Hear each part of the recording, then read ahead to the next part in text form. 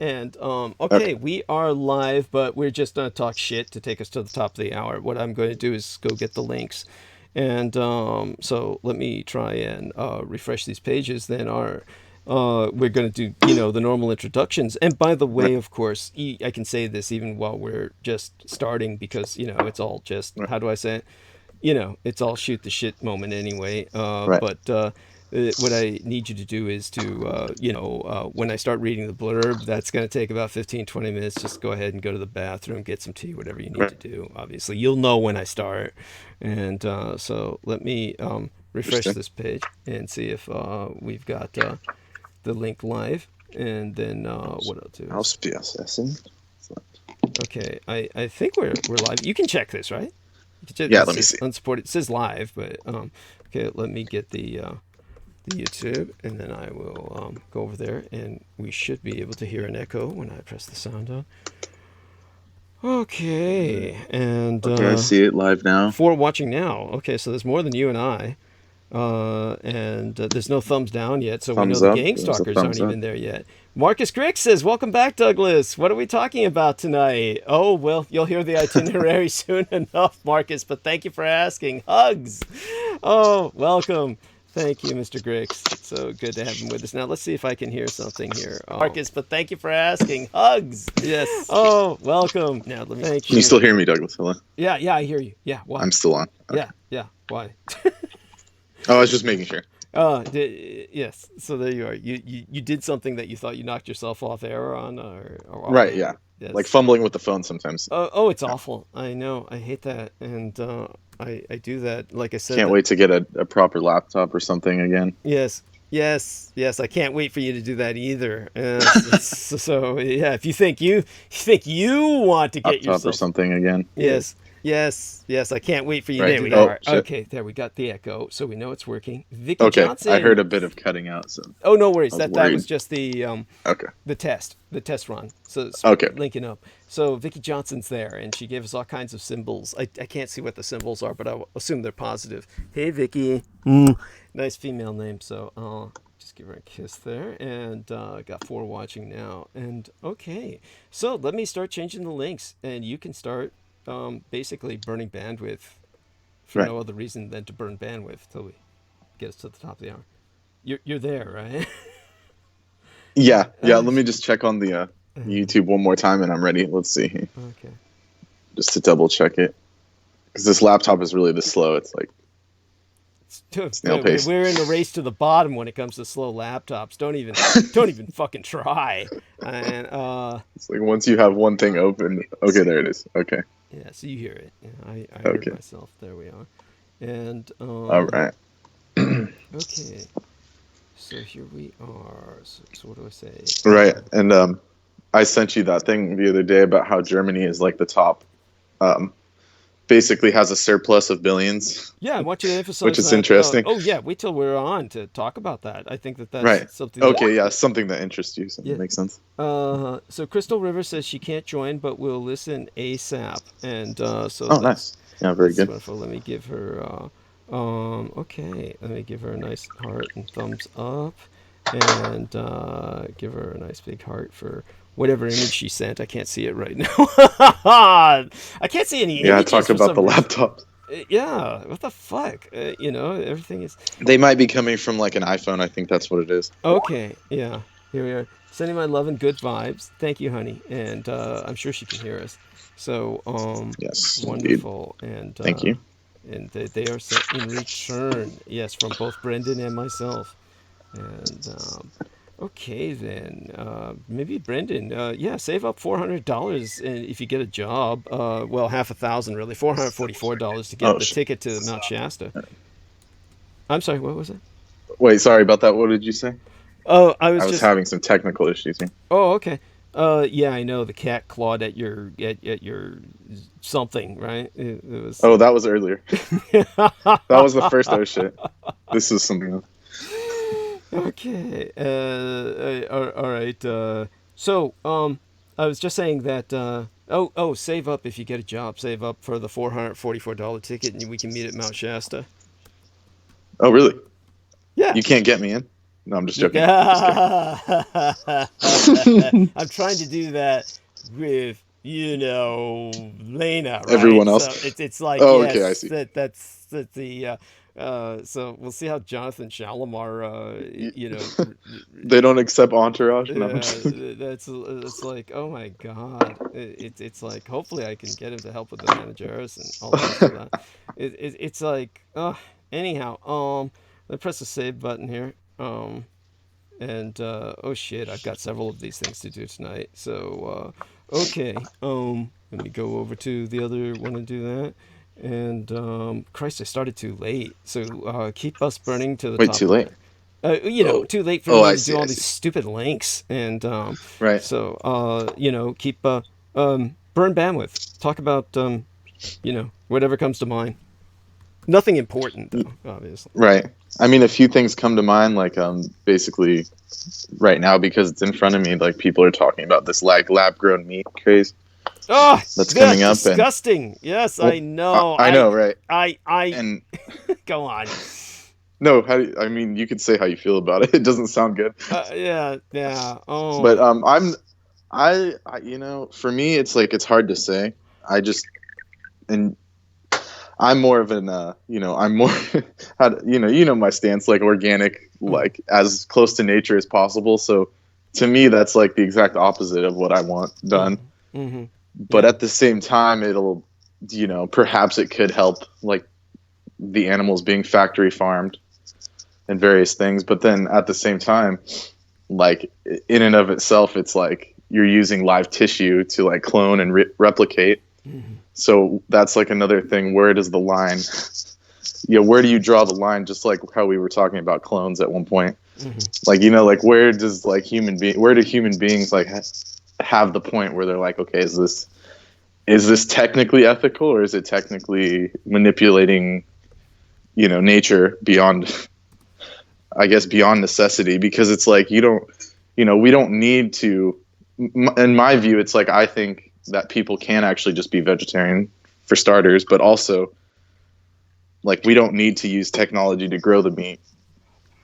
So I know I'm being kind of contradictory, but it's almost like too extraneous, or what is it? It's almost like too much beyond like the pale, like even if it does have benefits. So that leads me to think that perhaps they're using it for, and I know I always take the conspiracy spin, but perhaps they're using it for experimentation. You know what I'm saying? Yeah. To push the envelope a bit more. And, they already do the in vitro, like human tests, like, we spoke of before, like they'll grow, of course, like the stem cells and all that stuff. So to me, like they could do other stuff like grow organs as well yes. to help people. Yes. Now all of that is quite positive. I was about to say Exactly that I could have taken the vicious route because it would actually be funny in the immediate sense. In the immediate sense, I could say that I told Brendan to talk about something of absolutely no importance, and he honored that commitment. He actually did it. He talked about something that is I can't even. It's almost like a moot point because it's like. Thank you. Yes. At the same time, that doesn't dismiss what you're saying, because exactly. we both were heading there. Is that ultimately this goes towards something that is important, which is lab growth of tissues and replacement organs.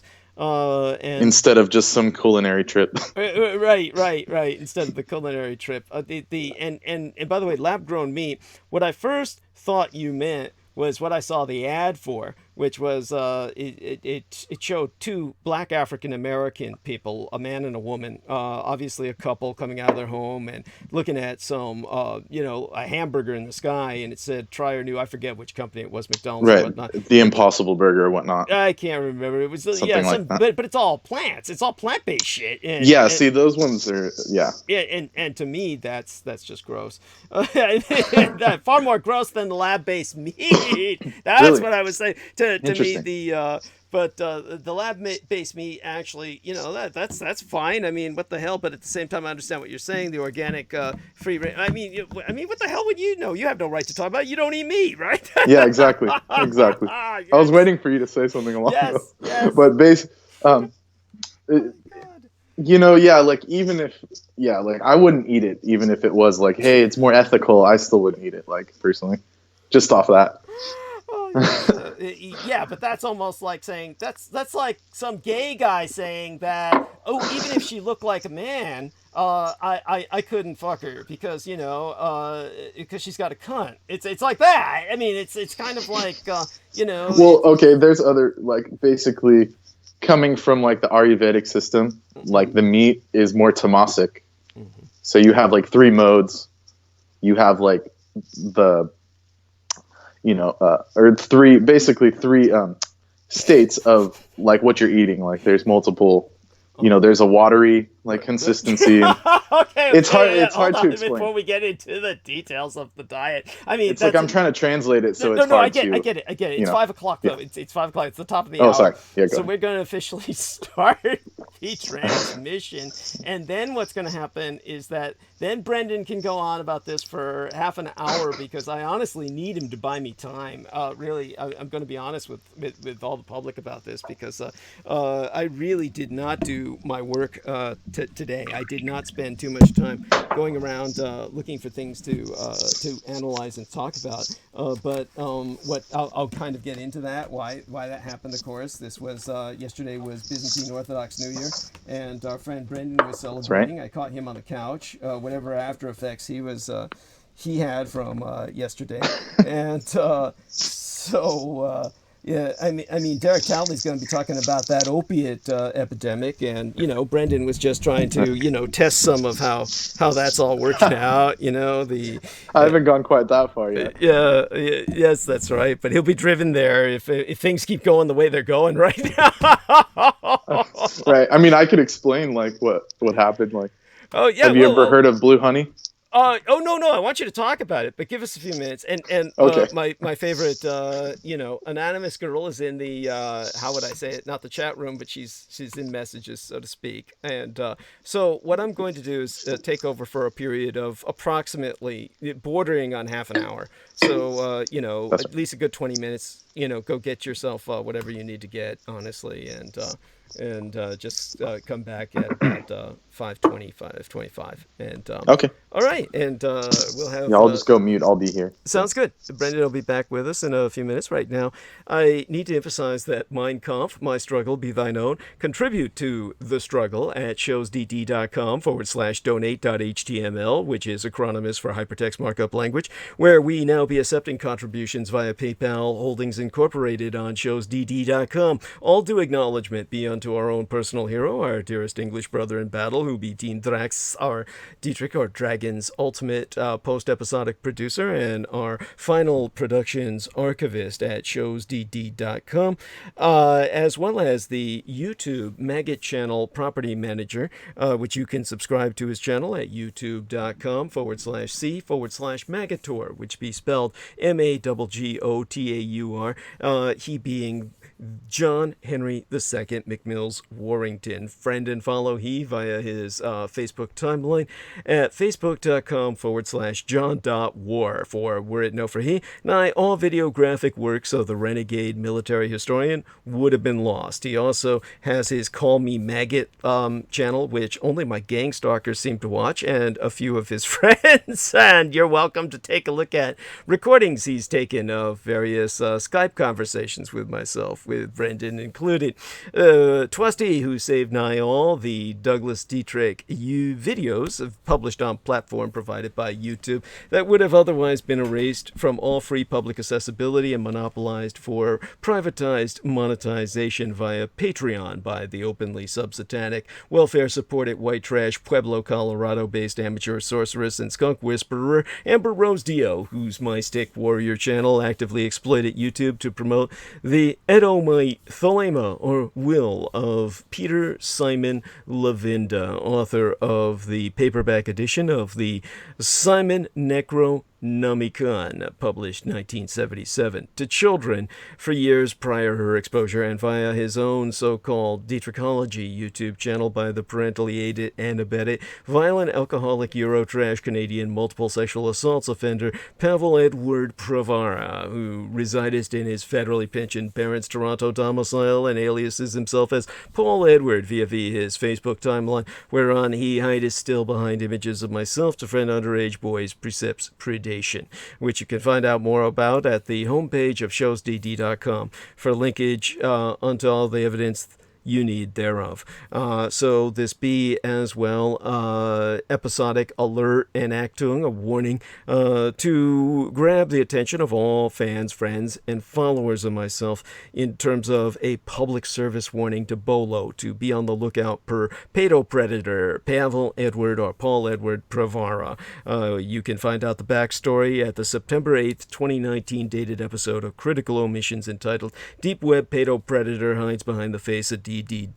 This public figure, the former executive producer of the Critical Omissions program, who was caught red-handed attempting to archive my entire Google account after having hacked it via our co-managed Douglas Dietrich YouTube channel, be an identified transnational cyber terrorist with a known criminal record of intimate partner sexual violence, and has been confirmed to still be preying on young boys behind mine own image, even whilst brazenly self-promoting his LinkedIn corporation ad as self-employment expertise is simply JAP, JAP, all in the uppercase.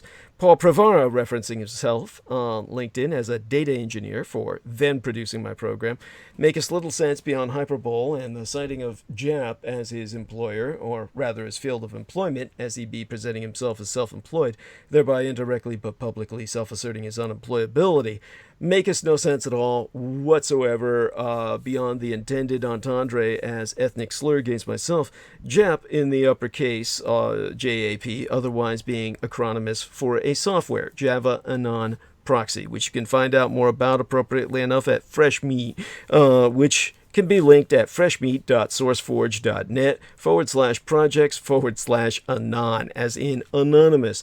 This being similar to Tor, TOR in the uppercase, the onion router, as in multi-layered, which itself be likewise exploitable in hiding or encrypting IP or Internet Protocol addresses by moving through multiple routers, a dark web tool employed throughout the pedopornographic industry percepts pederast predations, JAP being similar thereunto, but JAP itself being relatively new, released in December of 2016, as well as concurrently deployable to hide web browsing. Paul Pravara thereby openly promoting himself as a data engineer in the realm of child exploitation and baby rape, advertising unto others his own ability to deep dive into the depths of deepest darkness and assist others in such. His About section in linked read as, "My objectives remain the same, resolve data problems through abstraction," which all too obviously makes no sense, a silly string of terms comprising a non-sequitorial word salad. A data engineer develops, constructs, tests, and maintains architectures, such as databases and large-scale processing systems, which altogether might be occulted, it is obfuscated, as abstracting data problems, but it is not how anyone seriously seeking employment would ever advertise themselves. So instead, Polyboy, the pedo, presumest any potential contractor to read, as in to interpret, his pithy about statement as, "I exploit JAP to resolve data problems, it as transmission of questionable data through abstraction," meaning the cascading and mixing of the data streams of multiple users in order to further obfuscate it as to cult the data to outsiders, which be what JAP does. Both Polyboy the pervert from Prague and his foreign-born Euroslut handler Agnieszka or Agnes Maria Shrogzinska promote themselves as hackers.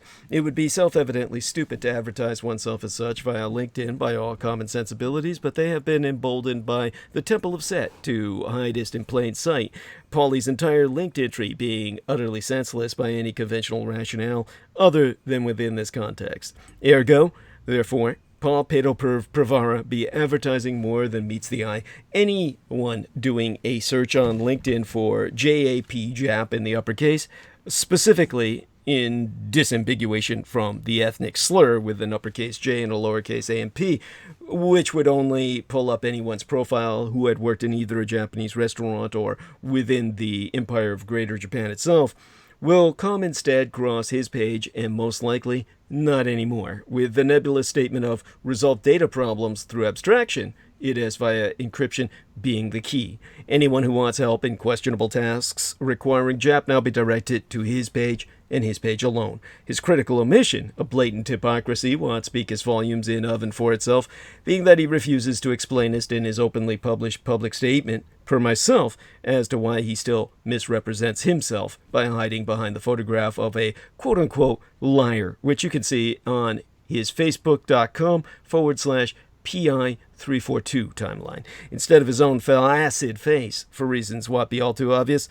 no one would friend him by his own wretched appearance, despite the fact that he tells underage minors that they have finally found Waldo of the Where's Waldo franchise, and that Waldo was really Harry Potter, his other preferred self-misrepresentation, all along, for offering to let them play with his magical wand. And one final warning by way of Pavel Privy, the pedo-predatory pervert from Prague. He has now established a false Twitter account by which to continue his misrepresenting himself, called, all in the uppercase, @DDD_now. The official Twitter account for myself be @DougDDietrich, which of course only has the D's in the uppercase. Both the identified malefactors Rose Dio and Paulie Privy ultimately boasted themselves activated assets of the Temple of Set founder, the Settheistic, satanic high priest and primary Wikipedia contributor, the United States National Security Agency Deputy Director Dr. Michelangelo Mikey Aquino, Colonel, United States Army Special Forces Psychological Operations, retired, and his ever-swelling cult of the kings of Edom. The anti-gods. But now you, too, can do your part to help in the fight against total annihilation as represented by the enemy. Spread the word about Douglas Dietrich, that he, the biological son of Adolphus Jacob Hitler, which you can find out more about at douglasdietrich.com/2019/05/08/ Douglas Dietrich, son of Adolf Hitler, fighting against white supremacist neo-Nazis. And while you're there, confirm a footnote on mine bio sire at the showsdd.com homepage that I be alive and well and resident in the city and county of San Francisco. And, if at all possible, electronically relay thy contributions at showsdd.com/donate.html. People are forever asking me what they can do to fight the pedopathophalocracy, such being our present Slavo-Western government by patriarchy of pathological pedophiles. Ye can all help spread awareness by supporting myself. We have a new contribution page on douglasdietrich.com where you can make a donation online using either the credit or debit card. Simply go to douglasdietrich.com and click the red donate button. All sponsors will be granted exclusive electronic access to both my videographic and audio recorded archives through to this year from the 2011th year in our Lord, the very year mine own late and sainted matriarch, the Grandma Dame Diana Linzu Jin, Takabayashi Hideko Dietrich, was murdered, assassinated in the immediately aftermath. San Juichi Sensemi, the 3/11 terror attack against the Fukushima Daiichi, or Big One cluster of nuclear power plant facilities on site, the greater Japanese empire itself, when 'twas deemed by much Native American cosmological reckoning that the first rays of the dawning of the Sixth World broke upon us, and magics could again be worked conjointly with Mother Earth to redeem the folk upon her. They're not on YouTube anymore, whereon the internationally recognized renegade military historian and intra-global crises analyst Douglas Dwayne Dietrich, long gone, established his high-profile visibility platform per rationale of personal security by way of public promotion.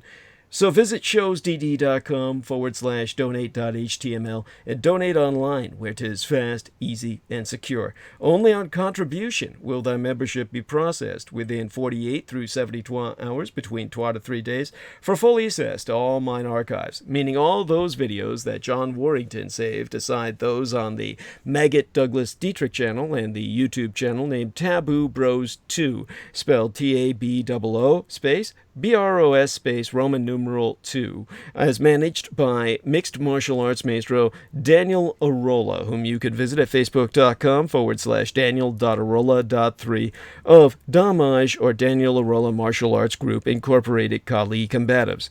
Yea, so, all the Magator-backed Dietrich-hosted vids now be available unto all, accepting contents accessible. Oh, shit. Did we just lose, Oh, I hope we're still live streaming.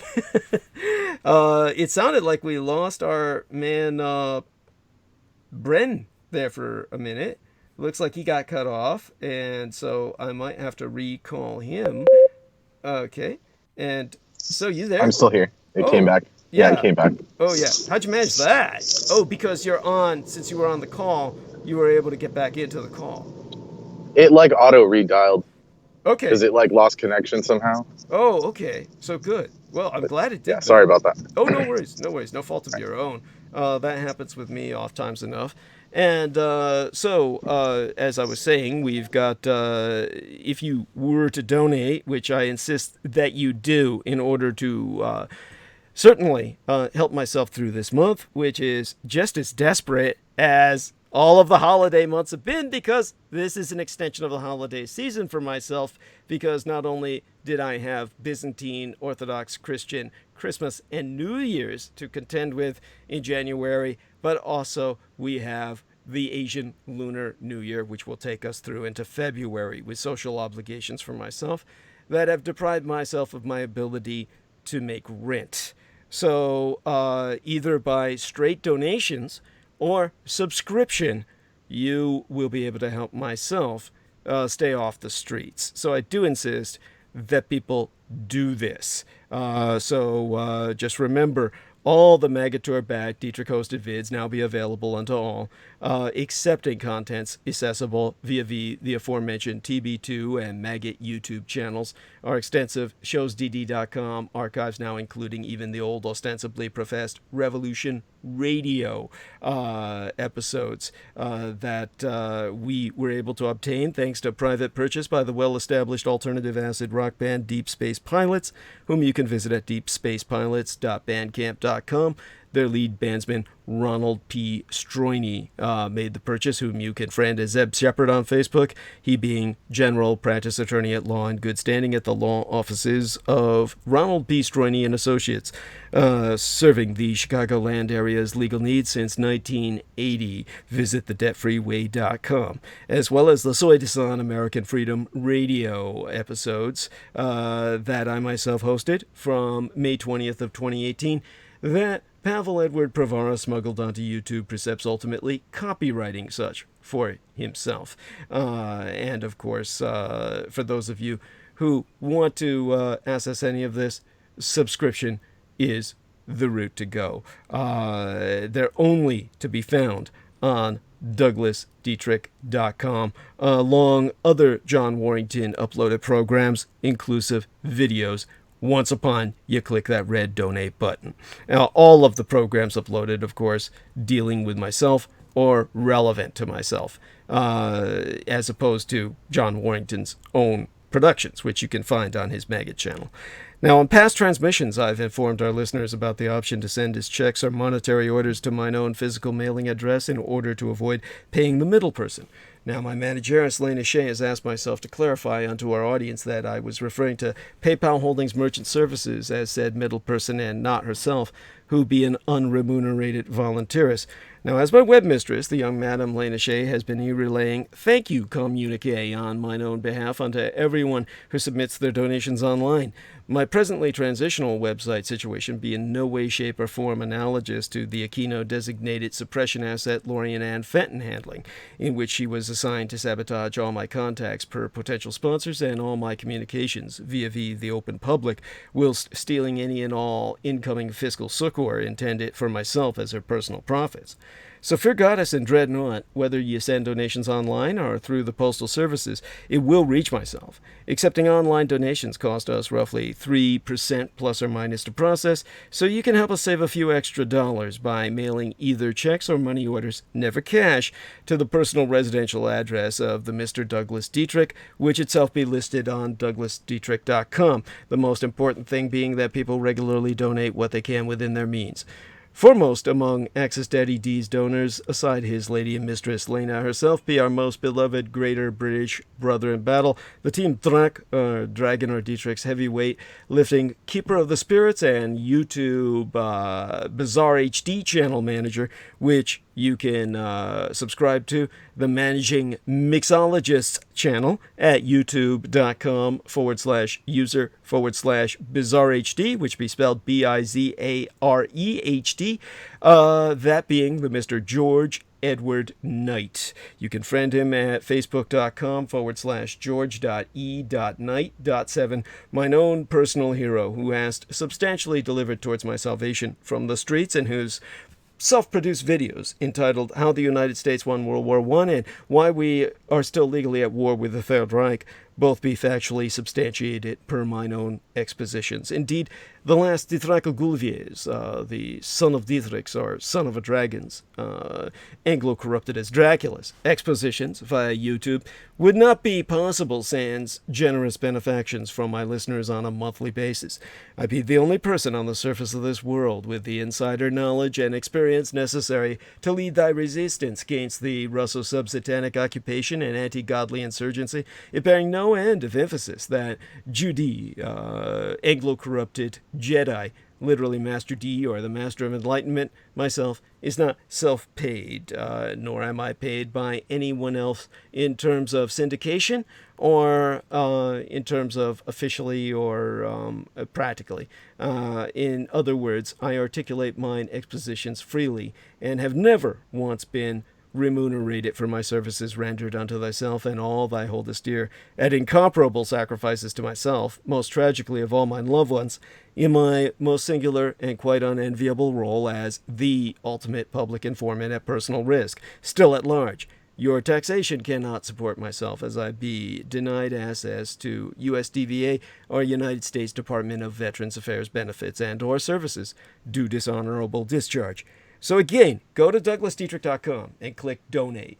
The very survival of the human species be at stake, and I am not exaggerating. Do not wait. Donate now.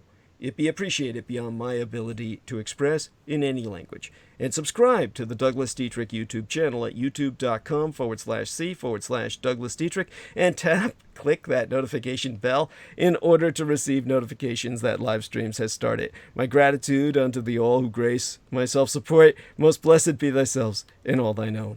Now do acknowledgments to the Mr. Herr Christoph Riemel, who donated $50 United States from Die Neue Deutschland, the New United Germany, and the Mr. Eric Drew Laystick, who donated $250 United States.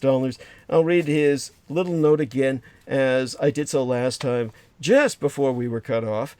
And here, for what hopefully will be a complete episodic transmission, we will intactfully relate what Mr. Eric Drew Laystick, a poet who is welcome to enter his poetry in thread of my posts on my own Facebook timeline anytime he so wishes. He said, "Dear Douglas, my late father and I truly bonded during your early narrations on Coast to Coast AM. He and I totally riveted by your knowledge on World War II.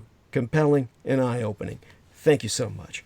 And of course, we all know why Coast to Coast AM would never have myself on again, because they don't want you to hear the truth. And they are satanic, quite literally. That's how I was able to get on. I would know because I had Michael Aquino's own passwords to pass myself off as a chaos cultist of the ever-swelling cult of the Kings of Edom. And for that reason, the chaos Satanist George Norrie brought myself on until Michael Aquino found out what was going on. He was suffering severe health issues at the time and unable to really maintain awareness of the world until he recovered enough to check back in and found out what was going on and forbade myself from ever being on again. So we have some mass prayers requests because, again, I had asked for this before we were cut off. Let's incorporate this a third time being the charm, for that young lady in Australia, the Team Dietrich or Dragon Grand Madam Maria Michaela Gregorich, whom you can friend and follow at facebook.com/Mary.Gregorich, the administratress of our auxiliary DDD PCF, the Douglas Duane Dietrich Public Community fan page, which you can like and follow at facebook.com/DDD-Douglas-Duane-Dietrich. She said, "Hi, I won't bother you, but could I ask for a favor, please, Douglas? Can I ask for prayers on tonight's transmission for a beautiful little girl named Angel Rose? She had a new pacemaker put in a couple of days ago. The surgery was more complicated as the new pacemaker is larger than the one she had in place and required more extensive surgery. She'd be recovering nicely, but she has been through so much since her birth. I love this little girl dearly, and she has the most beautiful spirit. I posted prayers with her photo on my own wall. That's her timeline you can visit if you have the time to take a look, but not today, of course. They live in Australia, so there is already much going on for the family. Thank you. Have a wonderful day. Love you," with 3 hearts. And thank you. I sent Angel Rose's mom a message explaining a little bit about who you are, she said, and hopefully that doesn't scare her mom away forever. And Michaela said, "All good things, since I can't say a bad thing about you, except for, well, maybe your Trump imitation." I told her that I would ask you to send her a friend request, since Angel Rose is probably too young for your channel. Yes, I would hope she would be kept from listening. And her name is, the mom's name is Lanice T. Davidson. I told her that you would like it if she could hear your prayers and dedication for herself. Thank you again. You are truly amazing, and I'm very fortunate to have you in my life. Now, go do what you have to do. And so there's Maria with her 3 hearts again. And so we ask that all of our listeners do send forth and ascend a mass prayer for Angel Rose Davidson of Australia at facebook.com/angelrose.davidson.98. That would be Angel Rose, all one word, .Davidson, as in David, Davidson, Davidson, .98. And of course, bless her heart, will be speaking again inescapably of Australia in a manner a bit different than people might realize or think. And of course, Derek Talley was on with us during our last episode, and they blew us out of bandwidth. And our man, Brendan Zogit, will actually speak a little bit about that. So you can come on now, Brendan, thankfully. I'm able to bring you on before the bottom of the hour by a few minutes at least. Okay, yes, And, I'm here. oh my God, thank God you're here. And you and I will hold a banter for at least a good 10 to 15 minutes before we kind of go into what you need to talk about. And I can get myself another cup of tea and kind of do some scans for what's out there that I will provide analysis for throughout the remainder of the night. So honestly, without Brendan here to save my ass, I just wouldn't make it through tonight. It's just been too much lately with the modem and then the New Year's of the Byzantine Church, and that leads us to this. Oh my God, blue honey or whatever it is. What's the new drug? My goodness. Oh no, you brought that up. Basically, what it is, just briefly, if people don't know about it, and I'm not condoning this or supporting it.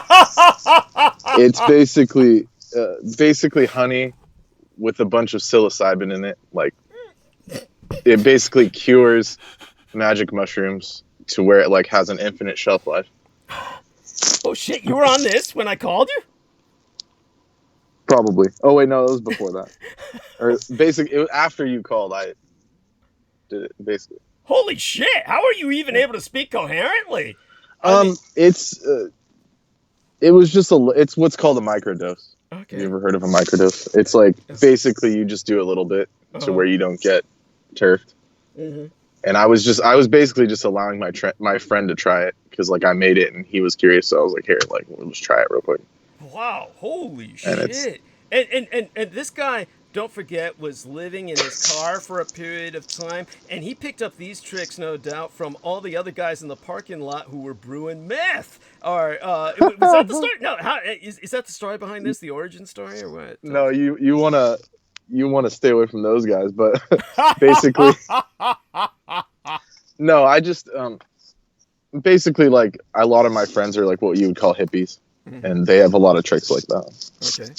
You know. And yes, and like herbalist kind of, folk remedies is what we would call it. Oh wow! But on a side note, on a historical note, the reason why it's interesting is because the Mayans and the Aztecs used it as medicine, mixing magic mushrooms with the honey, and they use it effectively to do various things in vision quests, as well as I was looking. It's hard to tell if these more like new age websites are really telling the truth or not, but they said that the Egyptians had done the same thing, so which is interesting.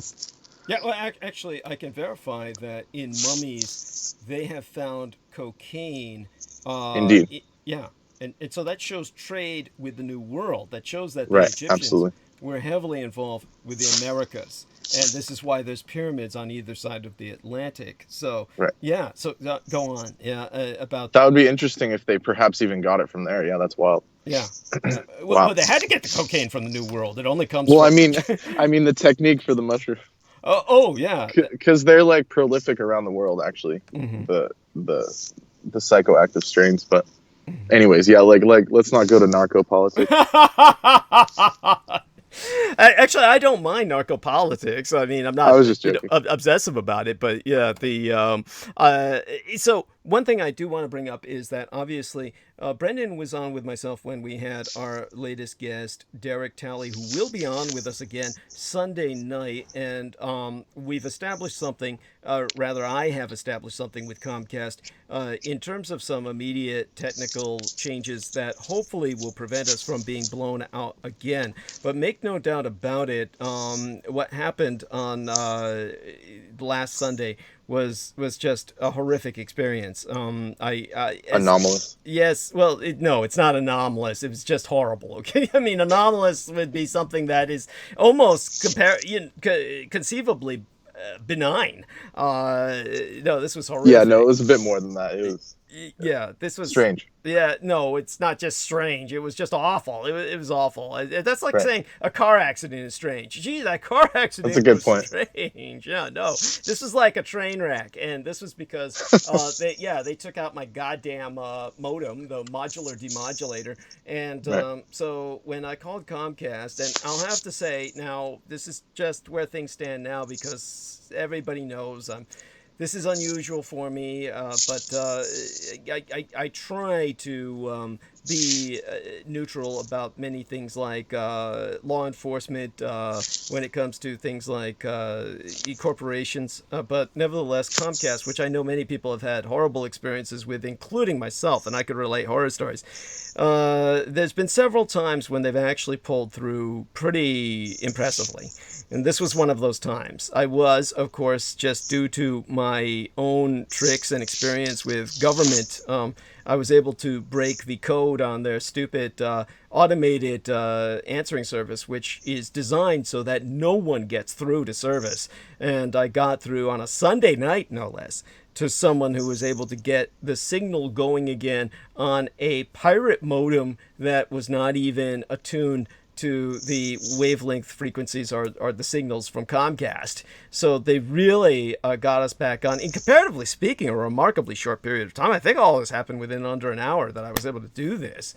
Then the next day they sent a technician over, an ethnic individual who I am embarrassed to say I do not know whether he was South Asian or whether he was Latin American. And then when he arrived, he handled things very well. And so we've got some buffers going. But hopefully this is not going to happen again. But he looked at the modem and he said he'd never seen anything like it. He asked me what I did with it. Of course, I told him I did nothing myself with it. And he just said, God, you're so lucky this didn't even start a fire. And he said, because obviously, he said, obviously it's burned out from the, it's like, he said, even though the modem casing was intact, it was it was not compromised. It was as if somebody had unscrewed it and reassembled it after sticking a lit firecracker inside, and it just blew everything inside. So it was like, it was just. He said the only thing that could have done that would be a severe pulse of energy that was sent through your system. So we worked on something that would hopefully buffer that. I am convinced, however, there may be problems in the future because I'm always assuming the worst. So cross ourselves and knock on wood. Hopefully they don't manifest. But if they do, then there's something else we'll do with Comcast in the near future. But definitely what I'd like Brendan to do is kind of describe what happened to both himself and Derek Talley. And by the way, there's something that you're doing that's making a kind of sound. It's like you're kind of like, to me, the image that comes to my mind is like using a razor blade to cut through cocaine. If I were doing that over a microphone, it would have similar. Nothing like that. Yeah. No, you don't have the money for that, unfortunately. Yeah, exactly. But it might be like you're sorting pot or something. In the old days, I would have said that, like, somebody who's trying to divide the leaves up into a certain amount. It could be like it could be like this fan that's rolling. Okay. Is it like a scratching noise? Yeah, it's like a scratching noise. What the fuck is that? Is that better?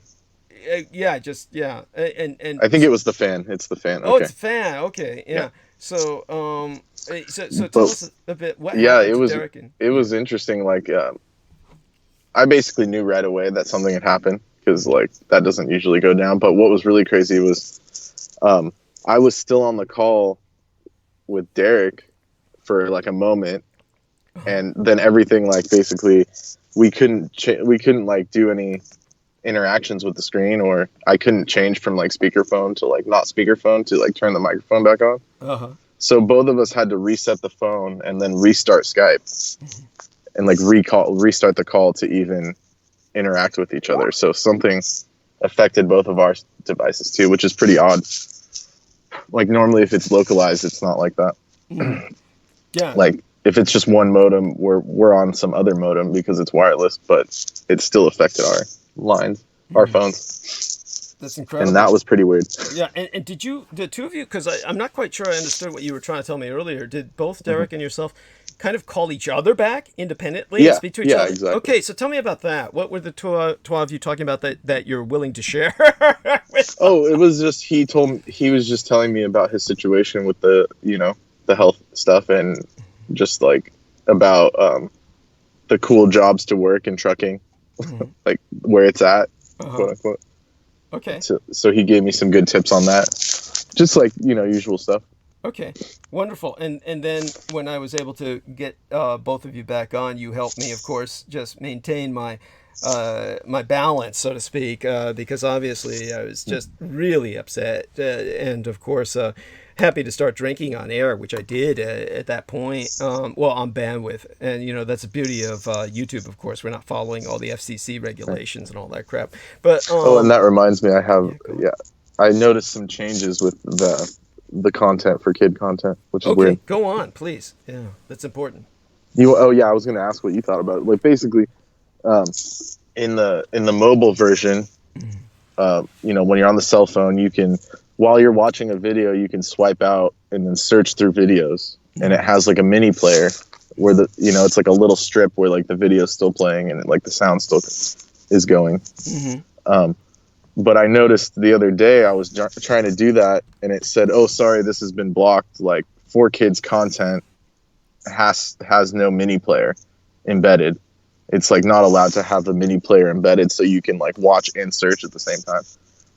So what is the point of that? Is like logically it doesn't make sense. Like perhaps maybe it keeps kids from like surfing through the trash of YouTube. I don't know. I don't It's know. weird. I mean, it's kind of like you're asking me. Right. It's Yeah, one of exactly. those things where what we started is obviously going to have repercussions, But and it wasn't like that before, yeah, is what I'm saying. oh, right, yeah, that definitely that they're definitely trying to prohibit and preempt a number of things that were done before, and we can't even begin to speculate on some of the shit that these sick Right. fucks have been doing, and what Exactly. they've been taking advantage of that has been known all along to YouTube. Which, by the way, just to kind of put this into perspective for people, YouTube is, of course, owned by Google, and if you don't know that, you should. People have to remember that Google owns everything Right. You've effectively. heard of Alphabet. Yeah, Right. yeah, yes, Right. yes. Thank you. But explain that to our listeners. Alphabet. So Alphabet is this conglomerate that was created fairly recently. I don't remember how, like maybe 2012 to like 2015. I forget when exactly, but basically it was originally all owned by Google, and then they created this Alphabet quote unquote company, which has a lot of I want to even say like occult meanings, like the word alphabet, where that comes from, various things like that. But Yes. Yes. basically, it sounds like to me like you've played Resident Evil, right? I know It's all about it. or So you know of it, right? So you yes. have like I mean, but by the the way, Resident umbrella. Evil is just the side of a porn story. It's what would be called almost like Gorno or Guro. It's Yeah, like you've got this. The original Resident Evil was you're talking about biological experimentation by the Umbrella yes, Corporation, which is there you go. just this analysis analogy. It's this parallelism Right, for Google or Microsoft or just exactly. one of these massive corporations that It's boards like a everybody, super corp, absorbs yeah. everybody, and they're basically in Raccoon City, which I never understood the name. So maybe you could understand. Maybe Raccoon you could City, explain yeah. I whatever recall the myth, first yeah, Resident whatever Evil. was behind that. But the biological experimentation, the genetic experimentation they're conducting, of course, goes way out of control in the It most was just negative. meant to show like a mountain town, because some Okay. mountain towns out in the East Coast are named weird names like that. I see. Thank you. Thank Like you. something weird. I can't remember off the top of my head. In the Appalachians they get like real creative Yeah, it's because true. it's like Yes. old English. It's like an older type of English. I see. Okay, so that was what the intent was, right? So it was meant to show like some like boondock town or something. I see. Okay. That's what I think. Okay. And but I never understood that because in order to make the graphics interesting, it looked like a major metropolis. It didn't Right. look Hmm. like any It's a good point. out in Yeah. bumfuck. It was just it looked like like a major metropolis with Right. Yeah. a skyline that was state of the art, and I wonder if it was just translated from Japanese like differently. it had to be probably something like that. Probably in the Japanese it That's was something like Tanuki City or something like yeah, that. exactly. Something more phonetically Yeah, sound. and the Tanuki, by the way, are the Japanese badgers that Hmm. have a magical connotation. They're Yes, believed to be able to change into people, etc. they're like shapeshifters. Yeah. Yes, thank you, thank you. And so but the thing that always sticks with me, of course, that some people have done kind of a psychoanalysis on, but not too many, is the fact that one of the major characters originally was a young girl. I mean, like really young, who's like, we're talking what, 9 maybe to 12, and Right. her father is biologically mutated into one of these monstrosities, and he's seeking her out to impregnate her with the genetic infection. So a large part of the story is Right. keeping her away from him. While he's like the boss. He was originally one of the boss. Is that Resident Evil 2 or 1? I can't remember, I but think it's the second one, in the maybe. video games they call them boss villains or the boss character, Yeah, the exactly. boss nemesis, and then Right. so he's the top bad guy that you have to take out, and so just obviously a creepy as creepy as it can get. Right. It's meant to be as like disturbing as possible. Yeah, it's right. That's the point of the horror. That's what horror Right. is, of course. It's like when your relation becomes no longer the thing you Right. love, the person you love, but something completely otherwise inimical, like what happens with certain bad drug trips or something. And so go on. What was it? What was your point about that before I went into that? Well, yeah, tangent? my point was that's when I heard that they were creating a company called Alphabet, Uh-huh. and like creating an umbrella company is probably what the business world would call it. Yes. But basically, yeah. So like, it reminded me of that, where it's like, It's oh the shit, real world Umbrella Corp. So go. yeah, like, oh shit, we're finally in Resident Evil, because Google's into like biotech and all that stuff. I mean, that goes without saying. Well, if they weren't That's before, they are now. So go. right. That was the point of doing the alphabet, is to get into all these divisions of society, right? You know, like that makes the most sense to, instead of just keeping it a tech company.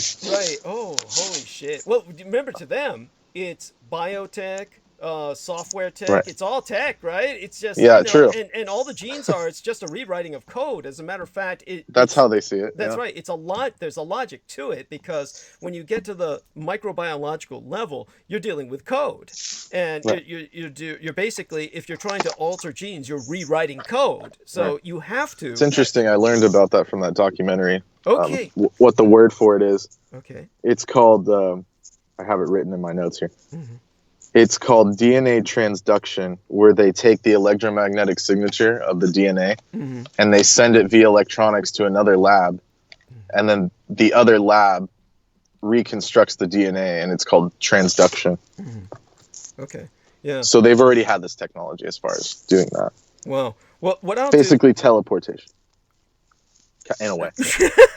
Okay, you threw me off with that. I'm not arguing that. I'm sorry. Say that again. How did we get? So they take the signature of the DNA, okay. create like the electronic code, Okay. and then they send it, and then it reforms the identical DNA on the other side in the other lab. Oh, okay. Yeah. Okay. Yes. So they're able to do that now. Right. Right. Thank you. Thank you. That's important. I just said like teleportation to like visualize. You know, that's how I see it. It's Right. Well, what you would the call code that gets would that. be coded teleportation or bioteleportation. It would be teleportation via recoding. It's like a recoding kind of so it's like destringing and restringing would be how they would view it. What we're going to do is kind of an itinerary, since we had that wonderful individual in the dashboard, and I'm going to leave this to Brendan in a few moments here.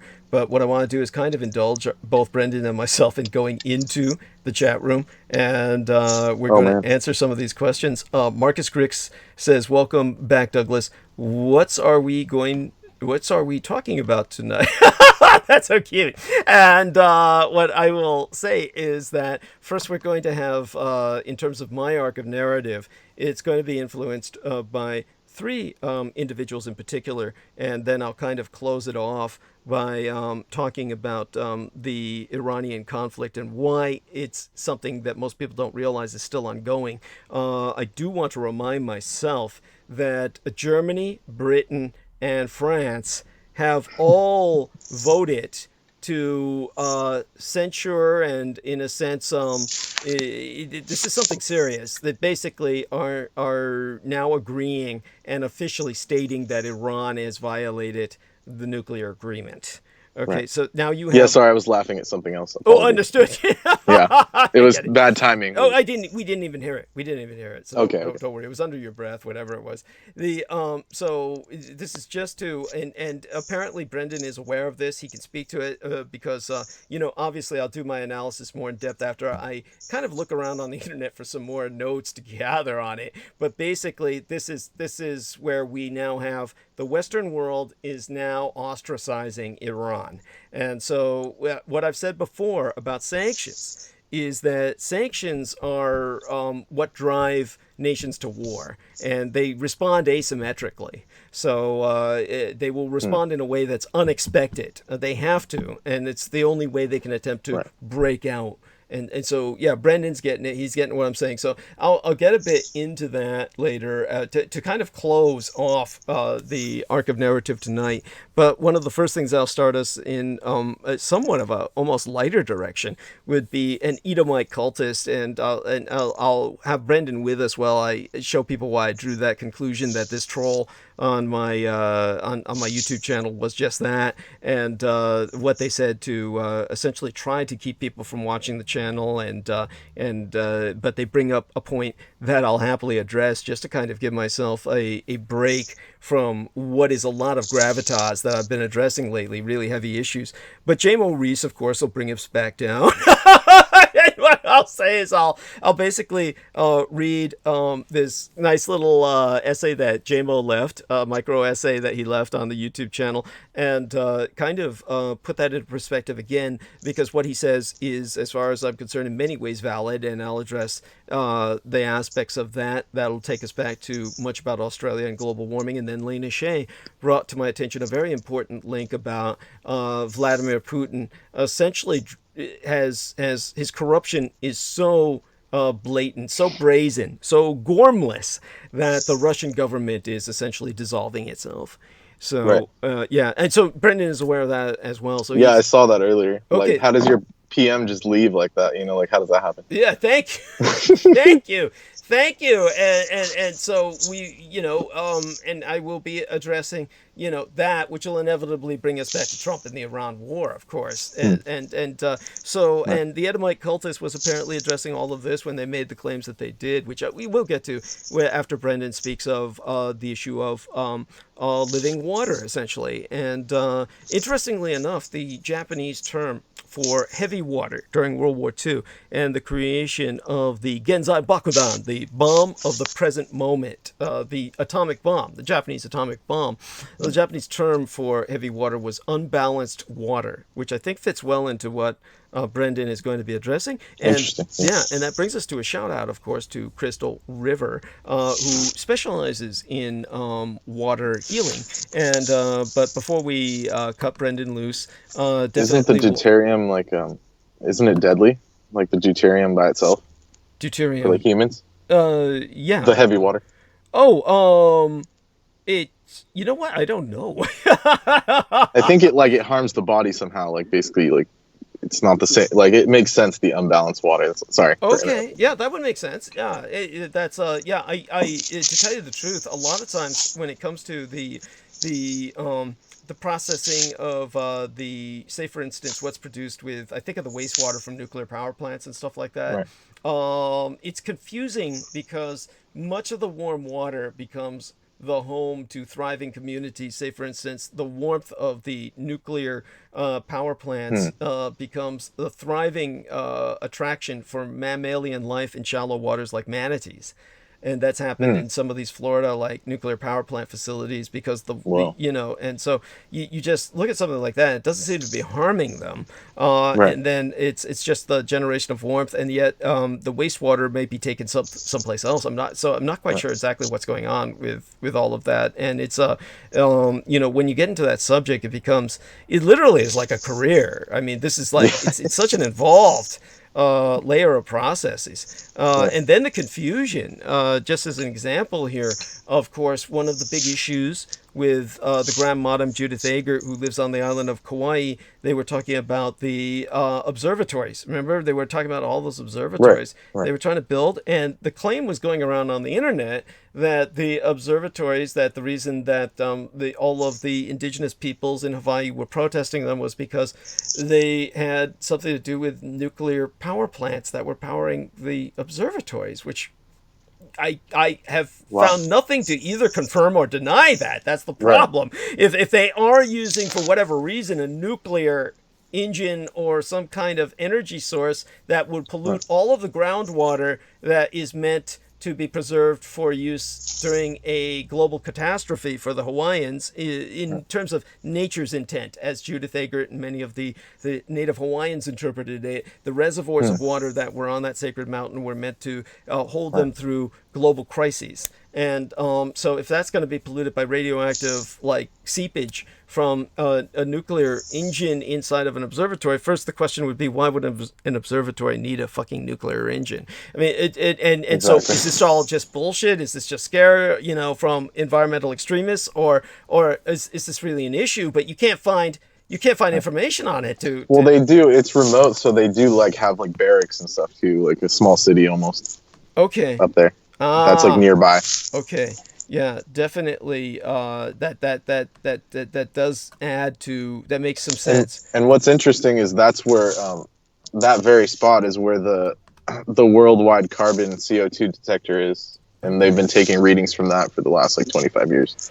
Okay. At Mauna Loa. Okay. Or I believe it's Mauna Loa. I think so too. Because it's one of the highest places on the planet that's still on land or something, or still like habitable, so they have it like permanently there. I see. Thank you. Okay, so there might be validity to that, because of course I can't imagine why that would be necessary for an observatory at all. The first response I had was just reflexively, this has just got to be crap.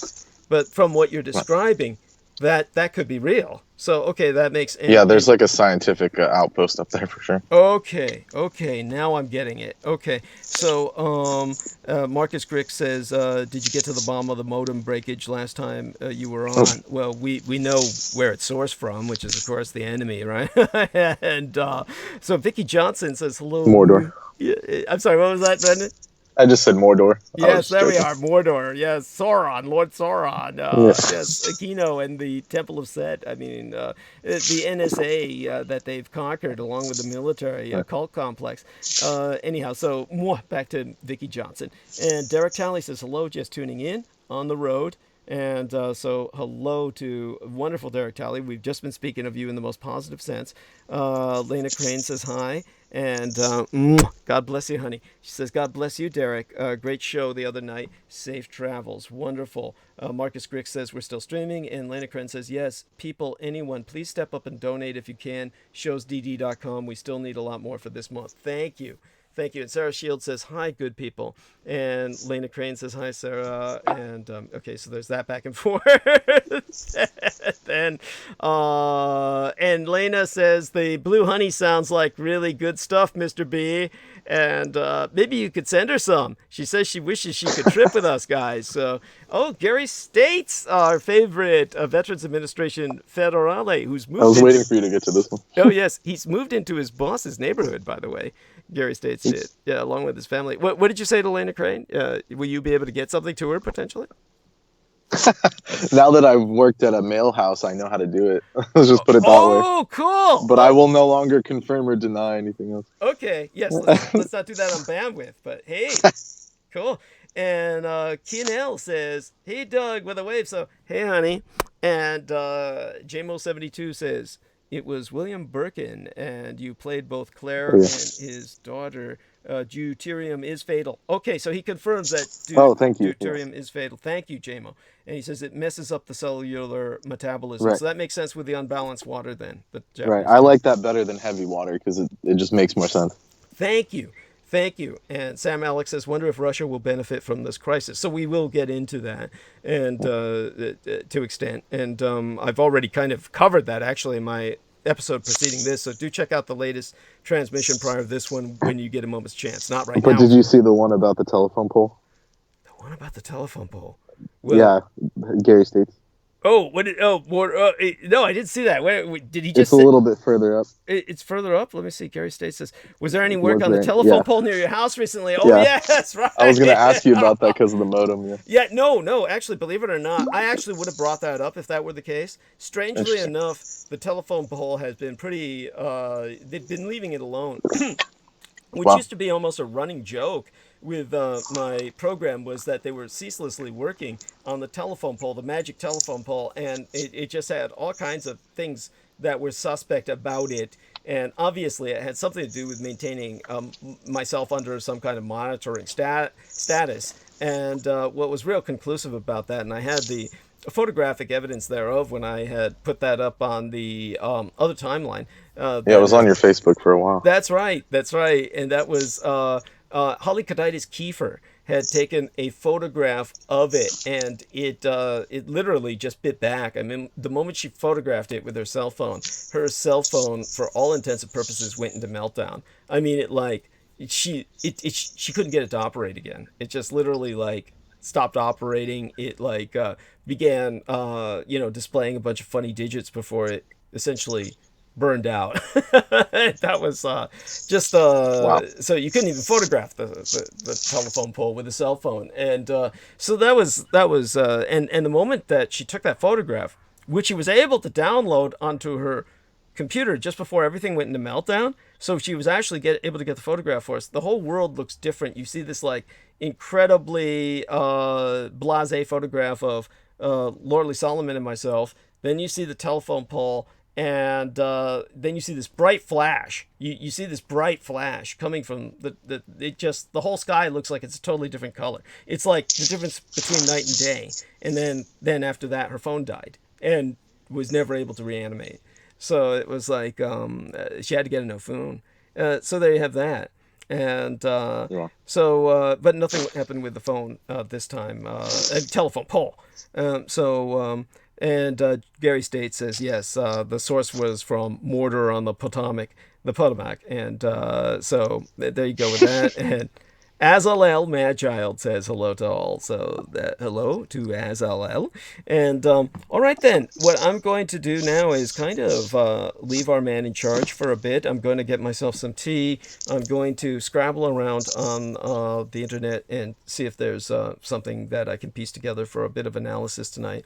And then I'm going to, kind of let our man Brendan know I'm here, when I'm more fully returned. But he's going to talk a lot about water for a bit, and I think it's important. And Crystal River obviously will be interested, and she deals with water, and hopefully we can get the both of you, the twain of you, on at once in the very near future with Peter Moon, and then we can talk about the night that I got sick, since all three of you were involved with that.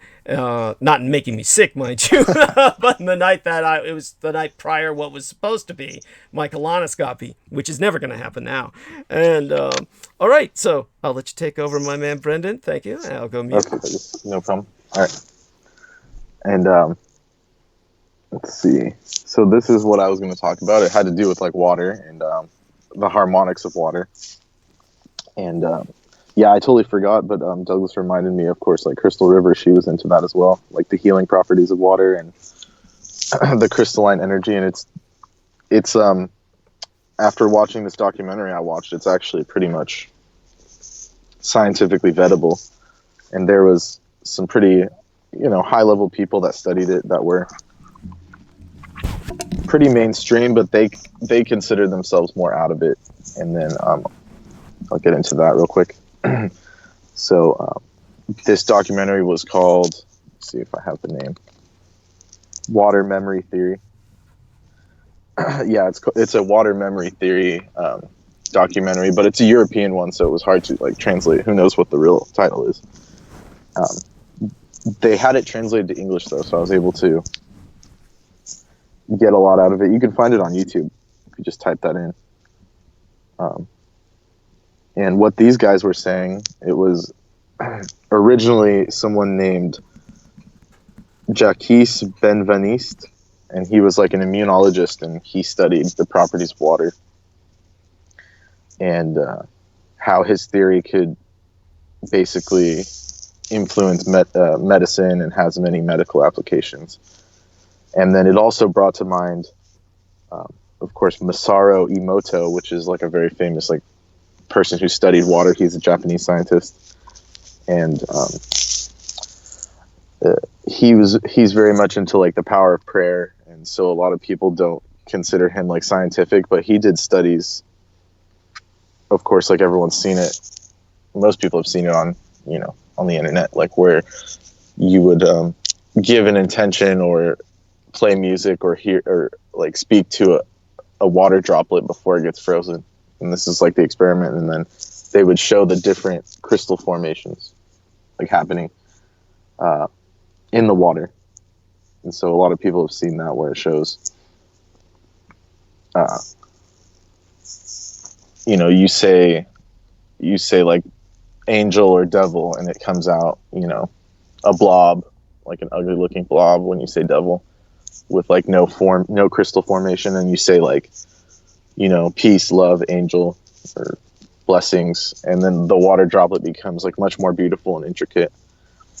And so that's what it reminded me of, is that Japanese scientist study. And I think his view on it is actually a lot better than just using the pure science. But like I was talking about earlier, like they've used it to do this like DNA transduction technology, where they're able to transfer DNA like basically by wire through the internet. So they already have that. And this documentary was made in like maybe like 2012, I think. So it's 8 years old at this point. So at this point, they've moved past what even I saw in this documentary.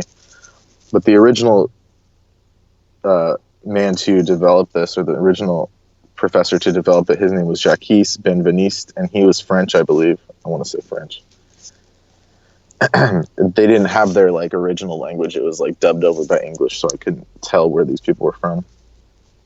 But later on, this guy named Luc Montagnier, who's a virologist, and this is where it gets interesting because in a mainstream way, because he was someone who won the Nobel Prize in 2008 for the discovery of the HIV virus, or the HIV like variant or cause of like AIDS, basically.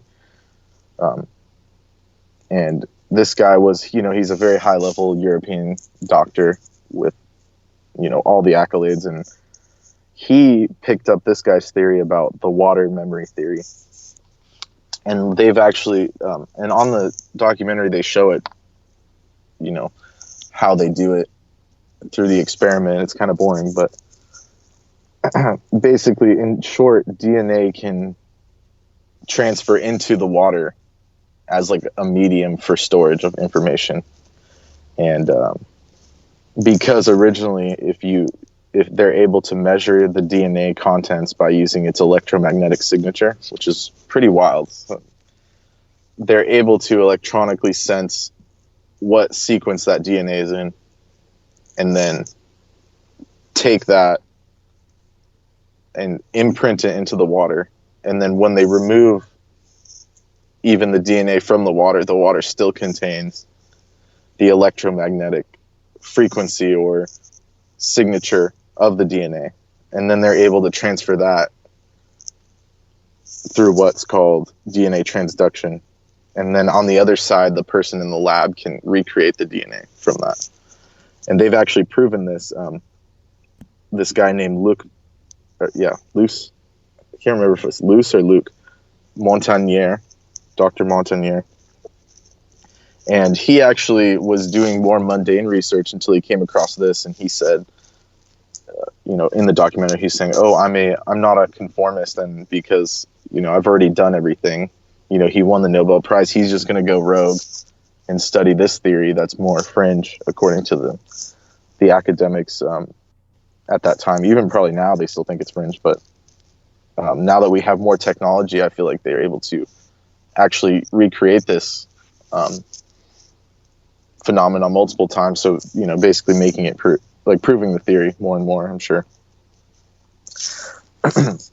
And in order to do this, it only took one molecule of the DNA. So they were able to dilute this, the solution until it was only literally one molecule of DNA inside of it.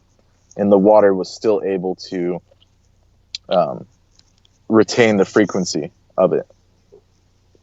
So what I'm getting at is that water has memory, and it can be used as memory. And that's I feel like that's one of the reasons why, like, you know, the first people nations, like they want to protect their water sources because they understand that it, you know, that water actually contains like the frequency of the environment, et cetera, which, like, you know, there's so many ways, angles I can go into it, like even from a more pharmaceutical angle, I guess. I don't know what to call it, but people that have been exposed to the tryptamine, like DMT, right? Their experiences near water are much more vivid and different than experiences in, like, say, a desert or somewhere where it's dry and there's no water. And those people have had those experiences, like Terrence McKenna, for example, or someone like that. Like, they've said that the water, you know, they've experienced the water consciousness, and they've actually been able to contact that water consciousness, or whatever you want to call it, where, you know, and then back in the day, you had, of course, like stories of like the Lady in the Lake, right? Various spirits like haunting water, or more benevolent things like fairies and sprites and stuff like that, and it's always connected to water, I think, or I get that feeling from it. That vibe, like after it rains, and it's much more, I guess, like the air about it is much more magical in a sense. Like the chemistry is different and just everything's different, like after it rains around you.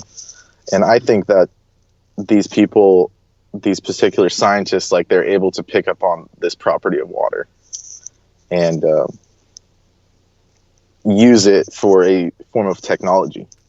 And like I said before, it was even proven by, or if you want to call it proof, I call it proof, Mr. Emoto or Dr. Emoto, proof that water has like a vibratory pattern that can be influenced. And one quote from his video, it says, "Hado is the Japanese word for vibration.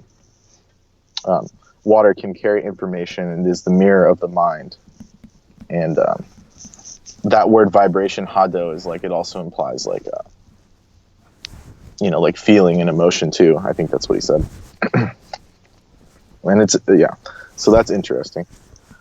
But that basically proves that, like, the water that, actually makes up the body and the planet, like, has its own vibration. And that's why you have holy water, like the phenomenon of holy water. They put it inside a church that has, like, the phi ratio, or inside of, like, the Shinto shrine, which is all based off of nature, proportions, natural proportions. And, you have the water in that shrine and it picks up, the divine essence, so to speak. And then that's like what the point of holy water is. Like you pick up on the phi ratio or the golden ratio, channeled through those structures into the water, and then you use that water to, heal people or whatnot. And I think that these scientists, like, are just flushing out for the rest of the world, like, like it's actually provable. It's not just some like DMT trip or some kind of other mystical interpretation. It's actually like a fact at this point that water has memory. And you could also like cleanse water too. And that's why for me, like, it sounds pretty fanatical, but I only ever drink like when I buy bottled water, I only drink like mineral water or something that actually comes from the planet. That way, for me, it just has a better vibe to it.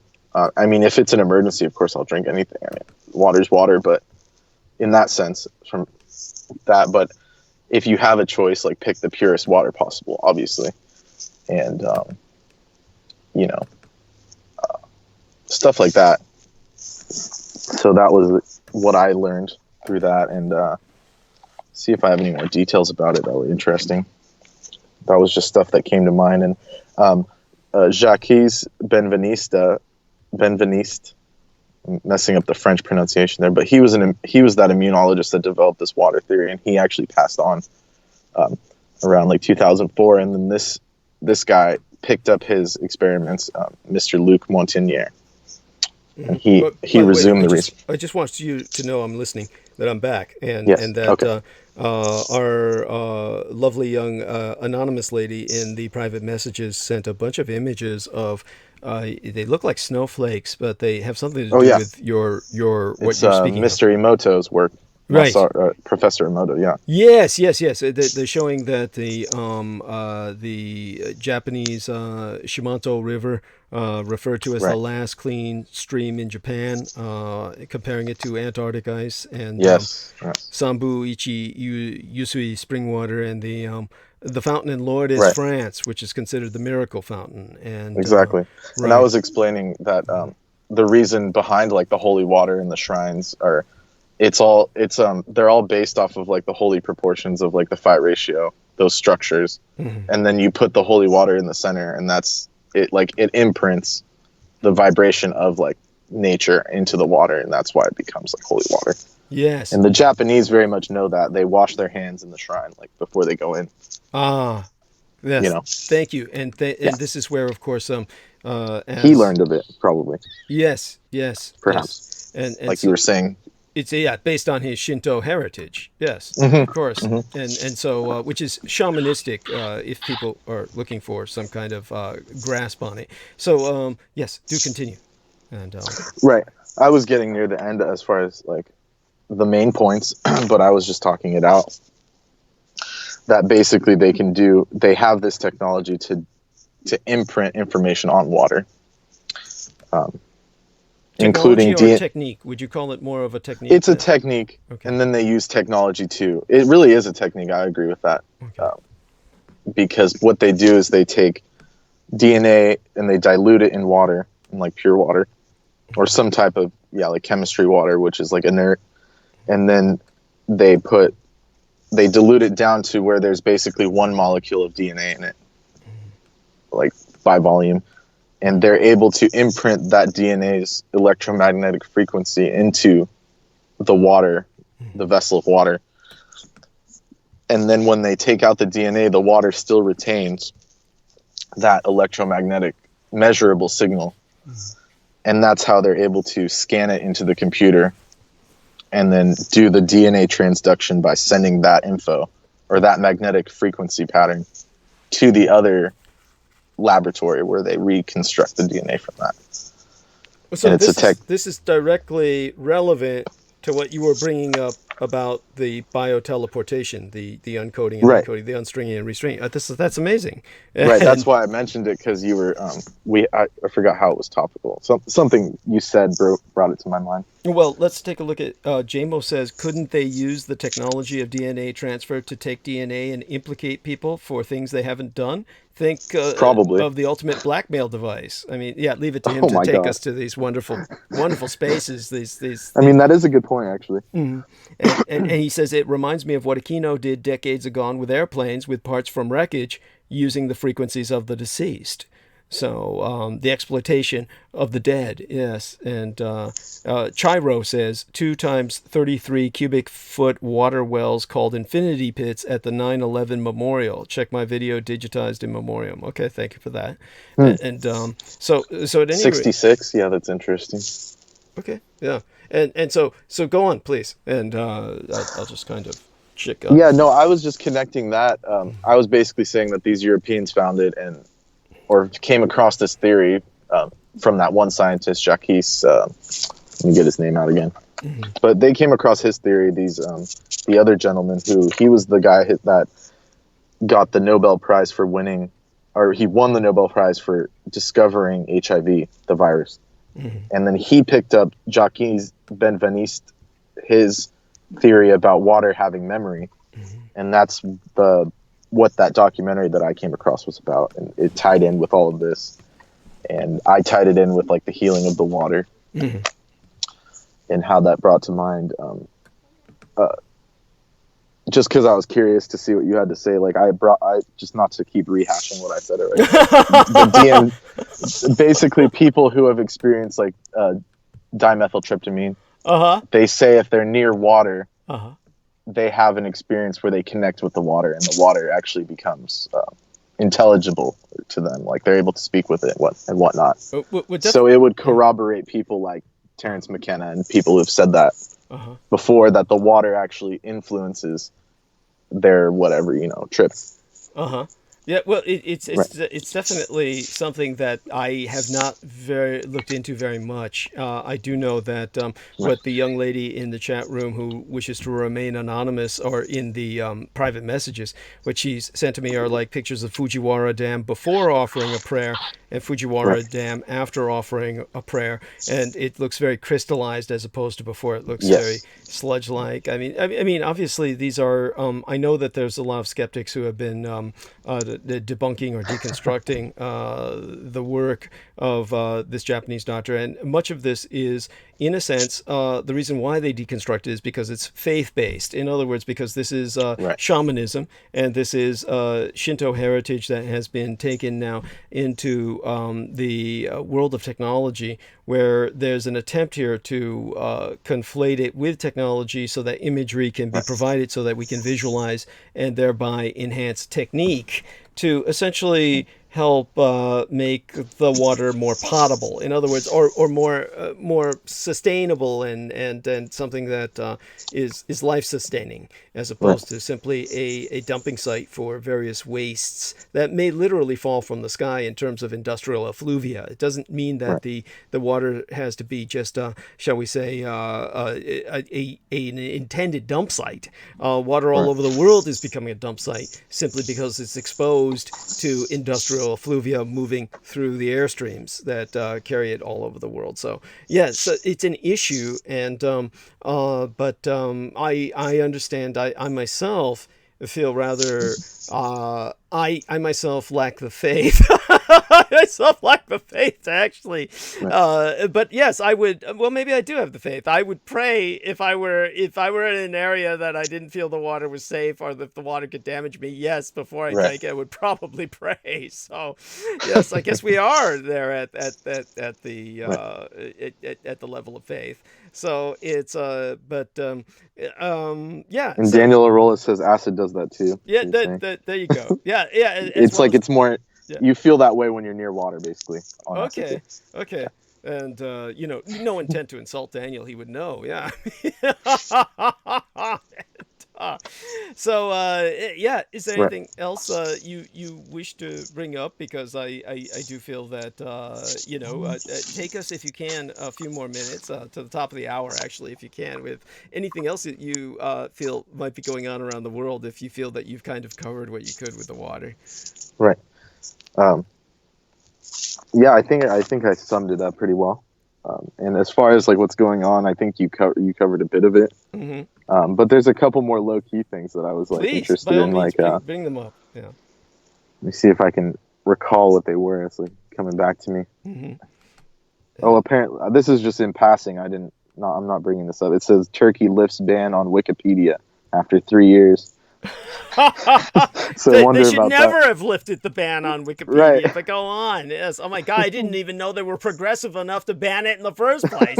And congratulations to them for it. But it's not much positive going on in Turkey, but that's one of the few I would say is. So yeah, go on. Until now, of course. Yeah.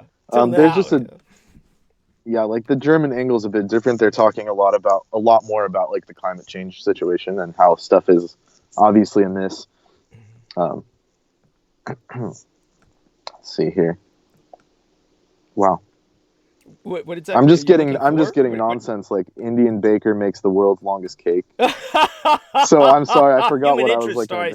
Human interest stories, yes. Oh, that's right. Okay, sorry, I found it. It was in the NHK. As foreign workers disappear, Japan puts in measures to improve working conditions. Basically, companies are going bankrupt in Japan because they don't have enough basically non-educated workers, or I don't know what's the proper word for it. They don't have people that are willing to work. Low education level workers, that an actual term, by the way. Okay. So they're having a shortage of workers, which kind of makes me want to learn Japanese and just dip out. Yeah. Yes. Like I'll wait tables. Yes. Yes. In Japan. Why not? Fuck yeah. Oh fuck yeah. Go on. Yes. Basically the certain companies are having to close shop because the Japanese are taking, of course, higher paying jobs, being educated. Well, that goes without saying, right? And having more different types of skill sets. So because the foreign workers they bring in, I think there's a lot of people from the Philippines, Vietnam, Thailand. Mm-hmm. They have a problem, I guess. They have too much of a culture shock is what this one report was saying, or that it's like adapting to like the Japanese standards is actually difficult. And it's not to say that they don't have standards. It's just, it's more difficult than coming to the West, obviously. Like you have to adhere to like certain, what's the word? I mean, they're having trouble just adapting, I guess, to the culture. I guess that's the best way to put it. It's a hard culture for most people to adapt to. Exactly. Like even, anyone. Yeah, exactly. You and I wouldn't necessarily have too much of a problem. Right. But I mean, maybe 100 different categories for recycling. Oh yes, that's. And then they yell at you if you don't do it. It's like, wow. Yes, and that's a point where. But I actually appreciate that more. I would rather have you know, like out here it's more loose. Like you go to work and they're like, you know, if you can get away with it, why not? Like I would rather be under a system as far as when it, you know, professional environment working to be like, okay, this is the standard, and if you don't do it, then that's it. Like I would prefer that actually. Okay. Does that make sense? Well, kind of. I mean, it's one of those things where Like higher standards, so to speak. Well, let's put it this way. Our man Brendan has a Confucianist work ethic. I've seen that, and so he'll actually show up when he says he's going to show up, etc. He takes things seriously. As a matter of fact, this is what's gotten him kind of at UPS. They were going to make him a manager because he was the only one who was really conscientious about what he was doing. So that would be the way to explain where you're coming from. Okay. Tell us about how you refused the managerial position because you knew once you're stuck there. I mean, once you become a manager, I mean, it's your life. You've dedicated your life to. Right, and it's happened at other jobs where like I was in food service and I was just trying to like, you know, do the food stuff, and they're like, no, be a manager, we'll pay you more, and I went through with it, and then like you said, it was like, okay, do I want to do this, like devote my entire life to this? Right. Because it takes like, you know, you literally, people will call you when you're not at work, and like all kinds of stuff goes down. Oh yeah, so no, that's why I chose like a more personal path, so to speak. Yes. And yeah, the same thing happened at UPS. It's like you could go management, but then it's like you're tied to it, like, you know, yeah, you're responsible for it, and you just have to go in, and what's messed up there is they actually, as a union employee, you get full benefits, and then as a manager you have to pay out of your pocket for it. So it's actually better to not be management, in my opinion. They make you pay out of your pocket for something that what? They make you pay for the healthcare out of pocket because you're no longer part of the union when you transfer to management. Oh my God. So then basically the boost in salary you're getting just goes back into paying your own medical costs. Well, fuck that. That's what I'm saying. I mean, man, they really are just pieces of shit. I mean, that's like, that's offensive. That's how like most companies work. Yeah, that's just so offensive. I mean, that's wrong. Yeah. No, there's something seriously wrong with America today. And this is why it's probably for the best that you know, things are changing so radically, that Trump is ushering in the fucking Civil War apocalypse, which by the way is kind of like what video games have been preparing everyone for. They're all like psyched for apocalypse and for, you know, the ability to just shoot people without repercussions, and so we're heading towards there thanks to our quote unquote leaders being just totally batshit fucking crazy. So anyhow, so go on. Anything else that you want to bring up? And oh no, just in passing, because I know you're going to speak of it later. I just saw this one. It says the Russian government resigns and Putin is to reform its structure. Into what? Like the Galactic Empire? Like, come on. Like, but anyways, that was all I had to say over that, you know.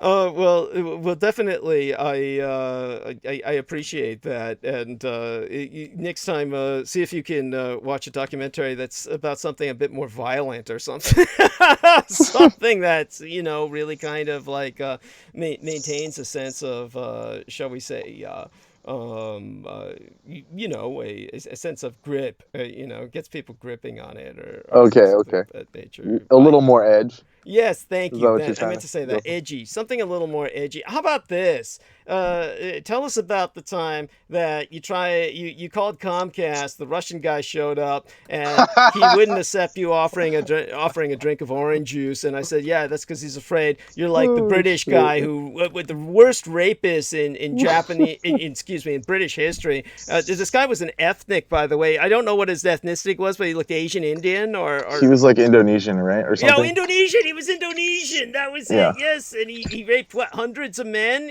You know, like, it was like something. It was almost like 200 or 300. It was crazy. It was crazy amount. Yeah, hundreds, 200 to 300, between 200 to 300 men. And you know why they say that is because so many men are afraid to admit that they've been raped. So Wow. yeah, and it's just this situation where he was giving him date rape drugs and shit. But it was like you said, it's kind of like Darwinian selection here. What are these guys doing going up to this, Indonesian guy's apartment? And getting invited over, like something was up already, like, Yeah, I if mean, you're willing to go through with that. yeah. I mean, it's not like any of them know this guy. I mean, he's this strange looking guy who's obviously foreign, and you're going to go up to an apartment with this guy and accept drinks from him. I mean, it's kind of like, and then what? You get pissed off afterwards. It's like I think Brendan and I agreed that everybody was pissed off because they weren't awake for the fucking. That must be it. I mean, they must have been going up there expecting, to get some boy butt or something. And instead, the guy knocks him out because he likes necrophilia. Basically, somebody who's fucking unconscious people, it's just the sign necrophilia. I mean, it's just it's like a dead body, except it's warm, right? I mean, so yeah, and that plus then there was the girl in Britain who was like, oh my god, yeah, he kept dressing up as a boy and fucking girls who were underage because she convinced them she was a boy. And it was like... it's like, it's so twisted, it doesn't even make sense. Yes, thank you. What the fuck is going on in England? Oh, wait, it's just British people just being British, right? I mean, this is like, they call everyone else savages. This is what gets me. They think they civilized the fucking world. This is what they have to offer, really. At any rate, so, all right. It reminds me of the story when they brought back the admiral from Mutiny on the Bounty, and they were like, they pickled him in rum, and people were taking sips out of it and shit. No. You must be thinking of someone else because what's his Captain name? Bligh. They promoted that son of a bitch and Captain they put him Bligh, in charge of Australia. Oh, really? Yeah. Well, one of their admirals died, and they were shipping him back to London, like pickled in rum. Oh, okay. And these guys like kept drinking out of it and shit. Oh yeah, well that's because they just can't stop drinking. That wasn't because there was some cannibalistic kind of desire. No, that was just sheer alcoholism, right? Yeah, it was just the sheer alcoholism that contributed to that. But anyhow, so let me introduce the topic. We're at the bottom of the hour. Basically, there was this and a shout out to Crystal River for suffering through Brendan's attempt to articulate what's essentially her specialty. I definitely mentioned her at the beginning. Okay, good. Yes, like the Grand Madame Judith Eggert would say, Crystal Rivers Culiani. That would be Crystal Rivers Culiani, and you're kind of like, usurping that, so to speak. But right. But you acknowledge that. And so in terms of this one individual named Crystal Miller, or who has taken the name Crystal Miller, obviously this is probably a guy who has taken this name Crystal Miller as masquerading as a female. And because I went to the channel and there was nothing there again, as always. I mean, no content, no subscriptions, nothing. And so they had established a channel strictly for launching an attack. But it was odd and it was subtle. And at first I took it as just like truly just innocent naivete, because I try to assume the best. And this Crystal River on my critical omissions episode of Sunday, December 29th, left the comment, "Is your model a male?"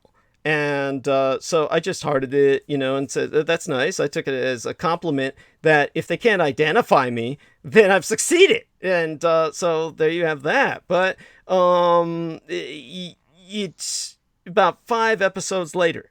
Then this idiot puts the comment, "You need some new topics."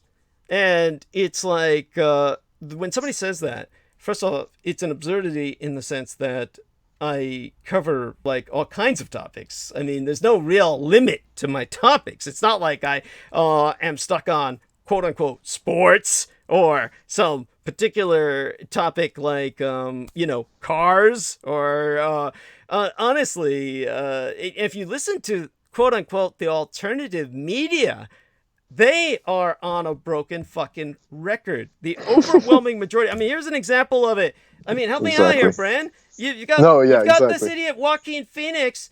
Is what he's on the road now to winning an Oscar if he hasn't won one, right? I mean, what's this shit? Right. Because he did the Joker, and I mean, like, you remember? I was talking about that the other day. I was just like, how is that?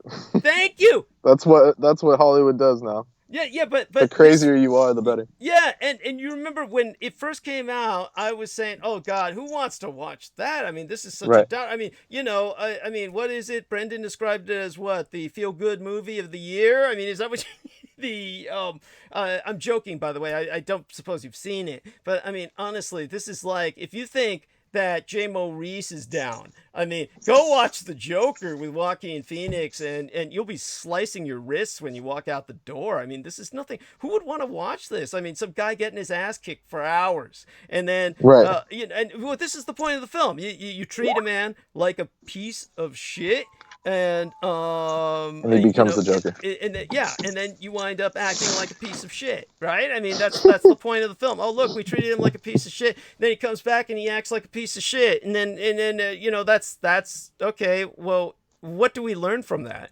It's like nothing we don't already know, but here's the point. The reason that Joker is getting the Oscar is because every white male asshole watches that and they identify, because they all think they've suffered at that level. In their demented minds of white privilege, they think they've had it rough. And, one of the things that I pointed out before with Peter Moon, who's officially my biographer, we're working on a book together, love him dearly. He is sincere. If anyone has tried to understand the history of Black African achievement and studied up on Moorish culture, and it's Peter Moon. He's actually delivered presentations at various Moorish temples, which is just the side of Farrakhan's Nation of Islam. So you have, academically, Peter Moon has tried to bring attention to the world of the Black background in so much of what we deem to be Western civilization. And yet he had somebody telling him once, "Oh God, don't go to England. They're gonna they treat you like shit. They put you in detention. They try and put you through all the shit." It's kind of like that black guy Abdul Karim Haq told us when he went About to the Pulitzer. Yeah. Well, no, he went to England, remember? And they put him inside of a detention room for 24 hours with a bunch of other black people. And I said, were there any white people in detention? He said, "Oh yeah, one Australian guy." And I said, "Shit, to the British, that's just another nigger, right?" And and then Peter Moon says, "Oh yeah," really innocently, really naively, he said, "Oh yeah, I went to England. I didn't have any problems. They didn't put me through." Oh yeah, well, fuck, look at you, dude. I mean, look, white male, okay, and he doesn't look like Boy George. He doesn't look like he's odd in any way. He just looks so straight. So he got put in prison. Yeah. He's so fucking straight, and of course they just let him through like that. I mean, but it goes to show you the white privilege is so pervasive. He didn't think of it. It was not conscious to him that when this happened, that this may be a result of, hey, well, wait, I'm a white male, and this is why they're letting me through so easily, and I'm not getting detained, I'm not getting questioned. So this is the pervasiveness of white privilege. It's insidious. It's insidious because it is so prevalent. Obviously, I'm saying this in front of Brendan, who most people would identify as white. It doesn't matter he has any Syrian background in him. I mean, the guy looks white as and he's having a hard time of it. Look, right now, he is pretty much in the position that Joaquin Phoenix is pretending to be in The Joker. Yes, except people aren't running up to him and smashing board signs across his face and shit. But it hasn't happened yet. But I'm sure that at UPS it was worse. That forklift sticker still haunts me. Yes, as well it should. And so, but here you've got this self-indulgence. This is what the Joker is winning the Oscar for. It's self-indulgence. It's pure self-indulgence. All these white guys, because they say, "Oh, I watched that movie, and that's what I identify with," and it's right. It's contemptible. It is contemptible. No, none of you are suffering like that. That is a fantasy. That is a fantasy in which, and do some white guys suffer like that? Yes, some white guys suffer like that. Yes, and what happens is they're like so fucked up. They're so beaten down. They're so, but what makes the Joker a fantasy is that the guy actually comes back. So the guy comes back from that dive, that spiral, and just says, "Okay, I've got nothing left to lose. I'm gonna just fuck them all, just fuck everybody." But okay, of course, to really do that takes more than just charisma. which is essentially what the Joker movie is trying to convey, is that on sheer charisma, this guy suddenly comes out of that spiral and leads like a rebellion of the disenfranchised. And of course, the reason this doesn't make any sense is because if he had that charisma, did it just suddenly evolve from being just down at the bottom of the street? I mean, if he were that charismatic, then you would think he wouldn't spiral in the first place, because you could at least do something to keep yourself from, people wouldn't be running up and smashing boards in your face if you were that charismatic, right? Does this not make sense? No, exactly. Thank you. You know, and it's just like, oh, the guy gets beaten so bad that he suddenly gets charismatic. It doesn't work like that. No, it doesn't. No, thank you. And so the whole point with that is that you have this individual who says you need some new topics, and this is after 5 episodes. 5 episodes. So granted, these are long episodes, and a person could listen to 5 episodes, but what would be repetitive to this person? What would they be addressing where they would say, oh, this guy's just talking the same thing, that these are the same topics? I mean, like right now I'm giving in-depth analysis over the past several days to what was going on in Iran, for instance. And it's like, well, don't blame me. Why don't you blame Donald Trump for starting a fucking war? And I was talking about, like legal assassinations. And I think I had a pretty good point. And I don't know if people were getting it, which is like, okay, Trump made it an international norm where you can have a hit list and you can just start killing people because you say, oh, I don't like them. I mean, sure, the Bushes did this. Yeah, the Republicans have always been doing this, but Trump took it to a whole new level where it was just spontaneous. It was just like he woke up and just said, I got to kill somebody. I got to kill somebody today. And then he cut loose with a drone. Oh, my God. Yeah, and killed It's like people from the DOD even said what you're saying right now. They're saying, like, we did it clandestinely before, and no one, like, it's even Israel, like, no one would take credit for something like that. But all of a sudden, here we are taking credit for this shit. Thank you. So this is like the Joker, and believe it or not, if you were to talk to Donald Trump, what's the first thing Donald Trump would tell you? He would watch the Joker, and he would say, that deserves an Oscar because I feel that way. Everybody's beating me. Everybody's picking on me. I mean, the guy's a multi-fucking billionaire. He doesn't need to be president. He could resign and just say, you know what? I resign. I'm rich. I could just go play golf the rest of my life. But no! He's got to stay there and then bitch about people beating on him because he's fucking everybody up. And it's like your typical rapist. Your typical rapist who gets all pissed off because you've left blood all over his dick. I mean, really. It's like, oh, man, I fucked you up the head. I got shit on my dick now. Oh, man, you fucker. Oh, man, now it's itching because it's all drying up and turning crusty, all that blood and shit. You bastard. Look what you did to me. That's like Trump. He's like fucking you up the ass and bitching about all the they call it Santorum now after the senator. All that Santorum left all over his car. Jesus. And so really, this is what it's all about now. And he would say, yeah, that's why I'm going to strike back. That's why I'm killing people, is because you people are driving me to this. You made me do this. It's you. You're responsible. Stop me before I kill again. Stop picking on me. I mean, this is what you're down to. All these white guys look at that. It's like something out of like a criminology textbook. Thank you. No, criminal psychology. Didn't the Zodiac say that? Yeah. He's like, you guys are making me do this, or like, not. No, I don't think it was him. It was someone else who was more like in the public. Oh fuck! They all say that. Right. That's like the cop out. Yeah. Yes. Oh my God. So what is it that this person could possibly saying where I'm somehow repetitive, where I need new topics? Wait, what would these topics be?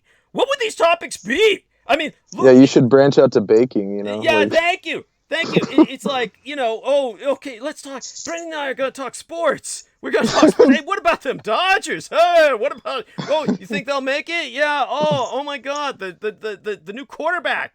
Oh my God. And, yeah, I could talk sports, but what the fuck? There's other people for this. I mean, if you think what are you doing here? I mean, good God, it's Douglas Dietrich. The world is a horror story. This is like, it's like the Joker, except I'm kicking your ass all the time. This is what he doesn't like. This is what he doesn't like, see? Is because I'm pointing this out. I'm pointing out that his white male fantasy, while he disguises as a female, and he goes drag to ask me if my model is a male. Here's this individual, but this is why. How do you know this isn't just an innocent person who's naive or says this? Here's why. Because she or he deleted their comment. The one on "Is your model a male?" When I went and blocked their channel, all that prevents them from doing is putting comments in the chat room. Their comments posted on thread of the video itself in public stay there. They stay there. But so I left that there. I knew it was there about "Is your model a male?" because I took that as complimentary because it shows they can't identify whether I'm a male or not. So I've succeeded. And then they deleted that. So now I know. That is like proof. If they were just an innocent person asked some questions, there'd be no need for them to delete something like that. Now I know it was a psyop. And the reason they said you need some new topics is because that's what instantly turns people away. Because people who have never listened to me, it doesn't matter that they've never listened to me. If they see a comment like that, oh, you need some new topics, they'd say, oh, this guy's talking about the same thing all the time. And then they'd move on. It's people are irrational like that. They don't even know what you're talking about, but they don't want to hear somebody repeating themselves constantly because no one wants to hear that, right? And so this is what it was. It was just an attempt to turn people away. But beyond that, if you went to what this guy normally listens to or what he and his kind approve, if you went to alternative radio with all the white guys talk about needing new topics, what is the topic they talk about at the same time? White grievance. They're basically all Joaquin Phoenix. You hear a million Joaquin Phoenixes, and they're all saying, oh, man, my life is hard. It's hard to be a white man. And, oh, my God, I love guns. I love guns. And I hate bitches. I hate bitches because I can't get a date. I don't know why. I don't have a job, but I got a lot of guns. But all the bitches want to stay away from me. Why? I don't get it. Yeah, but my dog loves me. I mean, this is what you'll hear, shit like that. They talk the Constitution, they talk the Bible and shit. It's all the Bible, the Constitution, firearms. I mean, I don't hear them say anything other than those three topics or, you know, some variants thereof. Oh, yeah, and they hate on whoever they consider the Scandi chick. Yeah, Greta, you know, fuck Greta, you know, she's you know, she's a cunt, she's a whore. And it just goes on and on. Oh, there's no global warming. I want to drive my truck forever. Yes, it just right. But then when it was the other guy, that no one said shit about him for like years until later. Thank you. Which guy was talking about? The Al Gore. When Al Gore, he was like a sensation, right? And then it wasn't until later that they started like bagging on him. But because it's a young chick, they just instantly it's true. attack. It's true. You're right. With Al Gore, you're right. Al Gore was going around, and that was when he was fat. He was like all blimped out. You know, he got all blimped out, and then they could relate to him because he grew the beard. Remember, he looked like a member of the Taliban and shit. He was like a Talibani in a suit. And then he was going around with a fucking beard in a suit, looking all weird and shit, fat and kind of like Al Gore's Santa Claus weirdness. Oh, wow. Yeah, and he was like going around saying, yeah, an inconvenient truth. Nobody was really bitching about him because nobody took him seriously. You know, and so there we are. Daniel Rolla says the guys with the guitars have the woman that the guys with the guns don't. Yeah, that's pretty much it. Thank you. And so in terms of what this person is really bitching about, what they're really bitching about is theme. They're bitching about theme. I don't change my theme, and they want the theme to change. And the theme is basically that we have a group of people that now have an ideological motivation to end the world, and that they've been around for a while and they've gained more and more power, and now they're taking us to the point where they literally can end the world. And so we are in a war for the survival not only of our species but of all species, of all life in the universe, because as I've said, there are no aliens. It's all here, and the moment they destroy us, all life in the universe is destroyed. This is the battleground for the universe. It can all stop here, and they are trying to stop it here. That their anti-gods, the entire force of annihilation and entropy, will win. That is what this is all about. And so that's a theme that cannot change. That is the theme of our time. That is our theme for the rest of our fucking lives until this war is brought to a point of stabilization. And if you don't want to hear that, there's anywhere else to go. If If you don't want to hear that, you're invited not to listen. At the same time, all you're doing is signing, ultimately, not just your death warrant, but the death warrant of anyone you claim or anything you claim to care about. So most of these people, of course, don't care. The people who are attacking myself are people who want to bring about everything I've just said. So there we have that. And well, with that in mind, by the way, does this bring up any memories? I'll change the theme just a little bit for, just this person bringing up a point. I'm going to kind of change the subject tonight to a little bit about things that I don't normally talk about. And one of them would be, we've had that poor Australian-born son of the American Horror Story fame. He starred in the series American Horror Story. He was the actor Harry Haynes. And he died at the age of 27.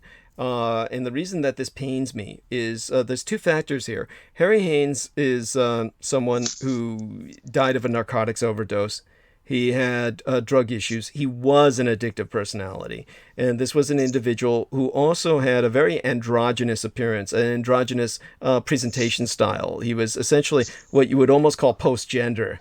And he basically had a mother who I deeply admired and adored while I was growing up in the 80s, Jane Badler, who played the villainous Diana, the same name as my own late and sainted womb matron, my mother, in the English. And Jane Badler was on the series V. And V, of course, impacted us to the point where you have this idiot named David Icke, who is preaching genocide against reptilians. The man who takes reptilians and vilifies them to the point where you must kill them all. That there's no concept of just, shall we say, upbeat or downbeat or positive or negative or aggressive or benign reptilians. There are only, all of them are the enemy, and they all must die. When, as I've pointed out before, by the Aryan writings, Buddha himself was serpentine in his heritage. You are talking ultimately about the dragon peoples of Asia all have a touch of what be known as the serpentine blood, Hachuri, or the snake people. And this ultimately becomes an anti-Asian platform. It becomes a genocidal platform. And David Icke basically took all the negative aspects of V, which didn't even portray all of the aliens as bad. And he's taken that to an earthly genocidal ideology. He's basically perverted that. So Jane Badler, who never died in the V series, she never was killed as a villainess. She was the eternal nemesis. She was, of course, not brought back for the V remake because they never bring back the original people for the remake or the reboots these days. And it was so disgusting because even she said she was willing to do the role. She still had the mojo, and I'm sure she could have carried it off. And so was it made like in the 60s or the 70s? Oh, God, no. This wasn't as bad as it was with, say, for the instance of... Because I recall it from a few years ago. Maybe I'm just like dating. It was the 80s. It was the 1980s. Okay, there we go. So, now... So the newer show is a remake. That makes sense. Okay, well, the newer show V was like, what? That was like 20 years ago, right? It was like a few years ago, I'm pretty sure. It's God. Fairly recent. You may think it was fairly recent. It couldn't have been that recent. I mean, when was the V remake? Let's look it up.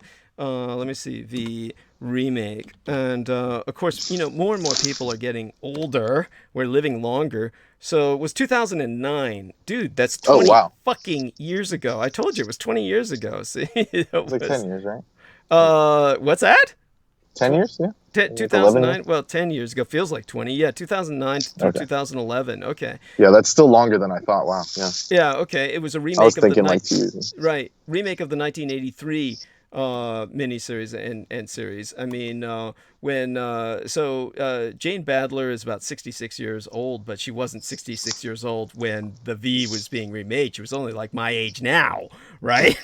She was like 53, something like that. Younger even. She was like, what, 50 fucking years old, right? Right. And so she was born in 1953. So let's calculate how old she was when they did the remake, which was like 2009 minus 1953. 1953. You can't do this in your head. I know I used to be able to. 56. She was 56 years old at the time. And so, I think I'll still be swinging in about 3 years. So I'm 53 at the oldest, 52 really. The fact that they didn't use her is really offensive. I mean, but it wasn't, Adam West, I could understand. The poor bastard was, he was Batman in the 60s. And then when they tried to remake Batman in the 1990s, yeah, he was 30 years on, and he was so sad that they never even asked him to come into the films. But I mean, by that time he probably had a paunch, right? But yes, this is one of those things where there you have it. So if anything, the gang stalkers have accomplished their goal. They've taken me out of anything serious for a period of time. But wait, this is serious. I mean, she did have a son who died at the age of 27, and the son, like herself, was beautiful. And Daniel Arola says the germ warfare powder that was used to kill those reptile aliens in V was released from the sky in hot air balloons. It reminds me of the Battle of Los Angeles in a way. He's absolutely right. As a matter of fact, yes, thank you so much for bringing that up again. He's brought that up before, and so definitely appreciate that input. And and that was the intent of the Japanese balloon bombs, was to ultimately deliver biocidals. And in this case, they delivered, in the original V miniseries, a biocidal weapon that only affected the serpentine peoples genetically.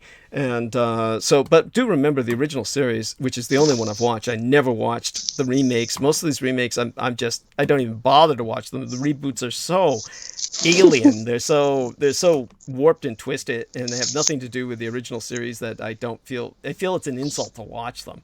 And so the same with Battlestar Galactica, and when they remade it, it's Cetera. I mean, the fact that there was no continuity. There's never a continuity. There's just they just totally rewrite everything and revise it. What's the point?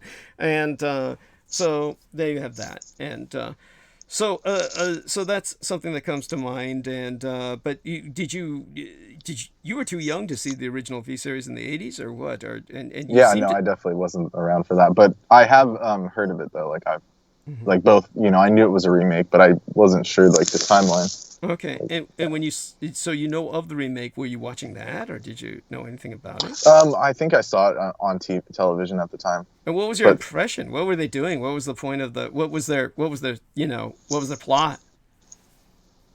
It was the same thing. It was like, the people in power were like reptilians, and like various, like that's all I remember is that. Okay, so they changed. There was someone coming, and it turned out to be like, a race that was controlling the shit. Okay, that's like all I got from it.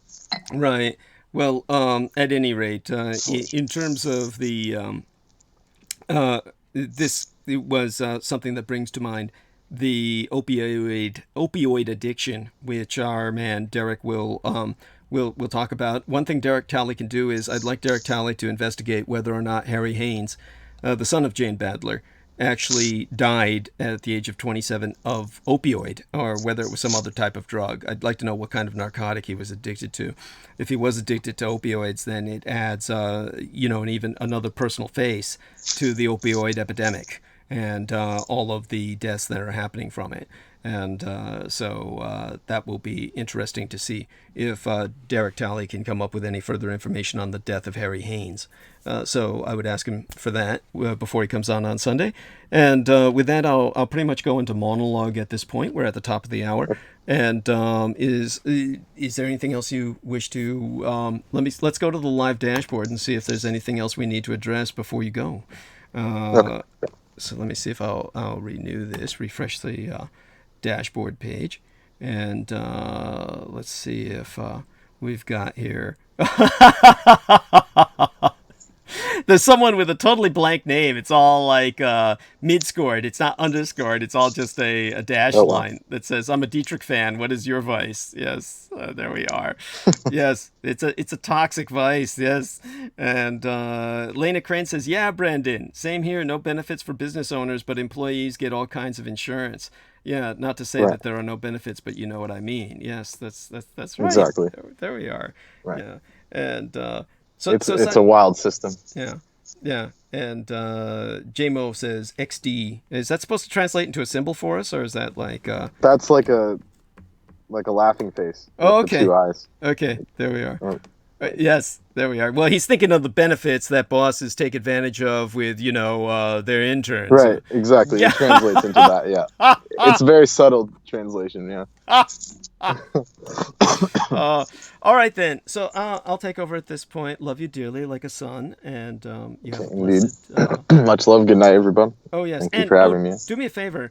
Hang out and listen. If there's anything you feel that you can add to, jump on in and add to it. Okay. So we'll see if I get back to Asia at some point tonight. If I don't get back to I was just curious, were you aware of like the new coronavirus like spreading? Yes. Right. Oh God, I'll probably have Is that something that should be we should be concerned about? Because it's like it's already spread to Japan and Thailand at this point. Yes, of course it's something to be concerned about. It's just in time for Asian Lunar New Year, and it's and it started near to Hong Kong too, which is, I don't want to say it's interesting, but you know what I mean. Well, it's something that it's hard to tell. Is it something that the mainland Chinese are so fucking desperate, the communist Chinese, that they would try something like that, knowing the potential for it, the almost inevitability of it going out of control. Right, the blowback, of course. Yeah, and or is this like something that just, as oftentimes happens in Asia, just kind of evolves with the so I will probably have to speak on that on Sunday to extent. I probably will. Right, I still haven't looked into it too much because it was just like oh shit, Yeah. But what else is going on in the world that might deserve our attention? I think it was that, and of course I know that Japan was they're going to have Xi Jinping visit in the springtime, and Taro Kono, he came out, and it's like one of the first times I've seen him speak English, which is, I mean, of course he does, but basically he did it to like emphasize his point that if China, he literally said this in English, like on like what is it called? Paraphrasing. He was saying, if China doesn't stop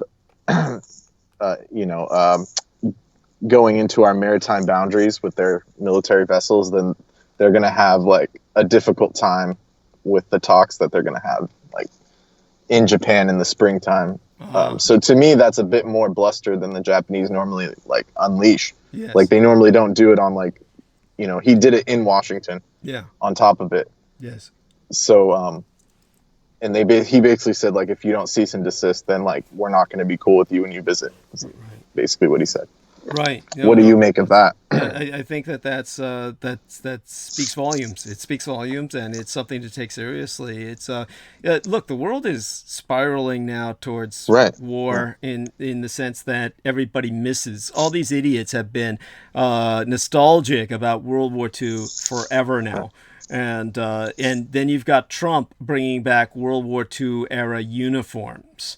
Oh God! I don't know if you were aware of that. Apparently, you were. Oh yeah, no. Trump is bringing back World War II era uniforms. This happened actually like last year. You haven't seen the results of it yet because it takes years for these things to get manufactured. The biggest problem is, guess what? They manufacture all their fucking uniforms and all the American flags on their uniforms, all the shoes their soldiers wear. It's all manufactured in communist China. So with all of the stupid tariffs that have been imposed against communist China, which Trump himself says are not going to be dealt with, despite all this bullshit that they've had about signing this phase 1 trade bullshit. He himself said none of the tariffs are going to be lifted until after he gets reelected. He wants to make sure he gets reelected or nothing will be lifted. So, in other words, what he's implying is that he wants the Chinese to help him get elected because there's no guarantee that if a Democrat gets in office that they're going to lift any of these sanctions. So that's what he's asserting. And so we're still in midst of trade war. So even though, yes, guess what? America has reissued all of the World War II era uniforms for our troops. However, none of this can be distributed until the tariffs are over and Trump gets reelected. And then a contract will reopen with China, and it'll still take months to manufacture all those many uniforms and get them back out. And all of this is like the fantasy here. The sick psychotic disconnect is that World War II was a draft war. This is a war in which, fuck the bullshit you ever heard about people volunteering. Nobody volunteered for World War II, statistically speaking. Sure, you might know someone who says, I volunteered. The reality is that during the Vietnam conflict, 2/3 of all combatants in Vietnam were volunteers. Whereas in World War II, what does it take to be a Shinrin dancer? 1/3 were volunteers.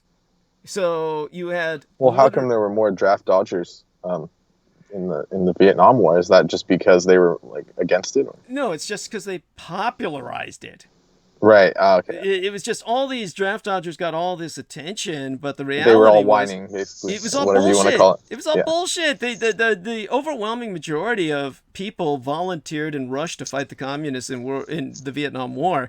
You had guys lining up. And so they were just pitching because there was a draft on. They kept emphasizing, oh, look at all the people who are draft dodgers. It's all bullshit. The reality was that it was all a Russian ploy at that time to get Americans off the draft because it destroyed the fucking American military. And the American military never recovered. It became a cult. It became just a cult, literally, because they said, well, how do we get people in? How do we get... This was the whole point behind the 1st Earth Battalion. At the whole point that they got rid of the draft, then the question was, well, how do we get people to actually volunteer to come into this shithole? And that's when Michael Aquino got this immense power boost when he was saying, oh, you're a psychological warfare expert. How do we bring people in? So he says, oh, we consult all these cults like EST. Remember EST? You know, with Werner Erhard and shit and all the rest of these assholes. They called them est-holes. I mean, you know, when the Twin Towers collapsed, an entire floor of the Twin Towers was owned by EST. You know, I mean, these assholes were becoming corporate consultants because corporations are cults unto themselves. And, you know, and they were like brainwashing people into thinking the corporation is their life and shit. You know, oh, the corporation takes, you know, all your bennies and makes you pay for it. You know, the more you're promoted. Oh, but this is all because you're part of the family now. You know, and so EST was all part of that mental breakdown process shit. And so they were using all of these techniques they learned from other cults like EST and even martial arts cults. And they, you know, were bringing this into the military. And, you know, the result was the 1st Earth Battalion and ultimately Satanism as the unofficial religion of the military. And everybody on child porn because it was a unifying factor. The whole thing was based on what they called tribalism. Now, I mentioned this before in my lecture, Satan's Crusaders, my presentation, how they all reference themselves as the tribe. Well, what is it about a tribe? Let's take a look at the most distinctive factor. What's the distinctive factor between indigenous peoples, tribal peoples, and the civilized peoples, the empire builders? And aside from positive things, let's look at a gray area. The overwhelming majority of indigenous peoples do drugs. It's a shared experience. So tribalism is all about, look, we've got the shared experience and, you know, they're doing the peyote, they're doing the, you know, the various... the ayahuasca. Thank you. Oh, God, we could go on. And this is almost universal. The one thing you find among the shamanic, spiritist, tribal paradigm is the drug trip. And yet empires, what is the one thing in common between all empires? They're anti-drug. So they're anti-drug because you cannot run an empire when people are tripping. Exactly. Yeah, so when with the tribes, drugs are part of the bonding. We're all a family. We're a shared experience. This is the tribal part. This is the aspect of getting in tune with nature. You're closer to the water. Yeah, just like both you and Daniel were talking about with, I'm near the water. I'm feeling the flow, right? Yeah, Right. I'm one with it all. Okay, tryptamine. with empire building, you can't have this. You need time binding. You need to be here and you need to be on time. All of that. That makes sense. Thank you. And so this is the whole point about when it comes to, let me see, what were we talking about again? We were talking about the tribalism, the empire building. The military and all that. The military, yes. They called themselves the tribe, yes. So when all these guys, this was the problem they had when Michael Aquino was confronted with, well, how do you make all these guys bond? We want to be a tribe because they want people to stay in the military. They want people to join the military. Right. They wanted people to never leave. They wanted people to, how do you do this? Well, you got to do the tribal approach. And, well, how do we do that? Because we can't have them all on drugs because, they're not going to be worth shit, right? You can't do anything with like them. the original point of the LSD was to stop troops in their tracks because that's what it does. Thank you. And, if anything makes you say, what the fuck am I doing here? Yeah. Yeah.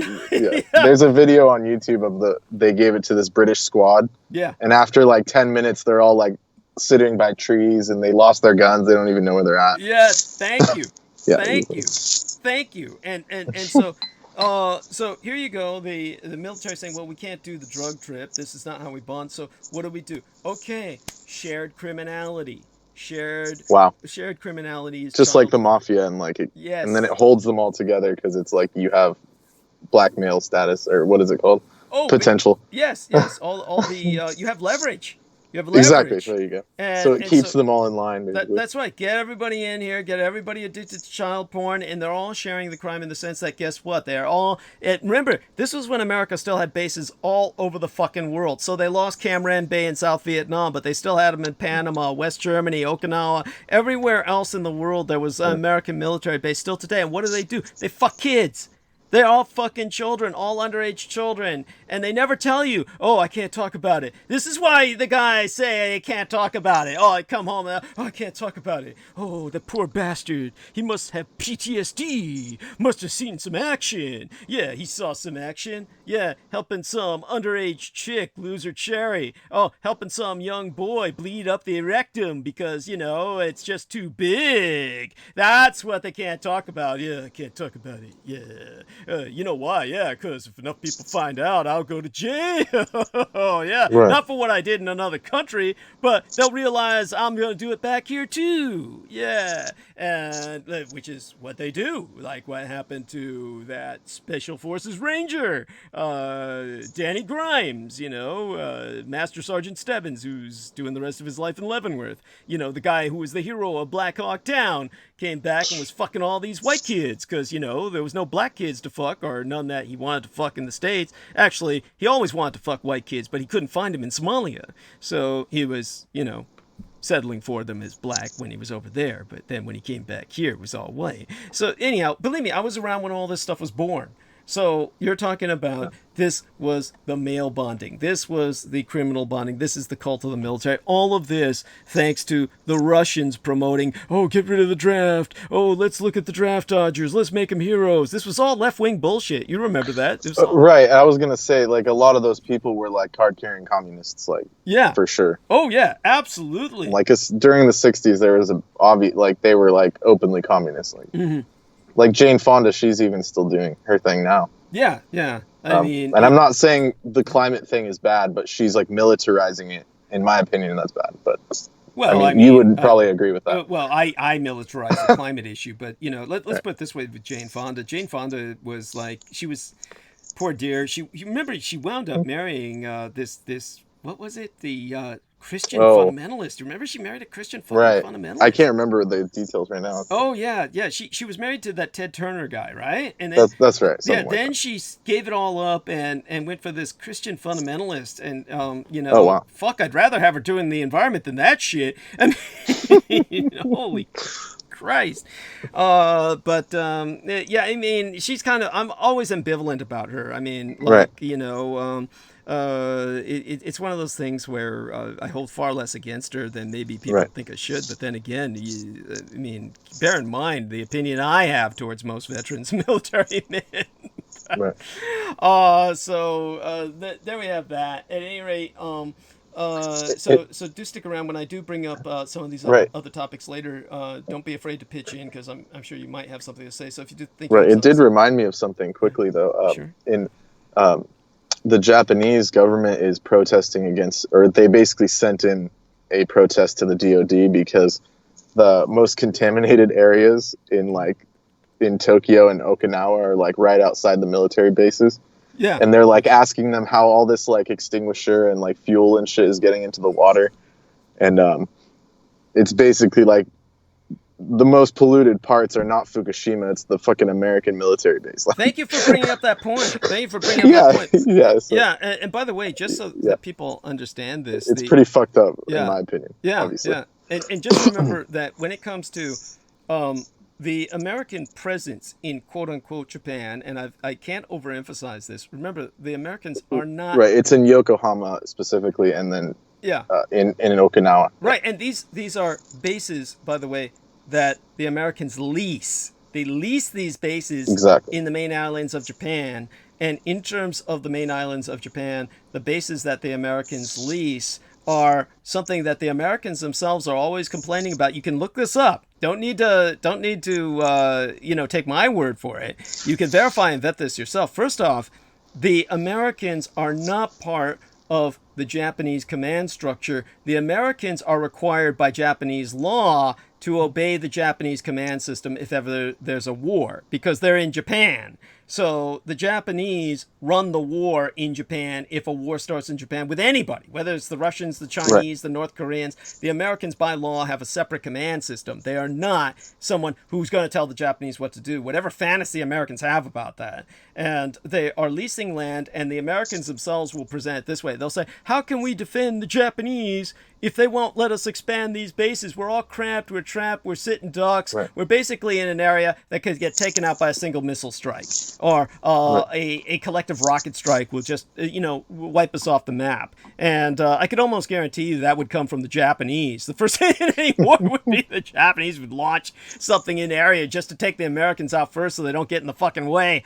But they don't do they're that. Building a bigger base on Okinawa that's like, they're trying to move it away from the city. Yes. And the Americans are like making it so slow, like it's going to take 20 years to build it or something. But bear in mind, that's what brings us to the other topic. They're not in Japan. The American presence, the entirety, we're talking about like well over 75%. We're like more towards 80% of American military presence in Japan is not even on those leased bases in Yokohama and outside of the environs of Tokyo. It's in Okinawa, which, of course, as I mentioned, and you can look this up, that's a different nation. That is not... It's like 300 miles south or something, right? No, 100 miles south. Yes, beyond that, what people don't understand is the Okinawans have their own flag.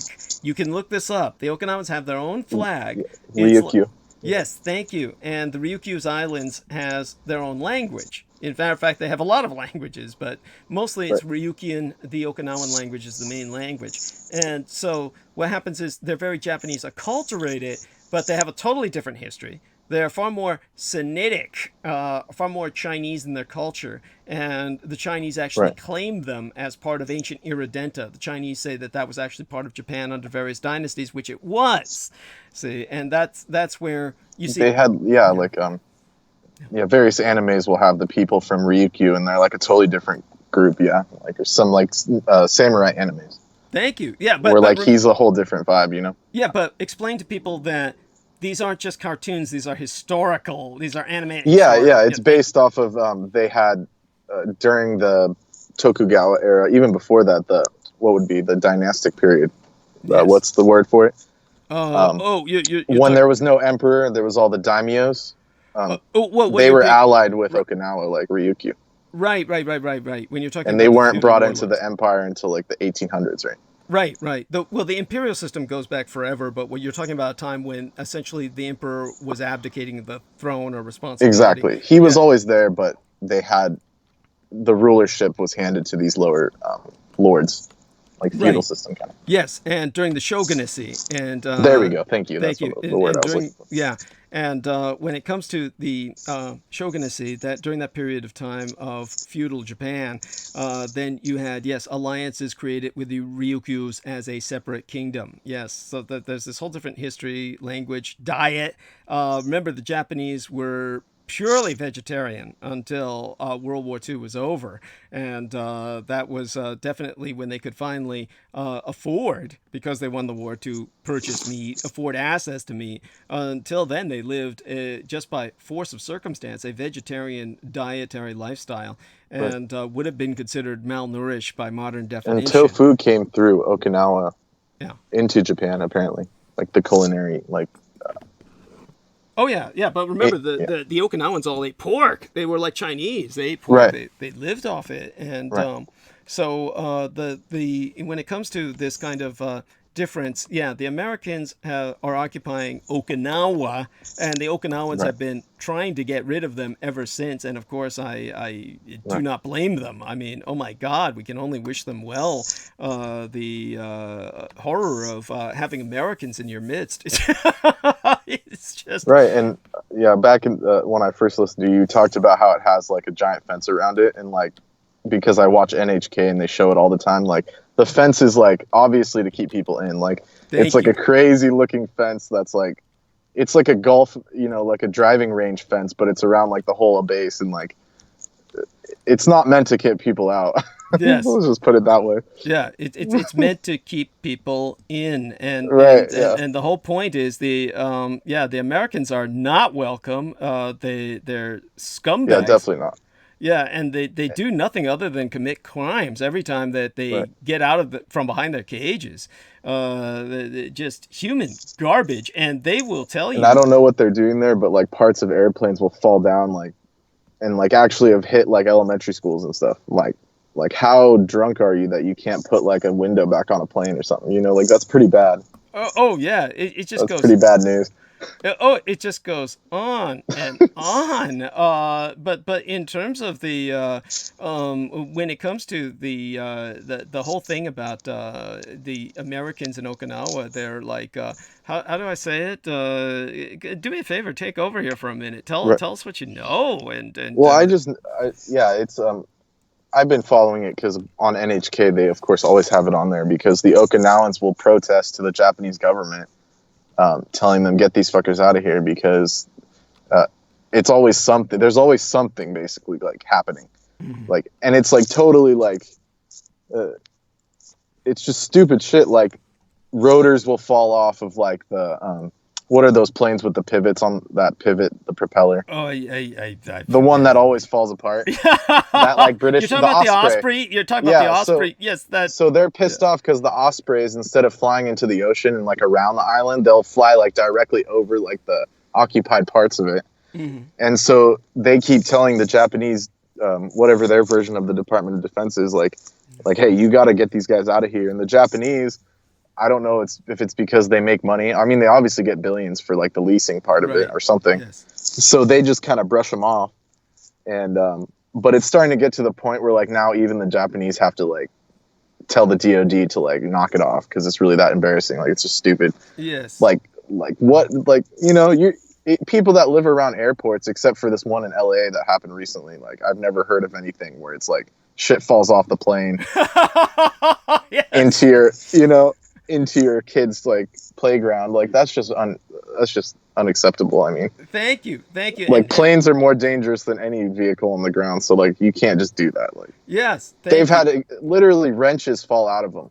Like, yes. Like they were like fixing the rotor and they just left the fucking wrench like some like backyard mechanic or something. Oh yeah, and they're like, all and none of the automobiles that are inside of the base, the Americans will tell you that would be allowed on Japanese roads because they're just not up to Japanese driving safety standards. I mean, it's just and that reminds me of the dude I knew in the Air Force. He was like, yeah, all the shit on the base is broke down. It's just a bunch of broke down shit. So like all those pictures you see of like the tarmac full of vehicles, Yeah. Is like those trucks are most of them don't even work. Thank you. Yeah, they're just fucking. That's what he said. Yeah. Yeah. No, it's true. It's true. It's a fucking junkyard, and they'll tell you. Anyone who's on Okinawa will tell you that they're not there to deploy. There's no way they can deploy off of Okinawa to attack anywhere in the Pacific. They're just sitting ducks. They're just a giant target that can all be taken out with a single North Korean strike, or whoever else just wants to take them out. And they're just trapped. They're basically trapped, and and deservedly so. What do you think they want to build that second base for? Or they're trying to build the second base and then move that one there. But what's the point of that? Well, ultimately, some American overspend. All I say is that it's just get rid of them. Period. I mean, they're That's what the governor's saying, because the previous governor died of cancer while he was actually getting somewhere, and like he stopped the Americans being able to even dig like their landfill there. Right. He was like, he blocked it in the Japanese government, and then he dies of cancer. Right. Yeah, that's right. Yeah. So then his next predecessor, or his what's the word? Not predecessor, but the person that took over, his successor. Yeah. Is trying to do the same, and then the Japanese government isn't as cool with him for whatever reason. Well, let's just put it this way: the guy who died of cancer, it's not even necessarily an assassination on the part of the Americans. No, yeah, weaponized cancer. I mean, just being in the vicinity of all that American toxicity. Yeah. After this thing I just read, they're the most polluted. The Japanese government literally said that you'd have to be dumping jet fuel into the water, just indiscriminately. Like that's the only way to do that. Like that's how irresponsible. Like, anyways. Yeah, well, that's what the Americans are like, and so at any rate, it's disgusting. But it goes into almost my background as well. What people need to understand is that when I talk about my mother's noble lineage and her background in terms of monarchic royalty, basically in ancient China, the emperors sought the fabled elixir vitae of immortality, and at the time of Qin Wang Chao of the Qin dynasty, from where the word China comes from, the first dynasty, the Yellow Emperor, then that was when Wang Di Qin Shi Wang, the first emperor of China, surnamed Zheng, that's when he dispatched the great Taoist alchemist Zhu Fu to the shores of the eastern seas with an entourage of 1,500 or 1,500 young men. We're talking about barely entering puberty. Most of them were actually, we're talking about young men. We're saying, don't forget, people had far shorter lifespans then. So the young men of that time, we're talking like 8 to 9 years old, and 1,500 or 1,500 young women, again, just barely getting to the point where they could potentially conceive. If some adult were despicable enough to have coitus with these women, they could be impregnated. Young girls can be impregnated. The reason was that they would be used as a human experimentation pool for efficacy testing in the isolation of the elixir vitae of immortality. But the Taoist alchemist Zhu Fu was not going to kill 3,000 young men and women for the sake of making the emperor immortal, so he simply took them all with him and said the emperor that he was going to bring back the elixir from the islands of Wakokugaya, or the realm of harmonic equilibrium, meaning the islands of Japan. And he left for Japan, and with these 3,000 young boys and girls established the Kyushu dynasty of Japan. He was one of the original emperors. He never returned. And it wasn't until later on that the Japan's version of the War of the Roses, in which the two dynasties were in conflict, the Yamato dynasty and the Kyushu dynasty, that was when the Kyushu dynasty returned to the mainland. that was at the time my mother's bloodline returned to the mainland, and that was why my mother's father, a Chinese man, was allowed to marry a Japanese woman in Tokyo during the time of the Empire of Japan, because they were reuniting the dynasties of the Kyushu dynasty, the Southern dynasty, and the Yamato dynasty, or the Northern dynasty. And that was all part of that process. So when I speak of my background of nobility, this requires an understanding of history that, of course, Westerners simply don't have, and most Asians don't even have. By the way, so that people understand this, the complexity of this, you can look up the Kyushu dynasty, and it's only now in Japan, over the past few decades, that historians have begun to confront the fact that there was a Kyushu dynasty in Japan and acknowledge this publicly. It was always something that was maintained behind what the Japanese call the kurumaku, or the black curtain. One of their secrets of the Yamato dynasty, one of their, it was considered imperial business, the family business, and not the business of any, there was no reason for the public, including its academia, its intelligentsia, to even know. So it's only now that historians in Japan have recently been comparing all of the histories of China and Japan, and the Chinese histories speak of the Kyushu dynasty, which is never spoken of in Japanese history books. Right. So, just sorry for my clarification. Did they unite and then it became like Jimmu Tenno was from that lineage? Oh, no. When they combined? Jimmu Tenno was one of the original Yamato emperors. Okay, so he was from a different, understood. Yeah, and so these were kind of like, and this is where people get confused. And that would explain the later divisions of like the daimyo and the shoguns, because they probably knew about this, obviously. Oh, right? yes. And that's why they had so much beef. Yes, that's quite correct, and that's why many of them were not necessarily beholden to the emperor as God, as later on developed when the Japanese emperor was able to purge entirely the existence of the Kyushu dynasty, or the Southern dynasty, from the history books. And during that period of time, though, the reunification did occur secretly of the dynasties during World War II. And this is part of that influence of China ultimately taking the side of the Axis. As a matter of fact, now that you bring that up, before it dribbles from out of my ears and taking us to the bottom of the hour, the Encyclopedia Britannica, I noticed this. This was interesting. Encyclopedia Britannica put up a video on YouTube. And of course they have many, but there was one specifically about 5 major points of World War II, or World War II in 5 points. And it was produced by the Encyclopedia Britannica. And they'll talk about World War II and they'll say, well, the nations were generally divided into the Axis and the Allies. And they'll bring up, of course, here was nationalist China was the first nation to take up arms against the Axis. Obviously, the war with Japan started in 1931, well before any conflict occurred in Europe. Even the Spanish Civil War had not taken place yet in 1931. You know, that was more like 1937 was when we had that ongoing. So the first conflict of World War II was undeniably the Sino-Japanese conflict. And yet you see Encyclopedia Britannica saying, oh yes, the Axis and the Allies, and of course they bring up the Axis was primarily the Japanese, the Germans, and the Italians, and the Allies were primarily the British, the French, the Americans, and the Soviet Union. And then they get into this bizarre pause, and then they say, well, and then there's China.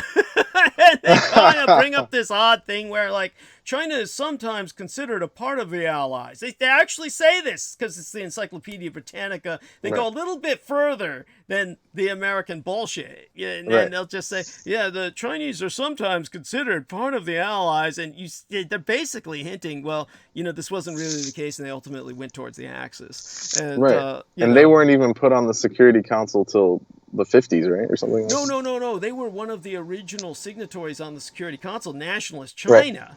But I'm saying the current China is like, wasn't even China, there. No, this was like, not as far as the Allies. Yeah, not till the 70s. Right, exactly. So not till the fucking 70s. Then you had the communist China was brought in to replace nationalist China formally finally during the Carter administration. But it all started with Nixon. You know, Nixon started that. You know, he's one of the people who stabbed Taiwan in the back. And I sent you that photo where it showed them actually like doing it at the UN. Thank you. Where they overrode Taiwan's spot. Yeah. And said China's just going to represent both of you from here on out, and they basically exiled them. Right. Yes, and people just don't understand why. Like the 70s. Yes, why the Taiwanese hate you so much. Yeah, why everyone hates you, right? When I'm talking to the West. Yes. So yes, there we have that. And then briefly, it just reminded me of I took that Asian arts class or that Asian history class, and it's like a college course, but. In the Taoist paintings, you see these like mushrooms of immortality, and they're like stylized like what look like kind of like reishi mushrooms or some like circular mushroom, and it's like stylized. We were told that is based off of the story of that alchemist. He told one of his reasonings for going to Japan was because that's supposedly where that mushroom was located. The mushroom of immortality was actually located in Japan, and so. That's why he like actually chose that spot, was to try and like, get more basically for the herbal riches there.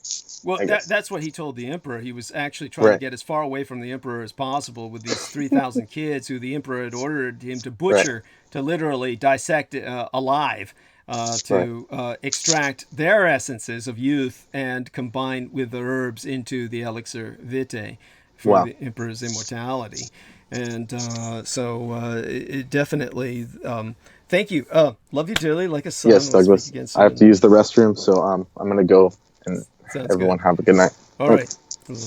Yeah. Thank you again, and appreciate it. Thank you. All right. Well, Brexit is a go, since we're going to start with some lighthearted subjects. Britain's going to fall into the deep, dark pit. I was talking to Jonathan Warrington the other day on Skype with Brandon, and he's got that available on his Call Me Maggot, the recording of our Skype call. And Jonathan was actually under the impression that now that Bojo the Clown, BJ, Boris Johnson, was had basically won dictatorial powers in effect, he would maybe see common sense and actually start negotiating for a kind of reestablishment of the relations with the European Union. That's not the case. We are dealing with the Trump of the British Isles, and therefore a literal madman. And Brexit is a go. The House of Commons voted overwhelmingly in favor of Prime Minister Boris Johnson's Brexit deal, which means the path is clear for the Isles of Britannia to leave European Union at the end of this month. Johnson's deal is not too different from the one former UK Prime Ministress Theresa May struggled to pass. But there be one big difference in how it was executed. You'll remember that Bojo the Clown forced a snap election yestermenses last month, in which his Conservative Party of radicalized reactionaries and white supremacists won a commanding 365 of the House's 650 seats, making clearance of his Brexit plan all but inevitable. The United Kingdom will now split from European Union on the last day of this month, the 31st of January. But do not expect this to be a clean break. Brexit will then enter its second phase, which involves forming a trade deal with the European Union by the end of the year. And for reasons such as this, the most realistic aspect of the British government, its Ministry of Defense, and in the proper English, it's spelled with a C, D-E-F-E-N-C-E, as opposed to an S. Within the United States Department of Defense, it's D-E-F-E-N-S-E. The Defense Minister of Britain says that Britannia must reduce its military dependence on these United States. Now, in an interview with the Sunday Times newspaper, Defense Secretary Ben Wallace was quoted as advising that Britannia must invest in military hardware to become less reliant on American air cover and spy planes in future conflicts. Now, it being a steadfast ally of these United States that places its special relationship with Washington at the heart of its foreign policy. Britain has also traditionally been a pillar and strong advocate of NATO, the North Atlantic Treaty Organization. But in unusually frank comments, according to the Sunday Times, Wallace said fears that the United States under President Donald Trump would pursue increasingly isolationist policies that keep him awake all night, every night. So Wallace was quoted as saying, "I worry if the United States withdraws from its leadership around the world, that would be bad for the world and particularly bad for us. We plan for the worst and hope for the best. Over the last year, we've had the United States pull out from Syria, the statement by Donald Trump on Iraq where he said NATO should take over and do more in the Middle East," which obviously the North Atlantic Treaty Organization was never designed to do. It was designed as a defensive organization against Russians.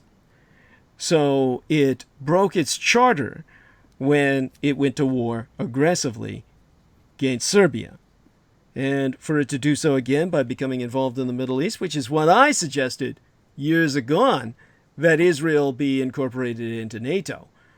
All of that, of course, would be changing the NATO alliance into something very different. And of course, with Britain leaving European Union, Britain finds itself at potential odds with not just Europe on the continent, but America across the sea.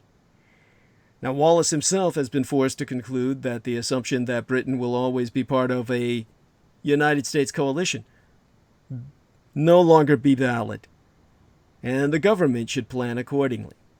To quote his T, "We are very dependent on American air cover and American intelligence, surveillance, and reconnaissance assets. We need to diversify our assets." So as it prepares to leave European Union on the 31st of this month, the British government has made clear that relations with Washington be of paramount importance, with trade talks at the top of the agenda, but Trump has promised nothing. And Brexit's finish line is only the end of the beginning for Britain and Europa. Britain's impending departure from European Union on the 31st of January is merely, as Winston Churchill might have said, the end of the beginning. The ultimate terms and costs of this divorce be yet to be determined, and the nature of Britain's future relationship with the continent remaineth to be seen.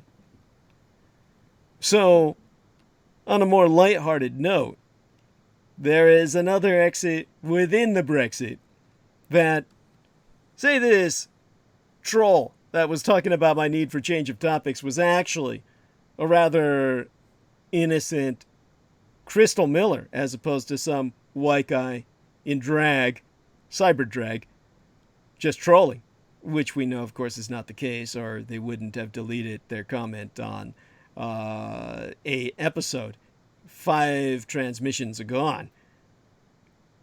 Then what she might have been saying is, what I need is more gossip on an upbeat level.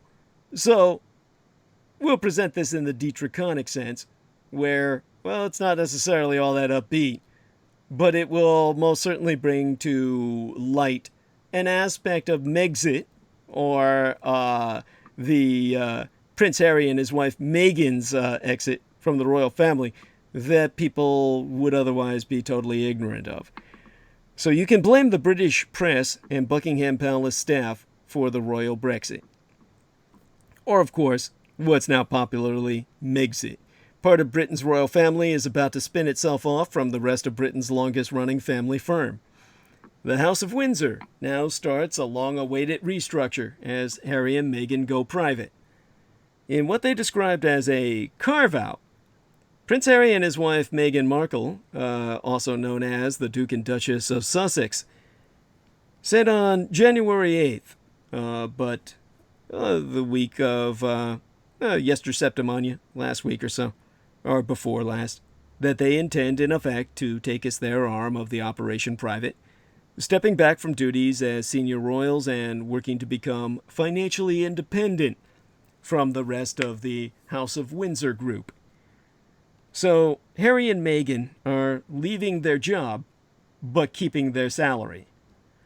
Now, you've got this announcement on Wednesday of, Septimania, last week, by Prince Harry, currently 6th in line to the British throne, and Meghan, the Duchess of Sussex, formerly Meghan Markle, that they would be stepping back from their role as senior royals, moving at least part-time to North America, and seeking financial independence. And this, of course, has shocked the British public as much as it has the royal family itself, which has, but yesterday or today, maybe within the last 48 hours at the longest, called a meeting of the family together to discuss what's to be done about Prince Harry.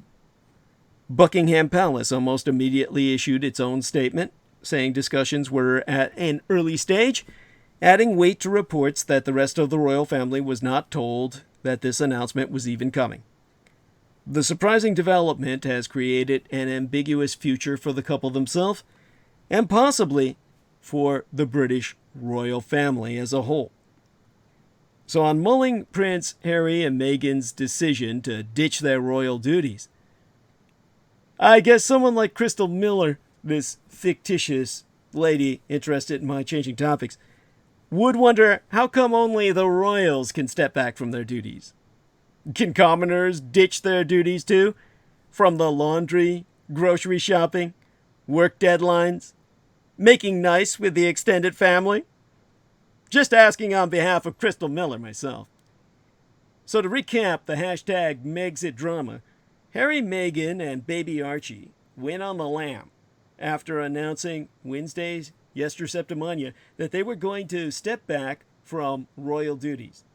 Now, Meghan's grandmother-in-law, also known as Queen Elizabeth, alias the Crown, turned publicly passive-aggressive, and Buckingham Palace issued a statement about complicated issues that will take its time to work through. So, the couple's take this job and shove it moment, delivered on Instagram, tops the fed-up flight attendant of 2010 who cursed passengers over the PA system, then exited by way of the escape chute, becoming a folk hero along the way. Now, that guy was later arrested. And who knows, with the Queen reportedly seeking a quick resolution to the scandal, maybe by now Buckingham Palace guards have rounded up the rogue royals and Harry is in the back of a horse-drawn carriage muttering, "Just when I thought I was out, they pull me back in." But back in the real world, where access to money, celebrities, and air travel with no checked bag fees are what people fantasize about escaping to, the royals' move has nonetheless captivated the general public. Now, Alison Dagnus, a political science professoress, the authoress of books on scandal, and perhaps most pertinent, the mother of Trois herself, be quoted as saying, "That was the first thing I thought of. I would like to step back from my duties. They don't tell you this when you're a kid, but there's a lot to do. My students are so excited to go off into the real world, and I'm like, don't do it." In Boston, a middle-aged woman who comes from a large, contentious clan fantasized about stepping away from her familial duties and alerting her dear ones via social media, not in person. The woman, who didn't want to be named for fear of family wrath, so said the beauty of it was that Meghan and Harry didn't even need to talk to the relatives. They didn't have to see their tears, the anger, the threats. Well, Americans who have become certified royal experts by watching The Crown, the television miniseries, know us now that being a royal can be extremely boring.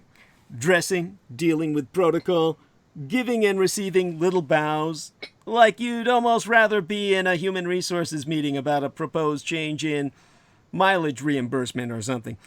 Those who have obsessively followed Meghan, who know us say that Misha Nonu on the clothing designer, be a BFF, a best female friend of hers, understand is that things have not been easy for her.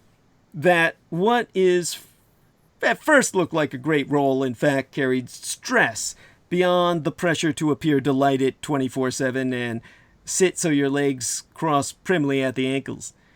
Now, as the New York Times reported, she was too bold, too outspoken, too difficult, too American, too multicultural. She's like got black blood in her, and all that jungle blood just didn't sit well with the rest of the British, or so all the critics said. She should not have alienated the news media by refusing to join in their celebrity games. She should not have spent so much money renovating the house the royal family was kind enough to bestow upon her and her husband. Now, within minutes of the young royal's announcement, media coverage reached a saturation point that even President Trump might envy. But even so, questions have remained unanswered. Are Meghan and Harry still on the Amazon Prime account? Will the Queen turn their home, Frogmore Cottage, into a gym? Or how will Kate and Will explain this to George, Charlotte, and Louis when he's older? Now, suggested consumer story for British papers might be entitled, How to Talk to the Heirs About Their Uncle and Aunt Stepping Back from Their Duties. Now, how long have M&H been plotting this? They haven't even been married for that long. But the Daily Mail reported that the couple trademarked over 100 fucking items, from hoodies to socks. 6 months! Half a fucking year before they split with the monarchy. Like, they started doing this shit as soon as they started fucking. Now, in many ways, this royal dis is so far removed from commoners' lives, it'd be difficult, if not impossible, to even relate to. Most people who leave the family business don't have their wax likenesses removed from London's Madame Tussauds Museum, for example. But Sherry Kuehl, authoress of the work entitled Snarky in the Suburbs books, insists that, wax or not, they be subject to the same laws of human emotion as the rest of us. She so insisting, take royal out of it, and they're just a family. There are going to be chasms in that relationship that will never be healed. I think they're going to be lonely. Perhaps. But at least they'll have gotten out of all those duties. Now, why do people even care about this? Even if you're not a royal gossip aficionado, the story is an obsession for the British press. That says something about the toxicity of Britain's print media and the interests of a country that's been politically sundered in recent years over the issue of race and a desperate nostalgia that drove Brexit. The British press's relationship with Meghan has always been poisonous, to the degree that Prince Harry issued an unprecedented statement condemning what he described as bullying last October. The endless flood of stories about Meghan recalls the days of Princess Diana and Prince Charles's marriage, except that Diana was far more complicit in her own coverage, maintaining private lines of communication with journalists to leak stories, while also complaining about the intensity of press interest. Unsurprisingly, the media's reaction to last Wednesday's news was to throw a fit. In the case of the Daily Mail, one of Britain's most popular tabloids, their version of what here would be equivalent to, what do we got? Somebody help me here with this. The National Enquirer. And so, if I got it correctly, I think the Daily Mail over across the Atlantic produced no less than 17 fucking pages of coverage in a single issue, hot off the presses. Now, some of the targeting of the couple came from racism directed against Meghan, whose mother be black African American. But there was also a kind of displacement taking place, where Meghan has been targeted instead of other royals. The tabloids have been relatively restricted in royal reporting since the death of Diana, who died in a car crash as she was chased by paparazzi in Paris circa 1997. Buckingham Palace has also become more aggressive in issuing legal threats over coverage. That's led to stories about other royals that would have been major scandals if they had concerned Prince Charles and Princess Diana, or Prince Andrew and Sarah, Duchess of York, going almost completely unreported in Britannia. Meghan, on the other hand, was seen as an acceptable target for even the most trivial stories, leading her to actually sue the Daily Mail in what I understand still be an ongoing case. So is this unprecedented? Yes. But so are a lot of things the modern monarchy does. The continuance of the British royal family depended on a series of improvisations, adaptations, and compromises theoretically underpinned by the continuance of a ritual core. Attempts to form a new relationship with the press in particular have oscillated between the smoothly stage-managed, such as the filming of Queen Elizabeth II's coronation, and the outright disastrous, such as Prince Andrew's recent BBC interview on his close friendship with the late child exploitationist and trafficker, as well as sexual abuser, Jeffrey Epstein. Now, plenty of royals have backed away from the institution for the sake of their relationships. Most famously, King Edward the Eighth or Ninth's abdication in order to marry Wallis Simpson, who, like Meghan, was an American divorcee. Unlike Meghan, she was also a National Socialist collaborator. In other words, an agent of the Third Reich. Now, historically, relationships seen as unsuitable were usually kept secret and unrecognized, especially after the Royal Marriages Act of 1772, an effort by Parliament to regulate royal alliances and keep the Catholics out. That produced King George the Eighth, Fifth. I keep forgetting. I don't keep track of them as well as I do the Amato dynasty, so do forgive me. King George IV's secret marriage to a Catholic, Maria Fitzherbert. By the way, British royals could not marry a Catholic and stay in the line of inheritance until 2013. The anti-Catholic streak in British politics continued for a surprisingly long time, with former Prime Minister Tony Blair, who attended Catholic services for many years, but only converted after he left office, circa 2007, the year mine own Roman Catholic sire, the man who raised myself and guided me, George Joseph Henry Dietrich, was thanatized. His life ended by medical means.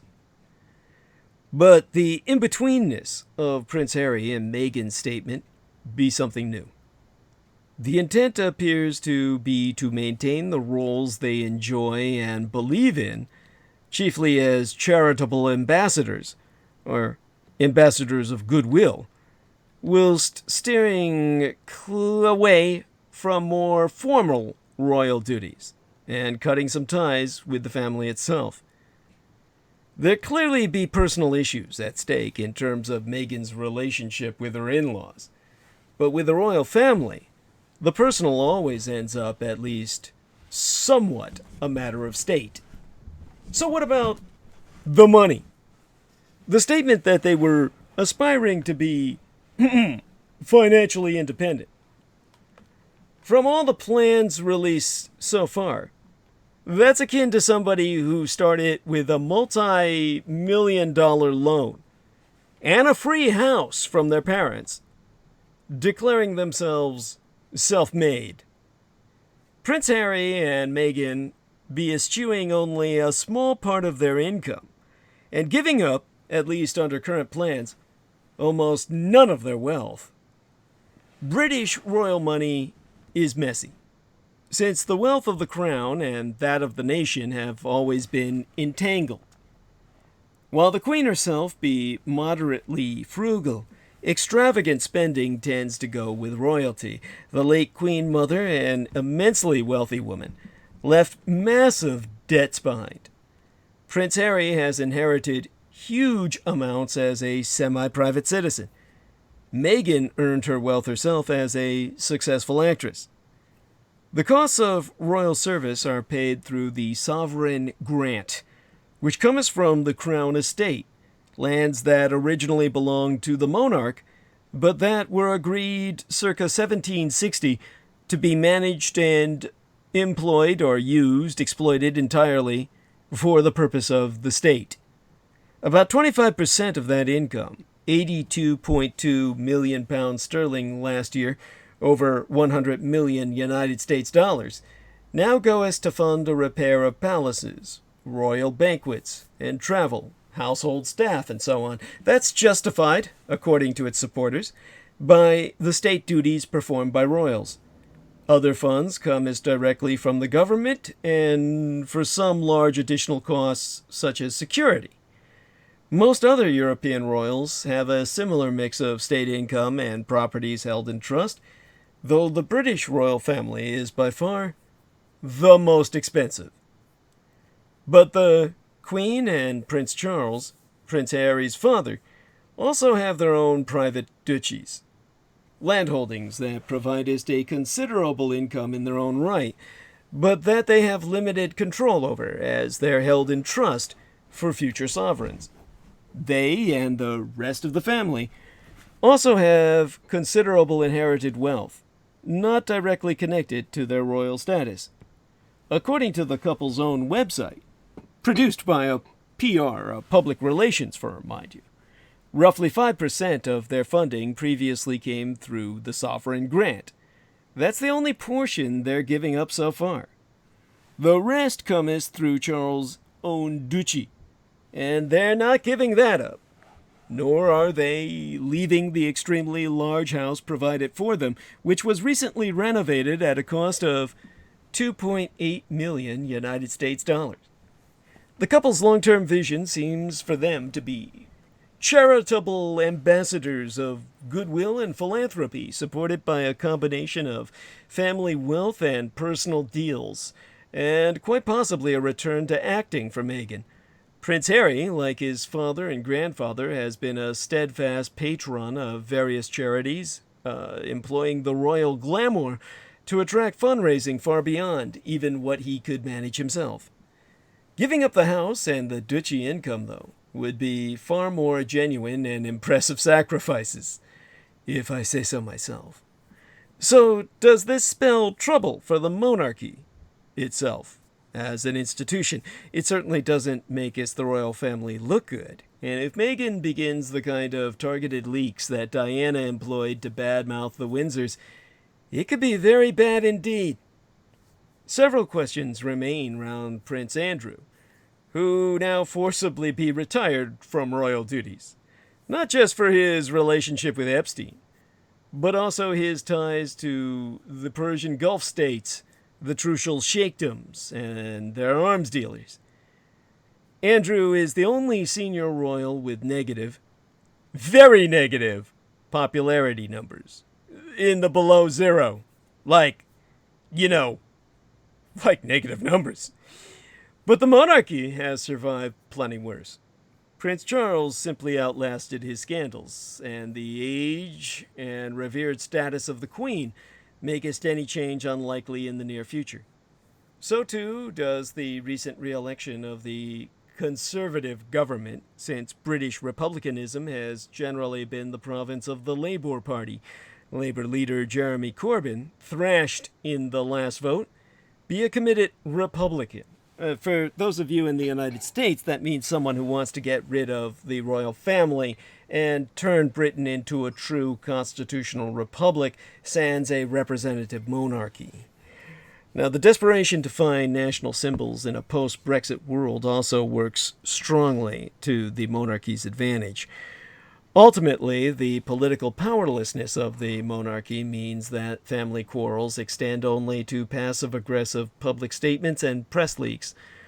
When there's actual power at stake, royal sons have had far worse fights with their families, ones that resulted in civil war, and familial members killing each other for sake of the crown.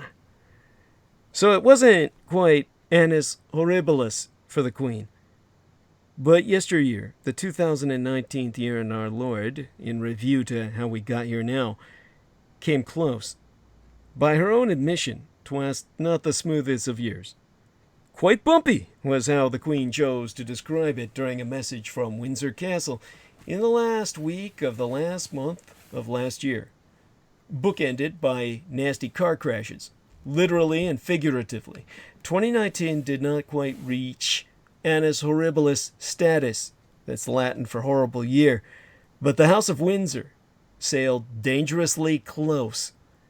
Prince Philip, the Queen's husband for 72 years, had a bad start to 2019 and fears be growing for his health. Now, in royal Christmas tradition, since 1957, the Queen has sat down at the end of each year to deliver her verdict on the 12 months just agone, but only ever tacitly acknowledges the history-defining events that shape a turbulent world. It be a masterful annual display of the wink-wink, nudge-nudge genre of communication, a classic British understatement. Circa 1963, the year my late sister was born. Less than 12 months after the assassination of John Fitzgerald Kennedy, the Queen hinted at how the Christmas message of peace on earth could only be achieved if humanity came together. As the computer age dawned, circa 1983, she subtly warned against allowing technology to replace human interaction and compassion. You know, the kind of pitiless communication from her kids over the internet that they were severing from the family while keeping all the money, that kind of shit. That happened thanks to the internet.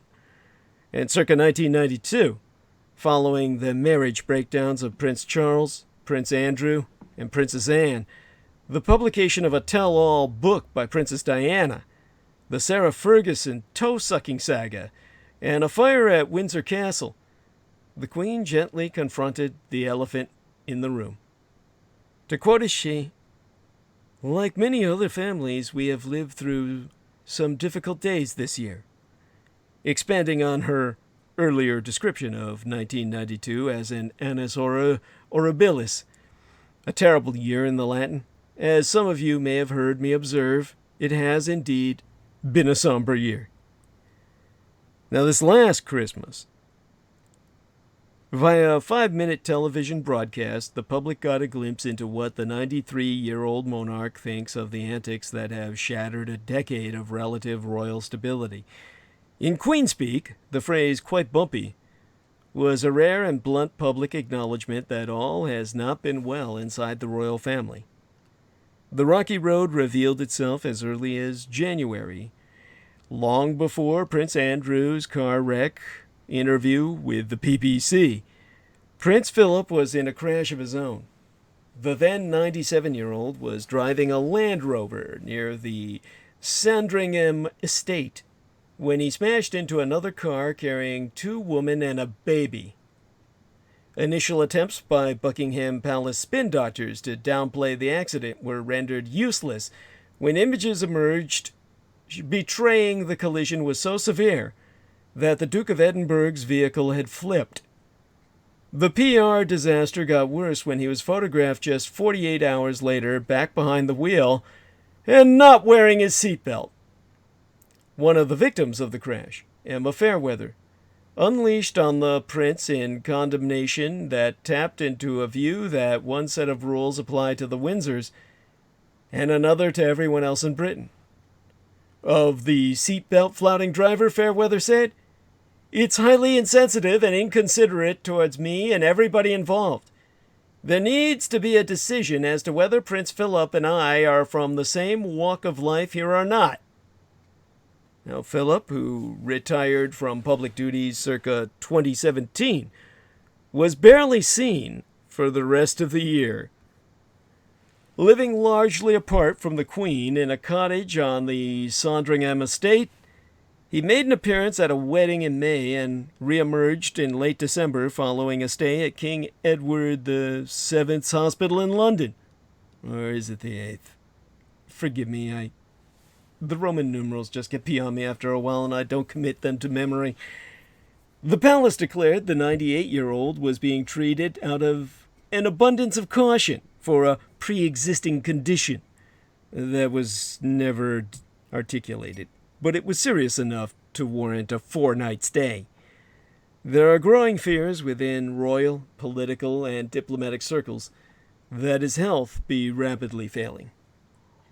At the age of 98, who'd have thought? Now, once the furor over Philip's senile dementia car accident dissipated, rabid elements of the Bolshoi, or the Bolshevik British press, the labor rights, turned their guns on a much bigger target. Prince Harry and his new black African, or forgive me, that's how the British would say it, his new American actress wife, Meghan Markle. Incensed by the decision to keep some details of the birth of their son Archie private, the Red Tops, as the Brits would reference them, spent most of the year blasting the royal couple in hostile stories and editorials. Now the couple themselves, who have been vocal in their support for the environment, also faced criticism for taking no less than 4 private jet journeys over the northern summer, rather than opting for commercial flights. Eventually, Harry hit back using tactics that have divided the royal family.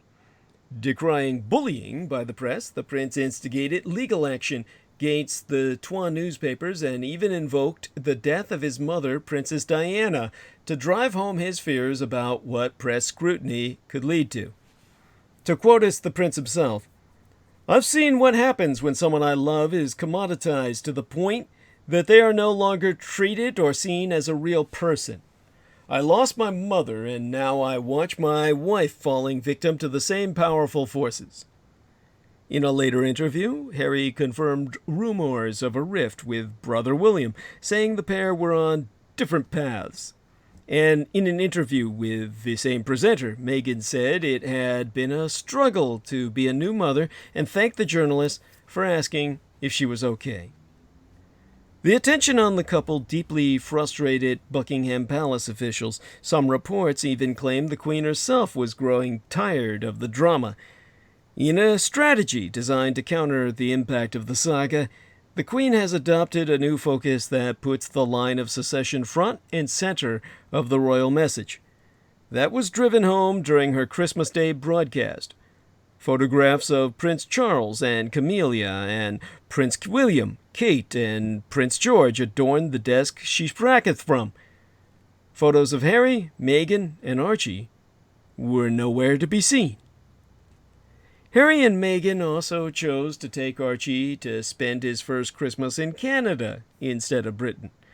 The reasoning was plausible. Meghan lived in Toronto while filming Suits, and her mother lived nearby in these United States. But their absence threw more fuel on the 2019 royal family bonfire by triggering a new round of damaging press coverage. Dickie Arbiter, the Queen's press secretary from 1988 through to 2000 Anno Domini, reminded us that most people will look upon 2019 as not a particularly good year for the institution, but the Queen came out pretty well herself. The monarchy has evolved over 1,000 years. It has had all sorts of circumstances run against it, but it has survived. It survived 1992. It survived the abdication circa 1936. It survived 2019. And then Prince Andrew stepped down over the Epstein relationship. The monarchy may have survived yesteryear, but the same can't be said for Prince Andrew.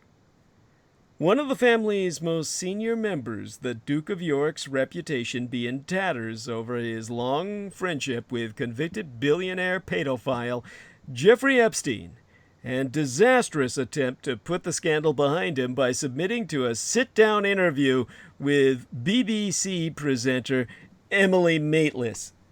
The Queen herself knew the interview was to occur, but did not give it her blessing. Now, Prince Andrew has confirmed that he be stepping back from royal duties following criticism over his relationship with Jeffrey Epstein. But he was far too eager to defend his association with the notorious sex offender and showed no sympathy, and certainly no empathy, for the victims. Of course, sympathy would require that he be anything other than the sociopath that he is. So it would be hard to imagine that he could ever come up with that. But with that in mind, let me try to recall exactly what our man John Warrington said about just how bad Prince Andrew's interview was, because it was a gem. If I could look for my notes that I took while I was speaking to our man John Warrington about it, that would probably give us just the right take on how to actually look at this, because no one describes it better than our man John Warrington did. So give me a second here, and I should be able to find it. If not, let's just say I'll get back on track with the situation itself. Because Prince Andy, or Randy Andy as they called him appropriately enough while he was growing up, was far too eager to just say what a nice guy Jeff Epstein was. And yet, pretty much proved to the world that he had had sex with an underage girl. Maitlis, the lady interviewing him, Emily Maitlis, she skewered the prince in an excruciating grilling that reminded myself of a police interrogation that shredded what was left of his public image. And, of course, rightly so. So, oh my God. That's what I remember now, what our man John Warrington said about it. Now, remember, Prince Andrew, Queen Elizabeth's second son, sat for an interview with the BBC about his relationship with convicted sex offender Jeffrey Epstein. And yikes, it did not go well, with the prince himself referring to Epstein's history of sexual assault as him conducting himself in a manner unbecoming, and revealing that Epstein was invited to the 18th birthday party of the prince's own daughter, Princess Beatrice, even though Epstein was at that time subject to an arrest warrant for the sexual assault of a minor. Now, for context, one of Epstein's accusers said, circa 2015, that Epstein forced her to perform sex acts with several prominent men when she was 17, including Prince Andrew himself. All of them have denied the allegations, of course, but this interview was the first time Prince Andrew spracketh publicly about said allegations, and the result drew universal condemnation. John Henry McMills Warrington said the interview was, to quote his T, a plane crashing into an oil tanker, causing a tsunami, triggering a nuclear explosion level bad. That, I think, is the genius of John Warrington. So, the backlash was instant, and the ramifications were severe. Within days, Andrew, little Randy Andy, announced he would step back from the public duties, citing the impact the scandal was inflicting on charities and other organizations he was personally linked to. In statement, he said, and I quote his T, "Therefore, I have asked Her Majesty if I may step back from public duties for the foreseeable future, and she has given her permission." What he didn't say was that it was his mother and Prince Charles who had actually moved to contain the fallout by pulling Andrew from the public eye. Now, Prince Andrew's absence from the royal family's traditional mid-morning Christmas Day walk to church was confirmation he remains a radioactive figure.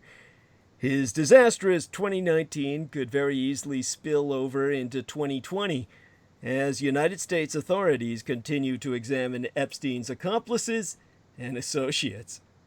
And so it has come to pass that Prince Charles be stepping out of his mother's shadow. In an ironic turn of events for those of us old enough to have lived through the annus horribilis of 1992, there has been one winner out of this very ordinary 2019, Prince Charles. Historian Robert Lacey, a consultant on the Netflix series entitled The Crown, observes that it's a tragedy in a way, but it is a plus to see Charles playing a positive role in events. After 20 years, Charles is finally getting his way. Now, a once unloved figure, the Prince of Wales is now emerging from his mother's shadow and growing in public popularity.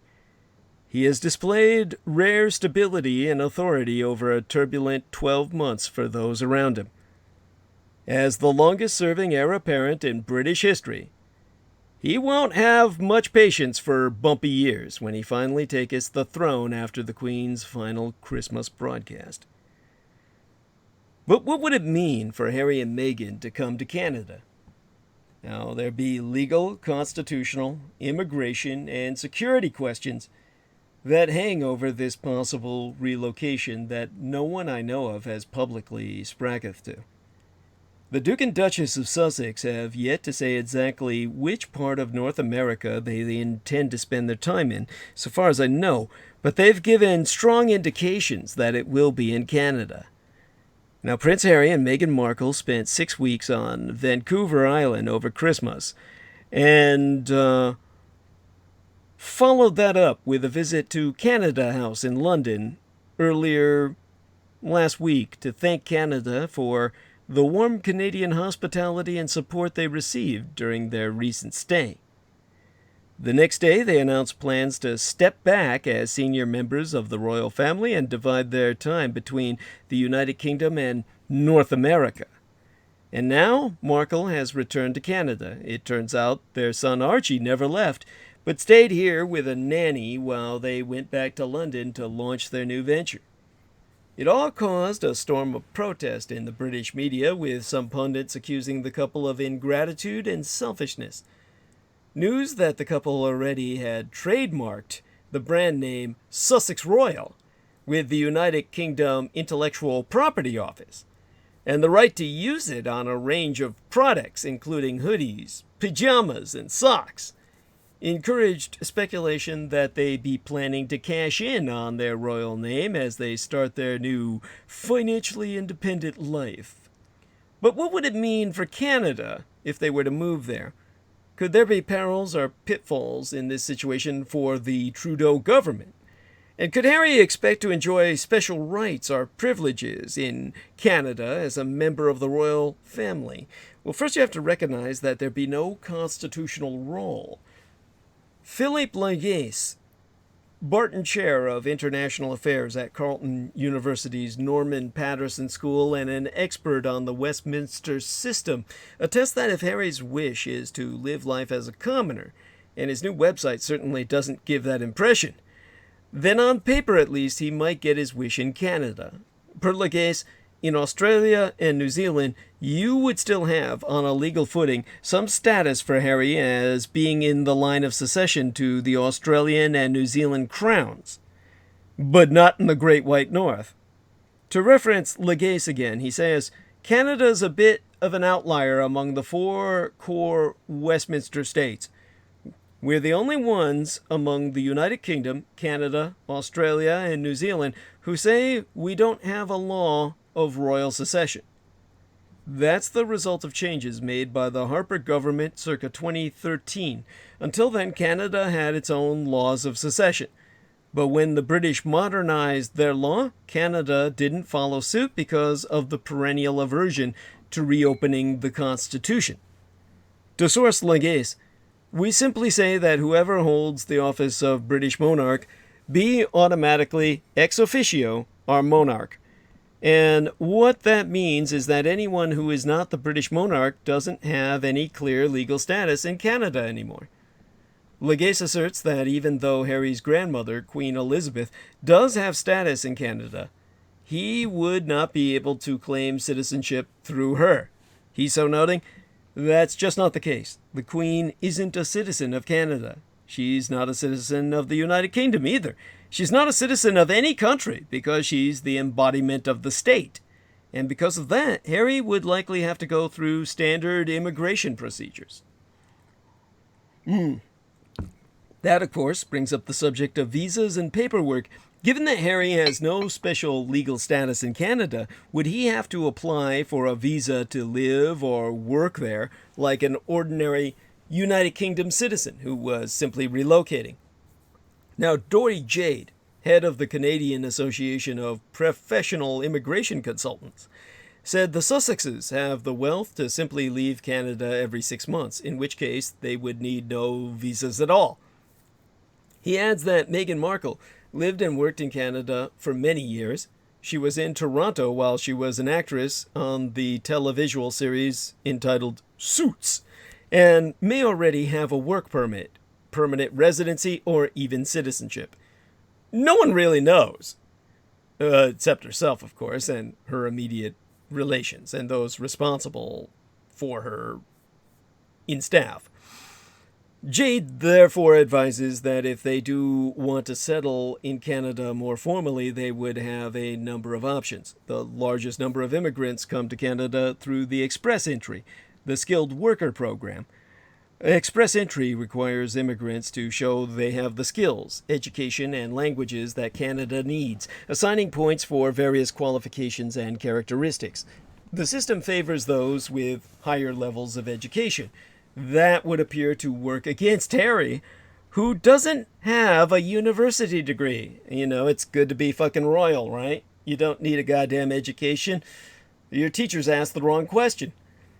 For more coverage of Harry and Meghan, you can subscribe to the Royal Fascinator, which is a Canadian bi-weekly newsletter dedicated to news and analysis of the goings-on at Buckingham Palace, Windsor Castle, and beyond, out every other Friday that I know of, which was my source for much of what I'm bringing to you in terms of my investigations. By the way, our man, Mr. Brendan Zogid, is closing out of the call. Good night unto he. And his phone is dying. He needs to recharge the battery. So I thank Steve for keeping us up to date on his technical situation. He says good night, much love to all, and good night be unto he. Everyone maintain him in your prayers as well as thoughts. By the way, I still have to speak a bit more concerning Derek Talley. Everyone do maintain Derek Talley in your thoughts and prayers. He's a man who deserves them. Of course, we're going to have him back on Sunday, so we're going to be kept updated on that wonderful human being. He has tonsil cancer that has, at this point, probably entered stage 3 or 4. And I should speak a bit to that phenomenon. So be patient with me. And I certainly would rather speak of it when he was not here, cancer as a phenomena, than when he was here, because it's just one of those things where there's no point in speaking about it while he's here. He's going to be hearing enough about it while he's dealing with it. So the one thing that I can say about the situation of Megxit is that money opens doors. So even the lady that I was sourcing just a few moments ago, the Dory Jade, the Canadian Association of Professional Immigration Consultants head, she attests that people with Harry's kind of wealth would be unlikely to enter Canada through express entry because they have the money to access other options. If the couple be willing to invest some of their fortune, estimated in the tens of millions of dollars in Canada, they could probably qualify for one of the business/investor class visas. They would be slashers.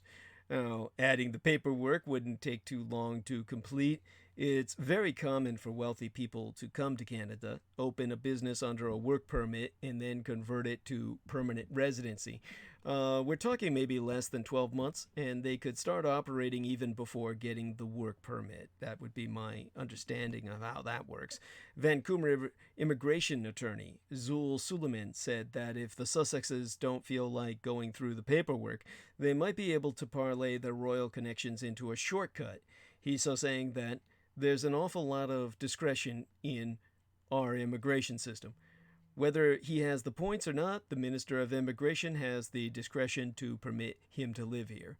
And when it comes to the rich and well-connected, says Suleiman, these things tend to get dealt with very quietly and diplomatically. But Legace said any intervention would be politically risky in a country where people are very sensitive to immigration quay jumping, himself thus asking, on what grounds would we grant this independently wealthy person citizenship or an expedited process when there's millions of people trying to have this done who have to go through their MP, their Minister of Parliament, or who are trying to bring over their spouses or whatever it happens to be? This individual who already has citizenship in another country and who could easily go through the proper channels, on what grounds would we justify a ministerial or parliamentary intervention? So that brings us to potential pitfalls. A poll published by the National Post suggests that many Canadians might support having Harry as Governor General. But Canadian public opinion about royalty sometimes sours when the bills start coming in. Historically, there's been less willingness on this side of the Atlantic to foot expenses for a family that is already extremely wealthy. The Sussexes have let it be known that they expect United Kingdom taxpayers to continue to pick up the tab for a security detail that reportedly costs an estimated 1.1 million United States dollars a year. When royal family members come to Canada on official business, Canadian taxpayers cover the costs. A 9-day visit circa 2011, the year my late and sainted Cyrus, Diana Dietrich, was murdered, by Prince William and Kate, when they visited that year my mother died, cost an average of 133,000 United States dollars per day. A 4-day visit circa 2014 by Prince Charles and Camilla Parker Bowles cost 162,000 United States dollars per day. However, if Harry is not on official business, he doesn't appear to meet the definition of an internationally protected person, an IPP, which would require the government to provide him with protection. That definition, as I locate it from my research into the criminal code, includeth, and here I readeth therefrom, a head of state, including any member of a collegial body that performs the functions of a head of state under the constitution of the state concerned, a head of a government or a minister of foreign affairs, whenever that person is in a state other than the state in which he holds that office or position. And they go on here in a different sentence, a member of the family of a person described who accompanies that person in a state other than the state in which that person holds that position or office. So Harry might be expected to provide his own goddamn security.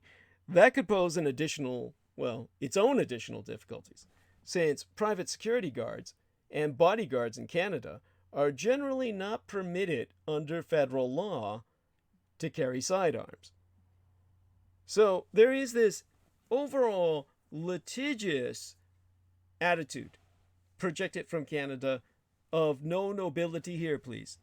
If Harry wishes to live in Canada and keep his title, he therefore may well face another problem.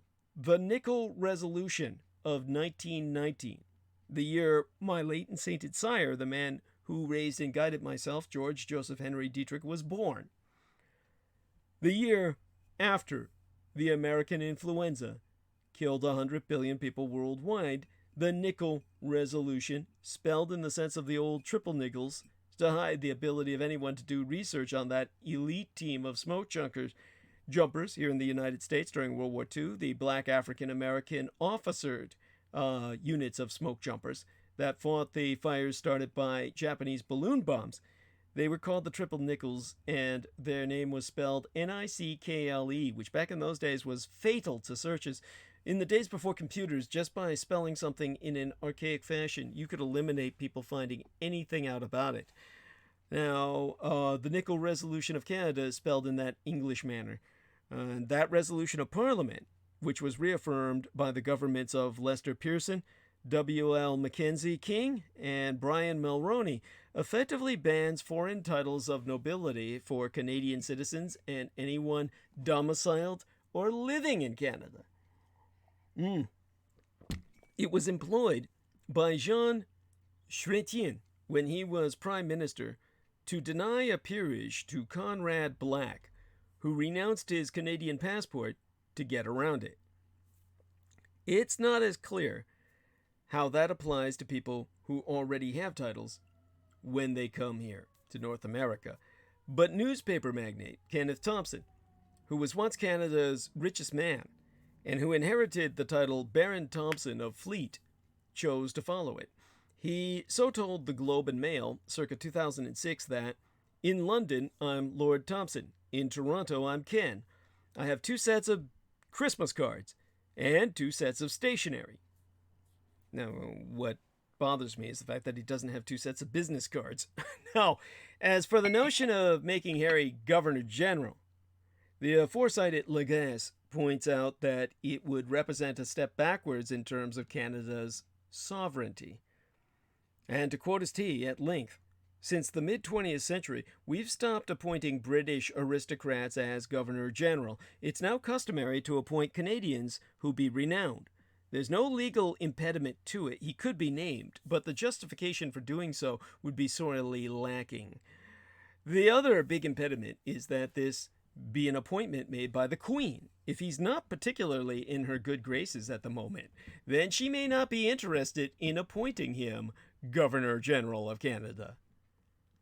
So, we appear in this golden state of California, the Golden Bear Republic, the state nation, in disambiguation from nation state. We are a state large enough and economically powerful enough to be our own nation, should we decide to secede. We here down south of the Great White North appear to have, along with everyone else on Earth, just retreated from the brink of all-out war with Iran, commercial airlines having rerouted flights, crossing the Middle East to avoid potential dangers amid all these tensions. And Australia is still burning, from which, of course, we learn what lessons we can towards blocking fires. But let's take a minute at this point to wind up this theme that I brought up in lightheartedness, to discuss the question that's really on everyone's mind in my own golden state nation of California. Might Meghan Markle move back to her hometown? Could Meghan Markle and Prince Harry move to Los Angeles?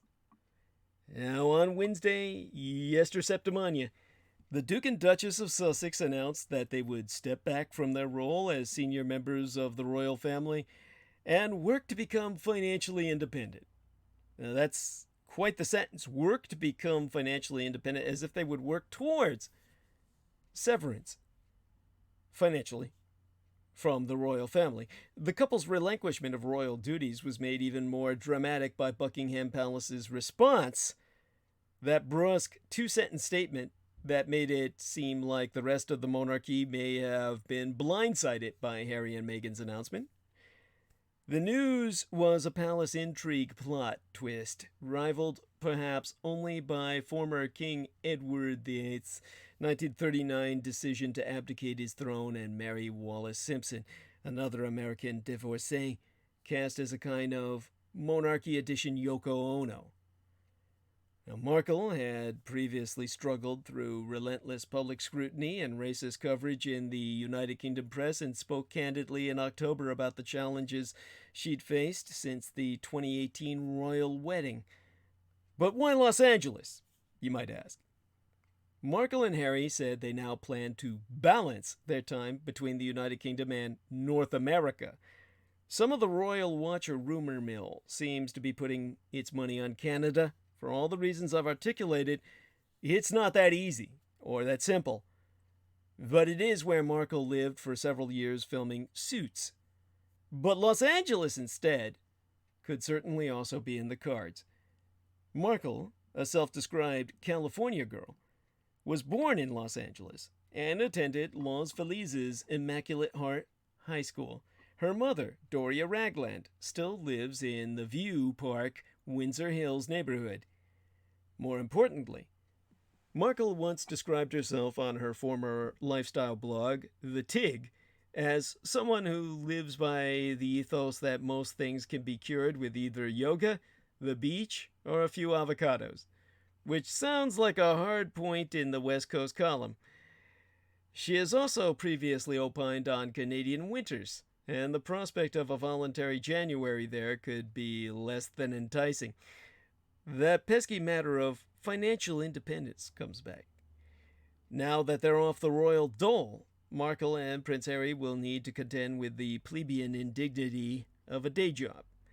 Unfortunately, Suits, the United States of America legal drama where Markle first became semi-famous playing paralegal Rachel Zane, concluded its 9-season run last September. Over at Bloomberg, Lucas Shaw suggested the lucrative public speaking circuit could be a possibility for a pair of intrepid royals seeking financial independence. A speaking agency co-founder, Shaw, spoke with estimated that the couple could each get more than $100,000 per appearance, with Harry potentially nearing President Obama's roughly $500,000 United States dollar fee. They could also easily take us to another Obama route and set up podcast and film production deals. Maybe it's only a matter of time before someone spots them in the Netflix lobby. What happens next? Be anybody's guess. And that's what brings us, of course, to bringing up J-Mo Reese and some of the points he brings up. That'll bring us back down, as J-Mo Reese be wont to do. But before that, I'm just going to indulge myself in a little bit of chat room. Let's see now. We've got what they say is about 36 watching. They say 34 here. This means, of course, it's probably 10 times that number, of course, because it always appears immediately as soon as the production be finished. Several hundred, always in the number of at least 250 watching. So let's take a look at what we got here. Everything kind of... Sarah Shields says, Douglas and Brendan, you're smoking. Thank you. Well, I don't know about that. But definitely. I hope people get back to talking. I guess I thought that. See, I get this criticism about changing topics. I try to accommodate, talk some fun stuff, talk the Royals. Albeit I look at the aspects on it nobody really finds fun, but nevertheless, be of course the most important. And nobody's talking. Oh my God. Maybe nobody really does care about this shit. At any rate, J-Mo will now take us back down. Of course, I've mentioned that J-Mo Reese uses the name J-Mo72 when he writes in his essays, we'll call them, in thread of our YouTube productions. So I thought that it was, like with most people, his birth year. So I thought he was, hell, the guy's almost as old as I am. Well, no one's as old as I am, but you get my point.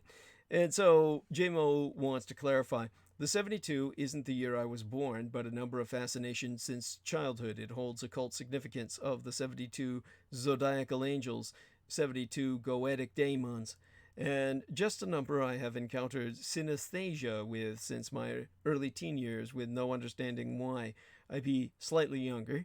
And I'm thankful to yourself and Lena Crane, shout out unto she, for bringing it to your attention, for leaving my comment up and responding to it.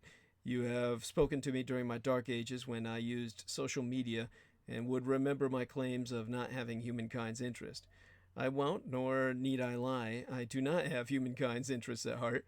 I do not wish to scare your listeners away either, so here I must explain. In this war to achieve climatological balance, I see to a degree the necessity that the species survive in the short term in order to create a balance, even artificially if need be. No humans, then, what happens to radioactive dumps? Nuclear power plants, waste from war of metals growing all the more brittle due to the radioactive products housed in them. Species so endangered they can no longer survive sans humans. Doesn't change the role humans played in getting them there, of course. I tend to dislike mentioning, as it forces me to rethink a misanthropy that seems fixed, that the human race, even in its destruction, is still the product of nature and is serving a purpose it is not aware of by the greater force of nature itself. This may reveal a sort of ebb and flow between destruction and restoration, which Brendan alludes to in the Vedic writings of antiquity. This could well be a stage we've encountered prior the last 100,000 years, although that would suggest humans are more ancient than we think, and with a relatively extremely young sense of self-abstract consciousness just recently acquired, less than 100,000 years, in which the gods are seen as two parts of the brain in communication, as you mentioned in the transmission of the 12 who sought the Christ. Of course, here what J. Maurice is reflecting upon is the bicameral mind, and the evolution of the bicameral mind, or in a sense the de-evolution of the bicameral mind, in which we have ceased to be able to communicate with the gods, are unconscious if you want to eliminate the concept of gods from your paradigm of reality, your reality filter, if you would. And so obviously this bicameral mind enabled the sage kings to seek out the Christ, and it's within their minds, behind their eyes, that the star of Christ appeared, not before their eyes. Now, so to return to J. Maurice himself, give me just a second here. J. Mo goes on to say, in the very least, until this is cleaned up, the human race needs to continue existing, although I would myself prefer it didn't grow any larger. This is J. Mo talking, and I can understand where he's coming from. I mean, most of us would agree that we're not looking forward to overpopulation. So at any rate, he goes on to say, if not to eventually balance the scales in the role of Maat, of course, the Egyptian goddess he's referencing here. So he goes on to say, I am an occultist at heart, have always been and may always be. It uses formula and actions, inasmuch I am faithless. My faith is in results, and results speak louder than hope, or any positive conscious thinking. In practice, certain formulae work, to which you know a great deal, considerably more so than your detractors who claim to be occultists admit. Thank you, sir. If it didn't work, I was wrong, and need to find another means by experimentation or research. This brain has never been capable of faith. I have reason to believe this is okay. If it works, use it as an axiom in a modern or postmodern occult practice, and this is where the human race needs to be. Not in the occult, mind you, but in the results mindset. I don't desire to scare your listeners off. I have never denied that I am a non-Christian and see humankind as something different to what most faiths, including the occult, claim. Don't know what it is, but acknowledge it as an amazing creature, nonetheless worthy of marvel, but equally more worthy of keeping a distance to. Physiological inability to read people fuels my bias. I'm glad you mentioned those who are the top climate offenders. Any overhaul requires a systemic transformation, and he emphasizes this in uppercase, and requires for such individuals to be made examples of, publicly and globally. Am condoning no illegal action here, and good of him to clarify that just for the sake of, assholes who might be listening. He says, I understand I need to leave these disclaimers because I'm not exactly keen on appearing on anyone's radar, to which you can argue it'd be too late for that, but all the more reason to tread carefully. Indeed. Yeah. However, such individuals can hire mercenaries, private armies, and the like to remain untouched. Actually, believe it or not, that can only get them so far. In a very real sense, they cannot. Once honest-to-God nation-states turn against them, they're done. So he goes on to say, the only way I can think of fighting this war is at the grocery store or supermarket. At the baseline level, that's true for your average citizen. pardon myself for just a second while I get another drink here. And so JMO goes on to say, even products that are organic seem to use palm oil. To create fields for this, entire ecosystems be wiped, as are people, as what has gone on in New Guinea. Thank you, sir.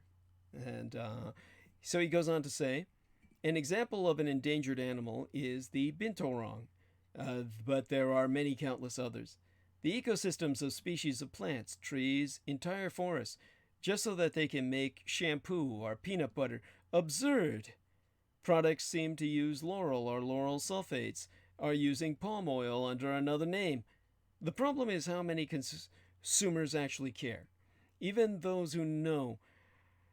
Things are made such that many luxuries, products, and things we have the privilege to become a necessary evil for survival, such as gasoline for vehicles, for those who own such.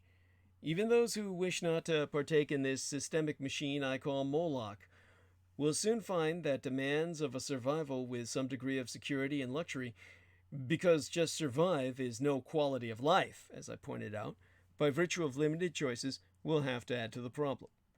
So that wasn't written very gracefully, but people get his message, that last few sentences. Now we've got about a few more paragraphs to go here. This was fairly extensive. Nevertheless, his points are worth reiterating. So, let me go through them. I don't feel that this is boring. However, say one can only find eco-friendly things online. It has to be delivered by corporations that are anything but, and probably have their own abuses to the environment, not even mentioning to other people.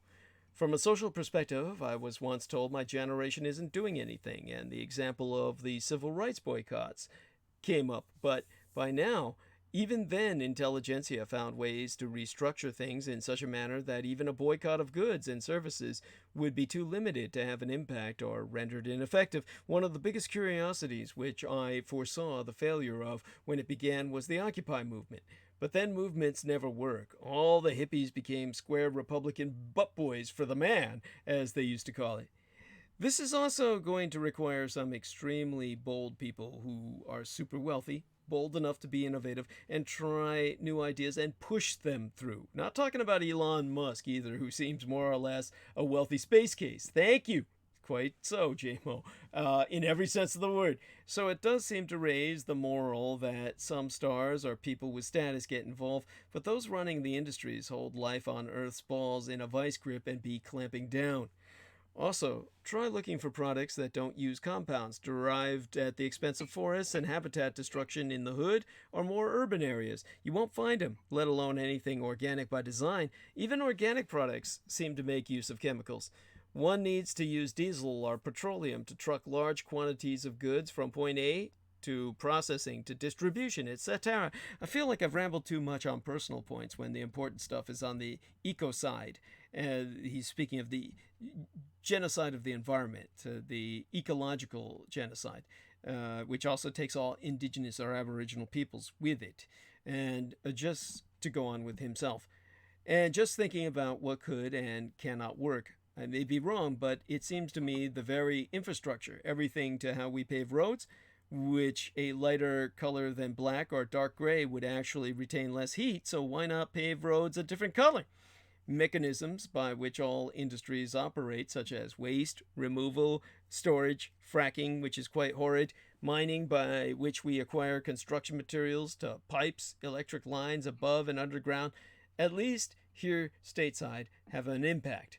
Then there's the corporate fingerprint, which may not be as large here if one doesn't focus on refineries and chemical plants, which is the state of New Jersey, laugh out loud, will be immense in other less developed nations where rules that would apply in these United States won't apply there.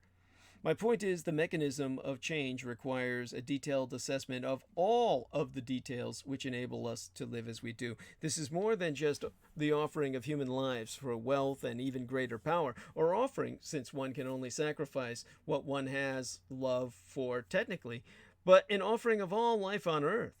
I don't know why I stated all of that. My hypocrisy is plain as day that I typed this on a laptop eating power generated by what I think is hydroelectric energy, with components and metals mined from various places whose ecosystems were probably extinguished of all life to do so.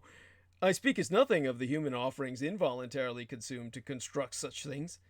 Sorry if it's long. I tend to have a hyperfocus on details, often to the point where I am incapable of abbreviating my messages or shortening them. This is very similar to Greta Thunberg in the sense that she feels that that's to her advantage, her ability to focus.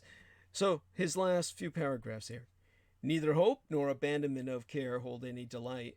If I come across that way, nihilistic, fatalistic, it be because I have found of yet no model that can, by compartment, take into account and analyzing every aspect of what is a very entrenched global system, propose any changes that have taken every minutiae of the overall human technology infrastructure into account.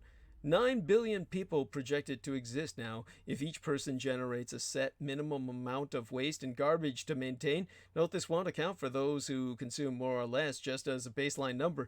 Where is all of that trash going to go? We move too fast in some areas and be nowhere near fast enough in others. There is a price to pay for this, and it's quite dire. That said, the Australians were always stupid, lacking any reason whatsoever when it came to their environment and habitat. I am not including the Aboriginals here. What I want to say, I won't, because you will have to scrub this comment. But snipping animals. Historically, Australia has seen some extinctions, and these are the morons who sought to control a certain species by bringing in invasive species, which became more or less unchecked.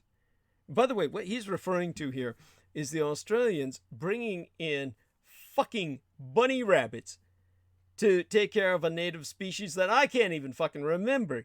And the bunny rabbits, of course, having no natural predators, bred out of control to the point where they attacked people in waves.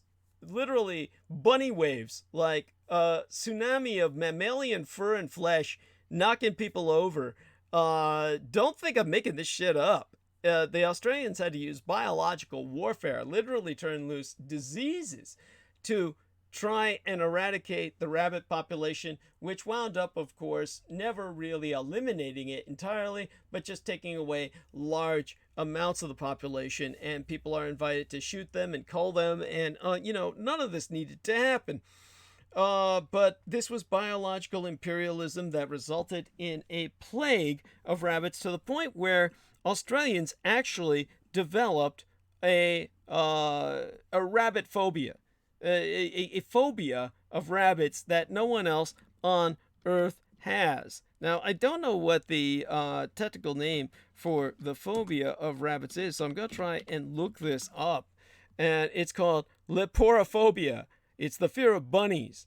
And so there you go. Leporophobia is one of the most common triggers for pashophobia, the fear of Easter, meaning they would typically not want to celebrate Easter. Any, rabbit, pathological rabbit people haters, rabbit haters.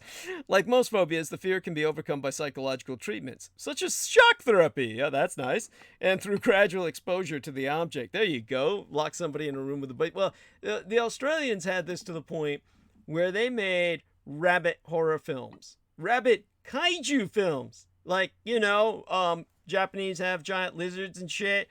And, Americans came up with giant apes, the biggest black guy you can think of, only they never dared to show his dick. Oh, King Kong, that is. He's always portrayed as if he's a man. You assume he's a man, but you never see his penis, which, goddamn, he's an ape, right? I mean, Jesus Christ. And he's after a blonde chick, too. I mean, well, of course, right? But at any rate, so for the Australians, they made horror films like Night of the Lepus. The lepus is the Latin word for rabbit, in which giant radioactive rabbits overran Australia, eating everybody. Yes, eating everybody. Knocking down houses, eating people. Yes, you can look this up. Night of the Lepus came out of Australia. So, yeah, the result of what man has wrought upon himself, what white man wrought upon himself down under. So to finish up with JMO, my point is, it's exceptionally difficult to exercise any degree of sympathy to them, excluding the Aboriginals. It'd be unfortunate that this affects them as well, the Aboriginals he means, but there can be no empathy for a nation of people historically, ecologically ignorant, bordering on just hopelessly dumb. And Daniel Larola says, King Kong was a movie about the boxer Jack Johnson's love for white women. Well, there you go. That may very well be the case. I won't argue with that. I'm sure that somehow factored in as one of the inspirations, perhaps. So definitely give him a little response there, and then bring this back down. So, all right. Let's take what JMO said. It brings us back down to what's going on in Australia, though I'm not going to talk about the fire per se. We'll get back to the environmental impact of Australia, what that reminds us of. But hey, let's concentrate on several aspects that this brings to mind about Australia. Most importantly, its treatment not only of its Aboriginals, but of its immigrants.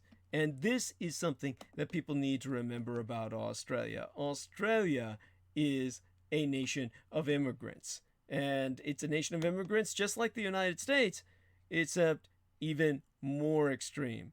And Taboo Bros 2 in the chat room says, I'm smoking something while I'm listening. Ha! Thank you. Yes, if other people could start being active in the chat room, that'd be appreciated. I do appreciate the feedback. And all right,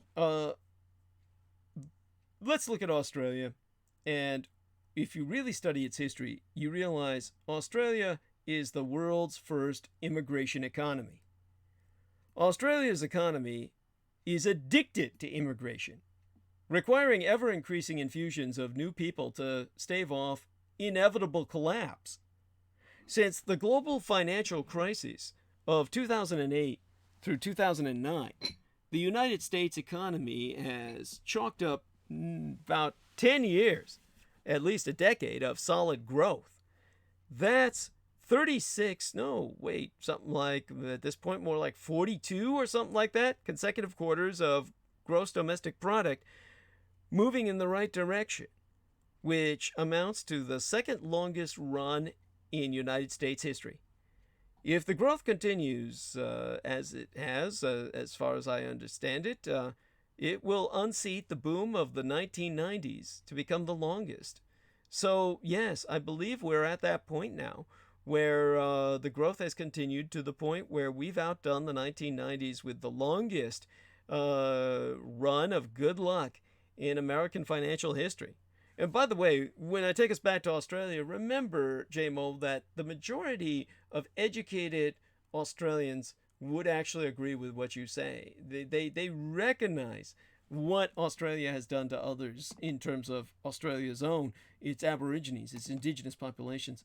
And they would basically verify what you say and agree with it. There are, of course, many ignorant, jackass, white supremacist Australians who would say bullshit about the Aborigines, like I've seen on Facebook, where all the old fucks, basically fuck with each other.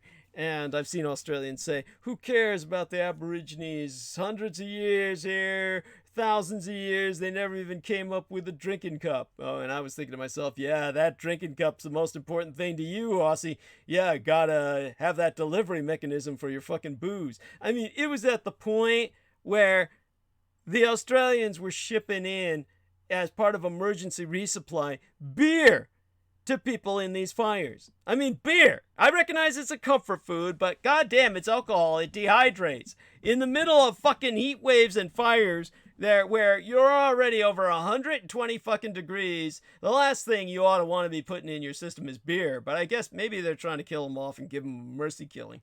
Yeah, they'll dehydrate themselves to death. But, okay, like what I said, about 10 years of this economic run, it's impressive. But if you're looking for a developed country that seems to be entirely recession-proof, go to Australia. Australia has enjoyed some 27 to 28 at this point, close to 30. We're heading towards, but we're still more like 28, 29 years of uninterrupted growth since its last recession. And that is, at this point, 128 consecutive quarters of economic expansion and counting. Now, a few developing countries, such as China, can match that record, of course, but no other developed economy comes even close. When even communist China started to slow down, circa 2012, it raised fears among commodity exporters like Australia. Iron and coal are Australia's top 2 exports, and China be their #1 destination. But even then, Australia's GDP, its gross domestic product growth, merely slowed in 2012 when China slowed from 3.9% circa 2012 to 2.6% circa 2013. Other developed countries might be thrilled just to reach 2.6% in the first place. But Australia's extraordinary economic statistics mask a more difficult economic reality. At the lowest point in the spring and summer of 2013, Australia's quarterly growth rates fell to 1.7%. At the same time, Australia's population was growing at an annualized rate of 1.8%. Measured in per capita terms, then, Australia's economy actually shrank for 2 consecutive quarters. The horror. Australia also experienced a per capita recession for 4 quarters during the global financial crisis and for 2 quarters during the dot-com bust of the year 2000, Anno Domini. It recorded a quarter of negative per capita gross domestic product growth, circa 2003. Now, viewed this way, Australia's economy has in fact matched every United States recession of the last 40 years, with one additional slowdown in the first half of 1986. Now, economists don't usually bother to adjust quarterly GDP statistics for population growth. For most developed nations, population growth is so slow and steady as to hardly matter on such a short-term horizon. Not so for Australia. Australia's population has grown by nearly 45% since 1991. No other major developed country even comes close to that rate.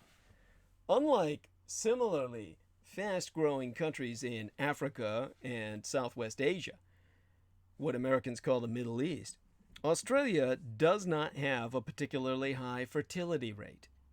In fact, the rate is well below the replacement level required to keep its population stable. The majority of Australia's population growth comes from immigration. In turn, Australia's so-called economic miracle is based on immigration too. The Australian Bureau of Statistics reckons that Australia's population passed the 25 million mark just after 11 p.m. on August 7th of the year before yesteryear, 2018, if I remember correctly. So, think of the fact that we've got 25 million people on the island of Taiwan, my true homeland and heartland, and you have an equal number to Formosa, Portuguese for beautiful island, an equal number of people living there on the entire continent of Australia, and you would think, well, shit, they've got plenty of fucking space. But remember, the majority of Australia is land that is literally uninhabitable. It's just a lot of fucking nothing.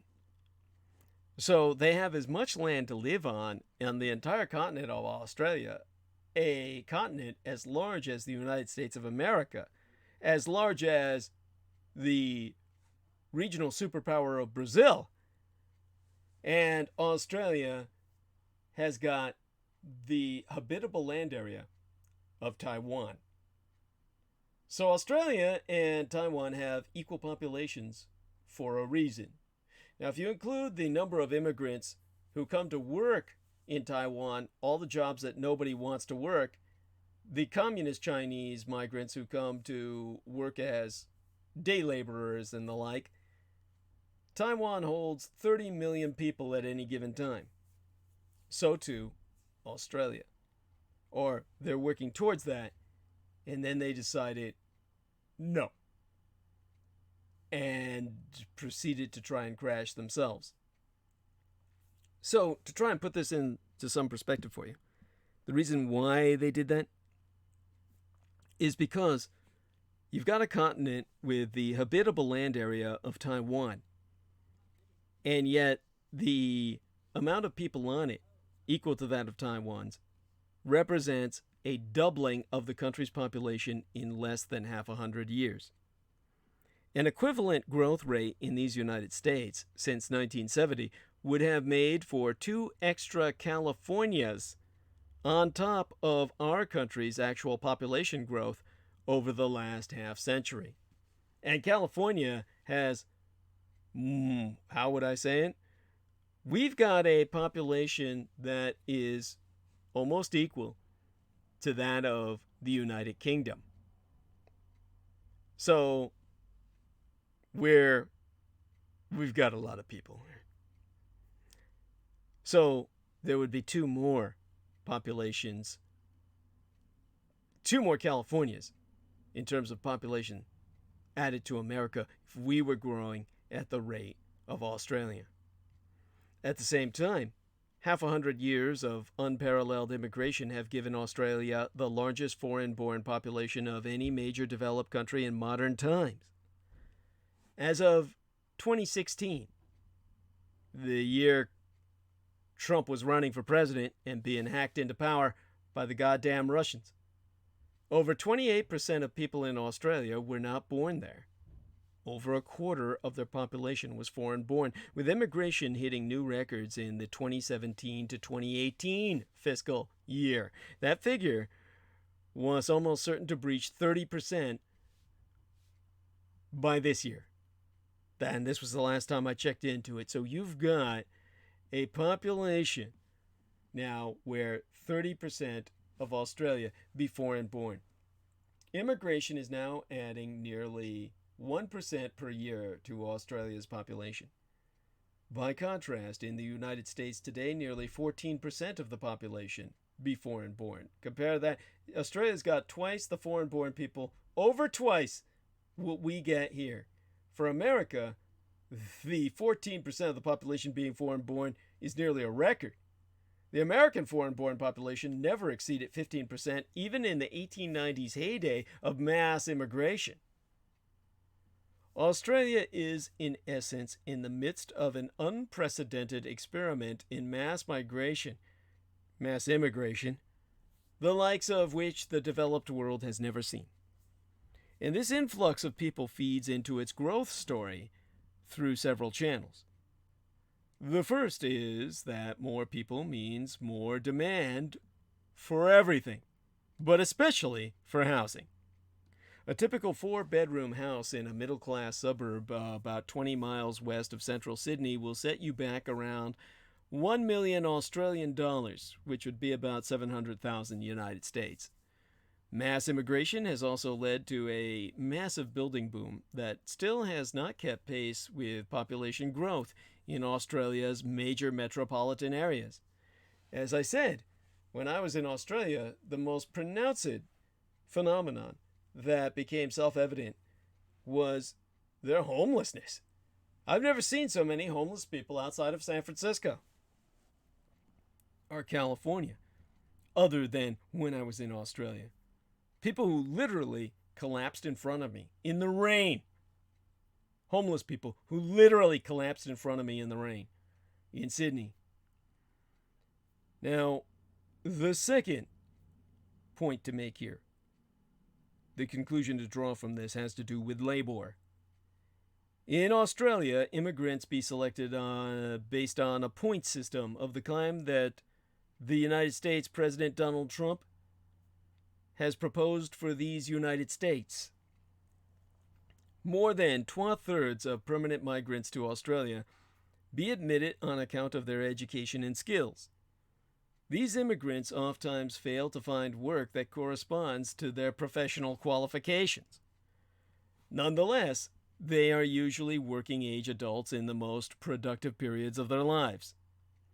Their presence gives the economy a boost and saves the Australian government a lot of money. Australia has a universal single-payer health care system called Medicare, which is similar to the United States Medicare program, but be open to all citizens and permanent residents. With immigration continuously boosting the population of healthy, working-age, tax-paying adults who need little medical care, Australia is able to support its national health system at relatively low cost. The third point that I have learned in studying Australia be that Australia has even managed to turn immigration into an export industry. After minerals, Australia's largest export may well be educational services, represented by tuition fees paid by international students studying in Australia. It be an open secret that most of these students view an Australian degree as a backdoor to permanent residency. In effect, Australian universities are selling more than just a quality education. They be selling the hope of a permanent resident visa along with it. As a result, Australia, with a population equal to that of my island China's 25 million, is ranked 4th in the world for the number of international university students, welcoming nearly 1/3 as many students as these United States, with our population of 325 fucking million. In addition to 382,000 international university students, Australia hosts a further 248,000 junior college and high school students. And international enrollments are growing at double-digit rates, with about 1/3 coming from communist China. In Australia's most populous state, the one that's burned the most, New South Wales, a recent government report found that revenue from international student tuition made up close to 2/3 of all tuition revenue circa 2017. Given that the vast majority of Australia's 43 universities be public institutions, international student tuition has become a lifesaver for the Australian taxpayer. And even as most student visas allow us international students to work part-time and pay the associated income taxes, international students are not covered by public health insurance or most other government welfare programs. Inevitably, all these economic and budgetary upsides come at a price. Roads are clogged, schools are full, power grids are strained, and housing be scarce. Politicians and activists of all shades agree that Australia's infrastructure is not keeping up with population growth. And then there be the social tensions that result from mass immigration, ranging from the voluntary self-segregation of ethnic communities to outright racism and social exclusion. For more than 20 years, Australians, or rather a majority thereof, have consistently preferred lower levels of immigration.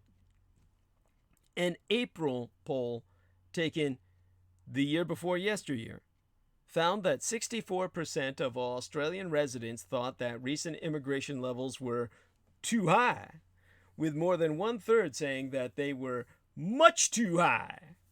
And these results should be read in light of the fact that around 15% of Australia's residents, and presumably 15% of those polled, are not Australian citizens. In fact, a majority or plurality of voters who identify with every major political party in Australia express a preference for less immigration. Yet, as in these United States, calls for reductions in the level of immigration are repeatedly answered with charges of racism. Certainly, there be racism in Australia, as in every country. But when a country allows some of the highest levels of legal immigration in the world, twice as much as the United States did in its most immigrant-friendly era, it seems mayhaps reasonable for people to ask, how much is too much? And beyond the social strain, there be the economy to thinkest on. As Australia's population grows, the country needs exponentially more and more immigrants in order to continue to reap the same economic benefits. As a result, Australia's heavy reliance on immigration to float the economy and fund government budgets runs the risk of turning into a giant immigration Ponzi scheme. So far, Australia has more or less been able to stretch existing infrastructure and to accommodate this much larger population. But sooner or later, things will come to a head. And when they do, Australia may experience the world's first immigration economic crash. Well, we've got there. The fires are resultant, not just arson, but the collapse of infrastructure and the very environment. And so, Australia has responded violently. Now, but yesteryear, but a few days agone was last year, 2019. And I was even then in the middle of yesteryear. Once I had the chance, that time is now, trying to emphasize that Trump's attack on asylum seekers was made in Australia. The Australian government has spent the past 12 decades making it harder to claim asylum and detaining legitimate refugees far from its borders. And Trump has succeeded in importing Canberra, that's the capital of Australia, Canberra's draconian approach. The Canberra approach, as it's called, which is total repudiation and rejection. Now, in its latest major effort to keep asylum seekers from reaching these United States, the Trump administration enacted a new rule on July 16th of the 2019 year in our Lord that effectively bars anyone from seeking asylum in these United States who tries to cross the southern United States border after traveling through a third country. Instead, under the third country asylum rule, the United States government will be dumping people seeking asylum onto other countries, such as Guatemala or Mexico, where there be no guarantee they will be safe or ever get a fair hearing. Australians be all too familiar with governmental efforts to outsource their legal obligations onto other poorer countries that lack the capacity to cope with people seeking asylum and cannot protect them from resentful locals. Australians also know this doesn't work. The policy of barring asylum seekers from making a claim and sending them to another country be inhumane, expensive, and frequently results in human rights violations. Offshoring also causes a new set of problems for countries trying to shirk their legal obligations, including protracted legal disputes, lost credibility in foreign policy, and violations of international law.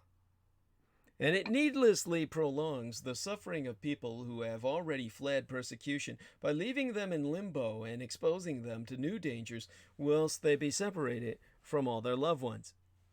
July of yesteryear marks the 6th anniversary of the Australian government's reintroduction of offshore processing for all maritime asylum seekers. Under this policy, Anyone seeking asylum in Australia after arriving by boat is sent to remote offshore camps on Papua New Guinea's Manus Island, or the island nation of Nauru, where they so collected all of the phosphate, the guano, the bird shit, from which phosphates be processed by the reaping of the guano which collected over the island for thousands of years. Nauru disassembled itself and has now just a gaping chasm of shit. No more bird shit, but detritus in the middle of its tiny little island. And having nothing else to run their economy, they've leased out that pit of hell itself to park over thousands of people dumped by Australia as a human toxic dump site, biological refuse, into the center of emptied out Nauru Island in the Pacific. More than 3,000 people have been dispatched to Nauru or Manus off New Guinea in an effort to keep them out of sight and out of mind from Australia. As with the United States' new approach, Australia's policy of offshore processing be designed to deter all future migrants. Australian officials describe it as harsh but effective. Refugees sent to Manus Island and Nauru have a different take.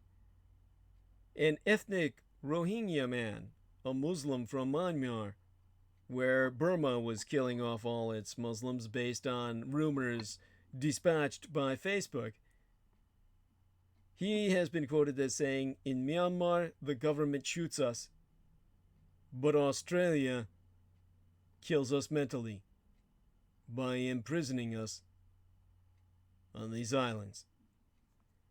For years, while awaiting rulings on their refugee status, men, women, and children have been detained in militarized camps, though they have not committed any crime. On Nauru, they sleep in moldy tents with mice and cockroaches in stifling tropical heat. Eventually, legal proceedings forced the governments of Nauru and Papua New Guinea to open the gates of the detention centers and allow asylum seekers and recognized refugees to move into other facilities or into the surrounding community. But when the detention centers closed, the violations didn't end. They just changed in nature. There still be restrictions on free movement. The asylum seekers and refugees are easy targets for robberies, assaults, and violence, including, of course, sexual violence, and don't receive much protection, if any, from local police. Health care be woefully inadequate, despite the acute need. Like Mexico and Guatemala, Papua New Guinea has high crime rates, ineffective law enforcement, and a limited ability to provide services to poor and marginalized people, since everyone in the fucking nation is poor and marginalized. By April of 2016, Papua New Guinea's Supreme Court found the detention of asylum seekers on Manus Island illegal and ordered the Papua New Guinean and Australian governments to immediately take steps to end the detention of asylum seekers there. In October of 2017, both governments shut the main detention center and moved asylum seekers and refugees by force to other facilities closer to the main town of Lorengau, which itself, Gao, means prison. Some locals started to resent the refugees and asylum seekers who be living in facilities paid for by the Australian government. Circa 2017, groups of youths targeted refugees for robberies, sometimes violently, and local landowners protested the presence of the facilities, at times blocking the movement of people and goods to and from the sites, escalating tensions by denying these people food and medical supplies. About 800 refugees and asylum seekers remain on Manus Island and Nauru. Most have been there since 2013, and those 6 years have taken a devastating toll on their physical and mental health. The United Nations Refugee Agency found circa 2016 that 80% of the surveyed population on both islands suffered from PTSD, post-traumatic stress disorder, depression, or anxiety. 12 refugees and asylum seekers have died on Manus Island and Nauru since 2013, 6 of them suicides. Despite the acute need, medical facilities be woefully inadequate and have proven unable to cope with their complex medical needs, especially mental health needs. Yet a new law authorizing evacuations of sick refugees and asylum seekers to Australia on the advice of 2 doctors, passed after a damning coroner's report into a death on Manus Island, has itself been hotly contested by politicians, including the Trump of Australasia, the Australian Prime Minister Scott Morrison, the man who vacationed while New South Wales burned in Hawaii and returned only to continue denying that climate change has anything to do with the fall of his nation into a fiery pit of hell. A Senate inquiry now be underway as part of an effort to repeal the medical evacuations law, started by moron Morrison, the man who let Australia burn. There's also the enormous cost of keeping people in these miserable conditions. According to the Andrew and Renata Kaldor Center for International Refugee Law at the University of New South Wales, it costs more than 400,000 United States dollars per year to keep someone on Manus or Nauru Island. In total, the Australian government has spent more than 3.9 billion United States dollars on offshore processing. At this point, 4 billion United States dollars has been spent to torture people in Guantanamo Bay conditions, similar to what we find in the concentration camps on our own American border. The Australian government claims this expense be worth it to protect border security, and because this is a fraction of the cost if tens of thousands of asylum seekers arriving each year be detained onshore under the policy of mandatory detention.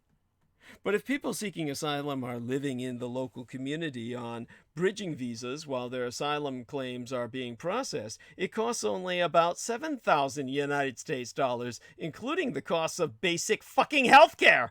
And many on bridging visas work and pay taxes too. Deaths, sexual assaults, violence, and ongoing harsh conditions on Manus Island and Nauru have caused severe damage to Australia's international reputation, which be up in flames along with its countryside. The United Nations has repeatedly called on Australia to end offshore processing as a crime against humanity. In Geneva, June of yesteryear, Abdul Aziz Muhammad, a Sudanese refugee detained on Manus for more than 5 years, told the United Nations Human Rights Council, "Many hundreds are still being detained, and they are being completely destroyed, physically and mentally. We don't have time. Not a day, not a week, not a month." The so-called Australian model of dealing with refugees and asylum seekers should never have become the template in these United States or anywhere else. 'Tis but a model for misery, suffering, and death. Human Rights Watch research on Mexico has already found that thousands of asylum seekers from Central America and elsewhere, including more than 4,780 children, are facing potentially dangerous and unlivable conditions after United States authorities returned them to Mexico. With more than 70 million people displaced globally, there be no silver bullet to fixing the migration crises. But countries like these United States and Australia, with proud histories of immigration, need to step up to their responsibilities, not push them elsewhere. The Australian government recognized that its Pacific solution could not last forever, and desperately sought other countries to resettle their refugees. Since February of 2013, New Zealand government has offered to settle 150 refugees from Manus and Nauru each year. On July 19th of yesteryear, New Zealand's Prime Ministress Jacinda Ardern said the offer remained on the table, but Australian officials repeatedly refused, claiming it would weaken border security by allowing a back door to Australia, given that New Zealand residents can easily travel to Australia. Australia has no good reason to keep rejecting New Zealand's offer, especially when Papua New Guinean Prime Minister James Marape said, but yesteryear, sometime in the latter months thereof, to quote his T, "We need to establish a timeline going forward. There are genuine refugees, and there are also non-genuine refugees. What happens to the rest of them we have in country? These are human beings we're dealing with. We can't leave them all hanging in space with no serious consideration into their future." As Australia continues to rebuff its neighbor, the United States has helped the Australian government out as part of a U.S.-Australian resettlement deal brokered under the Obama administration and honored begrudgingly by President Donald Trump. As a result, about 1,000 refugees have managed to resettle from Manus Island and Nauru. Now, I myself, in San Francisco, of course, have had this opportunity to speak, interact with several young Rohingya men making new lives for themselves. And the overwhelming majority of them have actually gone, in terms of the other 500, to Chicago. In return, Australia resettled a number of refugees from the United States, some of whom were detained for years in American prisons on security grounds. The new lives of the young Rohingya settled primarily in Chicago, but some of whom I was able to speak to here, proves that despite years lost in limbo on remote tropical islands, they can find employment and safety and move on with their lives, something they could do in Australia too if Canberra would allow us them to enter. One of them, Faisal, was working as a waiter at the Chicago airport before he moved to San Francisco. He told me about his years on Nauru, describing it as worse than prison. And, of course, in Nauru Island, he was called by his boat number. He was called refugee, as if he had had that word plastered upon his face. But here in America, San Franciscans just called him Faisal. And if they didn't know his name, some even called him Sir. But most of all, you've got this situation where Australia wants to exploit all these immigrants, but wants Australia to be white. Because there's very few Australians willing to do the work all the immigrants are brought in to do. They demand, of course, the highest level of education. So they wind up with doctors, literally medical doctors, driving taxi cabs. They wind up with school teachers, professoresses, waiting tables. This cannot stand. You've got far less educated white people in Australia living on the dole. Australia will mutate tremendously, resultant these fires and their ongoing catastrophic environmental impact that they economically wrought upon themselves by bringing in people while spewing out coal for communist China to industrialize with. It's the hole in the ground economy, where the hole's being emptied of coal just as Nauru Island emptied the center of its tiny landmass of thousands of years of accumulated bird shit and then buried a bunch of migrants in the middle of the pit. Australia is that on a continental scale. And climate change impacts women and girls far more so than men. In developing regions, women and girls suffer more from global warming, global burning, than men and boys do. Studies have proven women be more likely than men to be affected by climate change. Over 70% of those displaced by flooding in Pakistan circa 2010 were women and children. United Nations figures indicate that 80% of people displaced by climate change be female. 80%.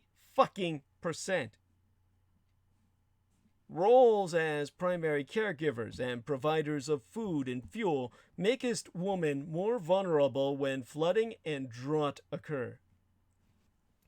The 2015 Paris Agreement made specific provision for the empowerment of women, recognizing that they be disproportionately impacted. There be 4 ways the consequences of climate change differ by gender.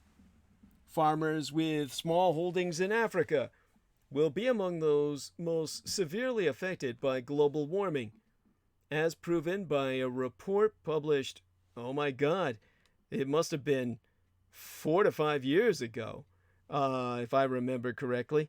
I don't remember exactly the year, about half a decade ago, but the advocacy group, which did the research and published it, was called Agriculture for Impact. And the reason that the farmers with small holdings in Africa will be among those most severely affected by global warming is because changes in weather and temperature are expected to reduce crop yields in sub-Saharan Africa, making it more difficult for farmers, many of whom already be poor, to feed their families. And most of those farmers, by the way, in case you didn't know, they all happen to be women. Women make up 45% to 80% of the food-producing workforce in developing countries, according to the United Nations Woman Watch. Then you have, around the world, women and girls are the most likely to be responsible for gathering water and fuel for fires for their families. If climate change makes certain water and wood sources more unreliable, these water and wood gatherers will have to walk farther every day, limiting the time they have to perform other tasks, like earning money, learning new skills, or simply to rest. Climate change is expected to make food shortages more severe and frequent. That's especially bad news for women and girls because in times of shortage, their health is more likely to suffer than their male counterparts, as proven by the United Nations Woman Watch. Women and girls are oftentimes the first to reduce how much they eat, sacrificing their diets for other family members. Hell, if it gets bad enough, it is a statistical fact. Men will often kill their wives and daughters and eat them. Now, global warming is supposed to make disasters such as floods more severe and frequent. A study of natural disasters that struck between 1981 and 2002 found that in countries where women don't have the same social and economic status as men, they're more likely to die in aftermath of calamities. A possible reason for the discrepancy? Cultural norms that prohibit women from learning how to swim. Because, a woman can't wear a swimsuit and has to wear a bikini, and therefore never learns how to swim. She's wrapped up in a burlap that gets saturated in water and takes her to the bottom. Also, cultural norms prohibit women from visiting relief centers alone. Therefore, if their husband or son dies or their brother's not around, they're on their own and the visiting centers for relief will turn them away. All of this has been proven by the International Food Policy Research Institute. Where women are not allowed to travel alone, they can't go to pick up food. Ultimately, they die. In Central Africa, where up to 90% of Lake Chad has disappeared, nomadic indigenous groups be particularly at risk. Millions in Nigeria, Cameroon, Chad, Niger, and the Central African Republic all rely on Lake Chad. As the lake's shoreline recedes, women have to walk much further to collect water. Hindu Womaru Ibrahim, coordinator of the AFPAT, the Association of Indigenous Women and People of Chad, recently told the BBC's 100 Woman Initiative that in the dry season, men go to the towns, leaving women to look after the community. With dry seasons now becoming much longer, women are working harder to feed and care for their families without support. They become more vulnerable. It's very hard work. At the same time, women have been involved in some unique solutions for matters of inequality, like the Nwajane farming associations. The residents of Nwajane, a village in southern Mozambique, the former Portuguese Africa on the Asian Indian Ocean coast, have already seen some of the changes that be expected to come with global warming. Since the 1980s, droughts and floods have hit the village harder and more frequently than ever before, but the villagers adapted, forming farming associations that placed collective responsibility on finding potential solutions to climate disasters, such as planting new drought-resistant species of rice, corn, and cassava. Those associations are especially popular with women, according to a report by the International Institute for Environment and Development that I was able to source. A policy research group produced it, and as a result, women's status among farmers has risen. That's just one example of how women in the developing world may be uniquely affected by climate change, and how they can come up themselves with unique solutions because the men are just, pieces of fucking shit! And come up with absolutely nothing other than, well, if I get hungry enough, bitch, I'll just eat you! Now, over the past few years, several research groups have noted that in developing regions, only the women and girls may suffer more from global warming than any of the men and boys do. That struggle comes on top of the unique challenges of dealing with climate change in regions with little money, infrastructure, or governmental support. Indeed, there be at least 12 more examples that I can consciously recollect where women have led climate change adaptations that narrow the gender gap. In Gujarat, India, the Self-Employed Women's Association launched a campaign in 1995 to improve the local water supply systems and reduce how much time women spent gathering water. Although both men and women were skeptical at first, the association eventually gained the locals' trust by having female technicians work on the systems and by holding community meetings, according to a joint report I found from the Asian Development Bank and the Food and Agricultural Organization of the United Nations. After the campaign, women earned higher incomes because they had more free time to do other work. In Bolivia's high-altitude plains, a program encouraged traditional specialist farmers called the Yapuchiri to train others on how to observe plants and animals to predict the weather in the coming year. The training helped prevent farmers from losing too much of their crop yield. Female Yapuchiris contributed to the program by spreading their traditionally gendered knowledge of storing and timing the sowing of different seeds. There's still plenty of room for better integration of women in developing regions into climate change adaptation. A couple of suggestions I myself have proposed include recruiting women to participate in developing emergency evacuation plans, which could help ensure that there be plans at all for getting women out. Or hiring equal numbers of female and male trainers to teach climate adaptation farming strategies, which would help get around cultural issues or rules in some places that forbid female farmers from spending a lot of time with a male trainer. The existing solutions and those that I propose show how helpful woman-led climate change adaptations can be. Further initiatives could narrow the gender gap among those affected by climate change and make a warming world easier to deal with for everyone. Now, this is a global problem. It's not just women in rural areas who be affected. Globally, women are more likely to experience poverty and to have less socioeconomic power than men. This makes it difficult to recover from disasters which affect infrastructure, jobs, and housing. After Hurricane Katrina in these United States, circa 2005, Black African American women were among the worst affected by flooding in Louisiana. As sea levels rise, low-lying cities like New Orleans will be increasingly at risk.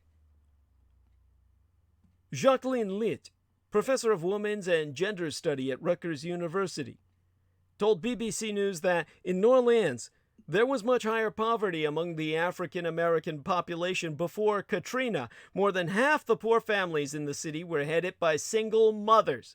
They be reliant on interdependent community networks for their everyday survival and resources. The displacement that happened after Katrina essentially eroded those networks. It places women and their children at much greater risks.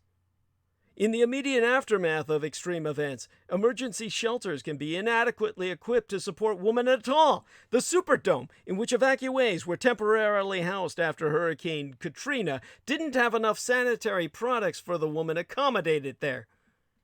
Increased incidences of violence against women, including, of course, sexual assault and rape, have also been documented in wake of all disasters. And to even call these disasters natural anymore be a lie on the face of it. There are no natural disasters. Much as climate change be accelerated by human behaviors, the impact of weather and climate events be influenced by societal structures. Disasters do not affect all people equally. In the wake of the 2004 tsunami, an Oxfam report found that surviving men outnumbered women by almost 3 to 1. In Sri Lanka, Indonesia, and India, where the hyper tsunami came and flooded all of that region that I exposed as being an artificial tsunami generated by the United States military, who, sitting on an island in the middle of the Indian Ocean on the Chagos Archipelago, at Diego Garcia, the largest American military base in the world, they got away without a single loss of life or even a scratch among them. Well, all India, Indonesia, and Thailand was overwhelmed by floodwaters because they set off the bomb, which pushed the waves in the direction away from their military base. This was because of a number of political factors that required, as far as the Americans were concerned, the destruction of all emerging Asia. There's no describing this level of crime. And when it comes to this level of crime, it really takes me back. There's just, how would I say it? Well, I'd have to try and remember.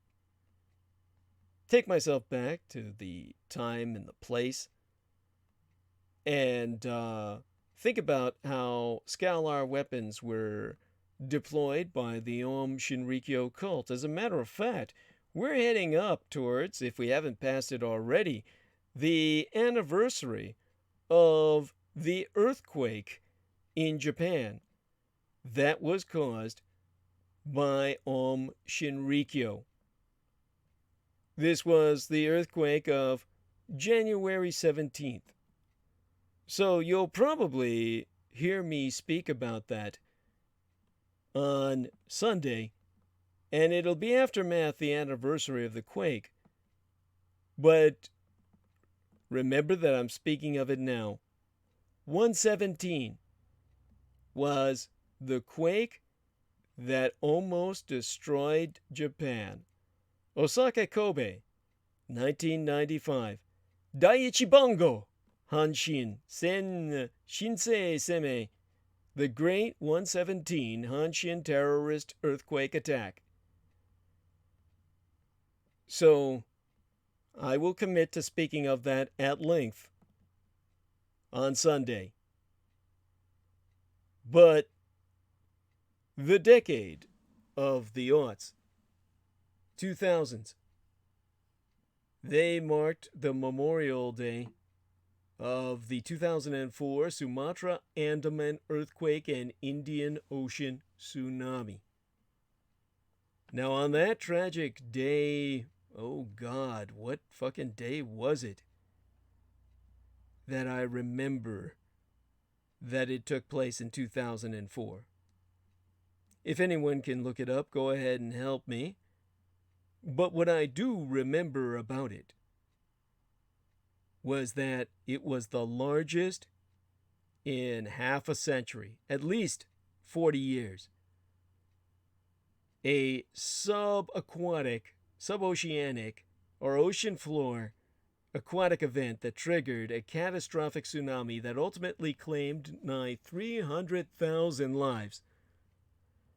Known by the scientific community as the Sumatra Andaman earthquake, the 2004 Indian Ocean earthquake was classified an undersea megathrust earthquake, occurring at precisely 005853 Universal Temps Coordon on Sunday, the 26th day in December.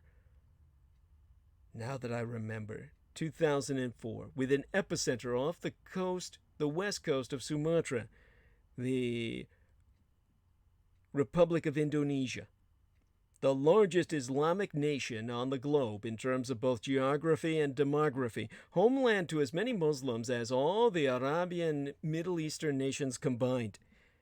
Primed precisely on the half-century and a half-decade mark, the 55th annual Independence Day Eve Day, amid celebrations of the Nederlands, or the Dutch transferal of sovereignty to Indonesia, their 4th of July of independence from their white colonial rulers, aftermath over 300 plus years of Nederlander or Dutch person's rule, when, with their training from the Imperial Japanese, they had their own Vietnam War and defeated the Dutch and cast them out circa 1949. Anno Domini Communal Era. And so the Americans struck on their 4th of July with a top secret 33-foot wave-generating tsunami bomb, experimented with by the United States and New Zealand as early as during the Second World War. Circa 1997, warning was issued by way of threats as projected via an ecocidal terrorism deploying EMP or electromagnetic pulsations technology eco-weapons, which employ electromagnetic waves where enemy nations, after the climate set off earthquakes, volcanoes remotely, by then United States Secretary of Defense William Sebastian Cohen, attorney at law, the Unitarian Universalist Republican, a member of the House of Representatives, chairman of the Senate Committee on Indian Affairs, chairman of the Senate Special Committee on Aging, the 20th Secretary of Defense, in which position he issued the warning that threats were projected via an ecocidal terrorism deploying EMP technology weapons where enemy nations could alter the climate itself, set off earthquakes and volcanoes remotely. And then the Americans turned around and deployed it all themselves on nations they considered terrorist. The December 26, 2004 earthquake struck along a known fault line deep beneath the surface of the Indian Ocean, generating 30-foot swells of water that engulfed resort areas and entire villages along the coasts of Thailand, Sri Lanka, Indonesia, and India. The result of thermonuclear detonations triggered in place to destroy a series of major emergent East Asian economies, wash away terrorist organizations, and rebrand the Great Satan America, a model of humanitarian leadership in a region gripped by anti-American sentiment. Because the Americans could come in with all the medical supplies and food, and rescue efforts by their chicken shit navy. All this overwhelming a heavily populated Muslim region of Southeast Asia. In fact, all the nations hit were Muslim. Where the bulk of casualties occurred were all major Muslim practitioner nations. This was when Rohingya Muslims were still in Burma, and where the Australian and Thai governments both deliberately failed to respond to warning of impending earthquake. All of this launched on direct executive order of George Herbert Walker Bush Jr. Rather, Sr. Excuse me. George Herbert Walker Bush Sr., the Republican with the Distinguished Flying Cross, recipient thereof from World War II, the petroleum products millionaire, multi-millionaire, and until recently, the current eldest surviving former United States executive officer holder. The only U.S. president, aside from Franklin Delano Roosevelt, to have effectively administered 3 consecutive terms, through his own president's symptomatic manifestations of senile dementia during the Reagan years. Yes, that. The United States government most certainly knew of the disaster ahead of time and refrained from warning Asian peoples in impacted nation states, as evidenced by the American Navy base situated on the Indian Ocean island of Diego Garcia, which became a U.S. military base in the 1970s. Leased from Britannia, because it's British Indian Ocean territory. That itself was alerted and escaped unscathed from the effects of these tsunamis, managing to avoid casualties while other islands suffered enormous losses in human life. Now, the U.S. Navy's official Diego Garcia website claimed the earthquake generated a tidal surge on the island estimated at 6 feet, but that the island itself wasn't hit by the devastating tsunami because it was surrounded by deep waters and the grade of its shores did not allow for tsunamis to build before hitting land. So, of course, they knew, geophysically, they were immune. But they made sure everyone else was dead, because many Muslim resistance movements were becoming established in region. And it was decided by George Bush the Sr. that a Muslim economic region in Indian Ocean, becoming a new powerhouse in world trade, and one that was antithetical to American dominance at that, must be destroyed.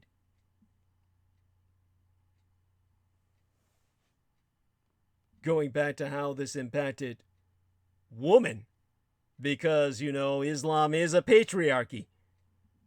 And therefore, in the wake of George Bush's ecocidal attack, his eco-terrorism conducted against Dur al-Islam, or the world of submission, in the Indian Ocean, it was confirmed that men as survivors outnumbered women by 3-1.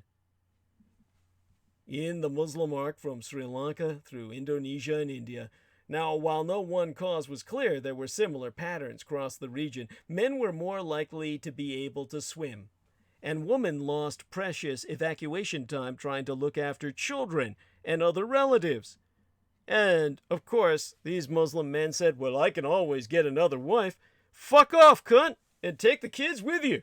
I'm swimming out of here. And, of course, if the man took the kids with him, or God forbid his wife and her, well, mother-in-law, well, he'd just weigh himself down. Well, those men were having none of that. And they just left the woman underwater to drown, along with their families with them. And then the men were single again. And they said, now I can just go looking for another cunt and reestablish myself. And people wonder why I dislike the male species and relate to women just so much better. Now, another study spanning 20 years noted that catastrophic events lowered women's life expectancy more than men. More women were being killed, or they were being killed younger. In countries where women had greater socioeconomic power, the difference reduced. And remember, women make up half the fucking world. Half of humankind is plagued by violent abuse and criminal negligence. In recognition of this vast disparity, governments and organizations working on climate change are gradually moving to include women's voices in policy and planning. The United Nations has highlighted the need for gender-sensitive responses to the impacts of climate change, yet the average representation of women in national and global climate negotiation bodies is well below 30%.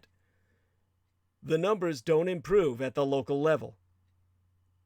As an authoress for the IPCC, the Intergovernmental Panel on Climate Change, whose reports influence climate change policy, environmental scientist Diana Liverman has been monitoring the numbers of women involved, and so 'twas she who, in the first week of March of the year before yesteryear, circa 2018, articulated via the BBC's Science in Action program on the World Service that women are oftentimes not involved in the decisions made about the responses to climate change, so the money ends up going to the men and none to the woman.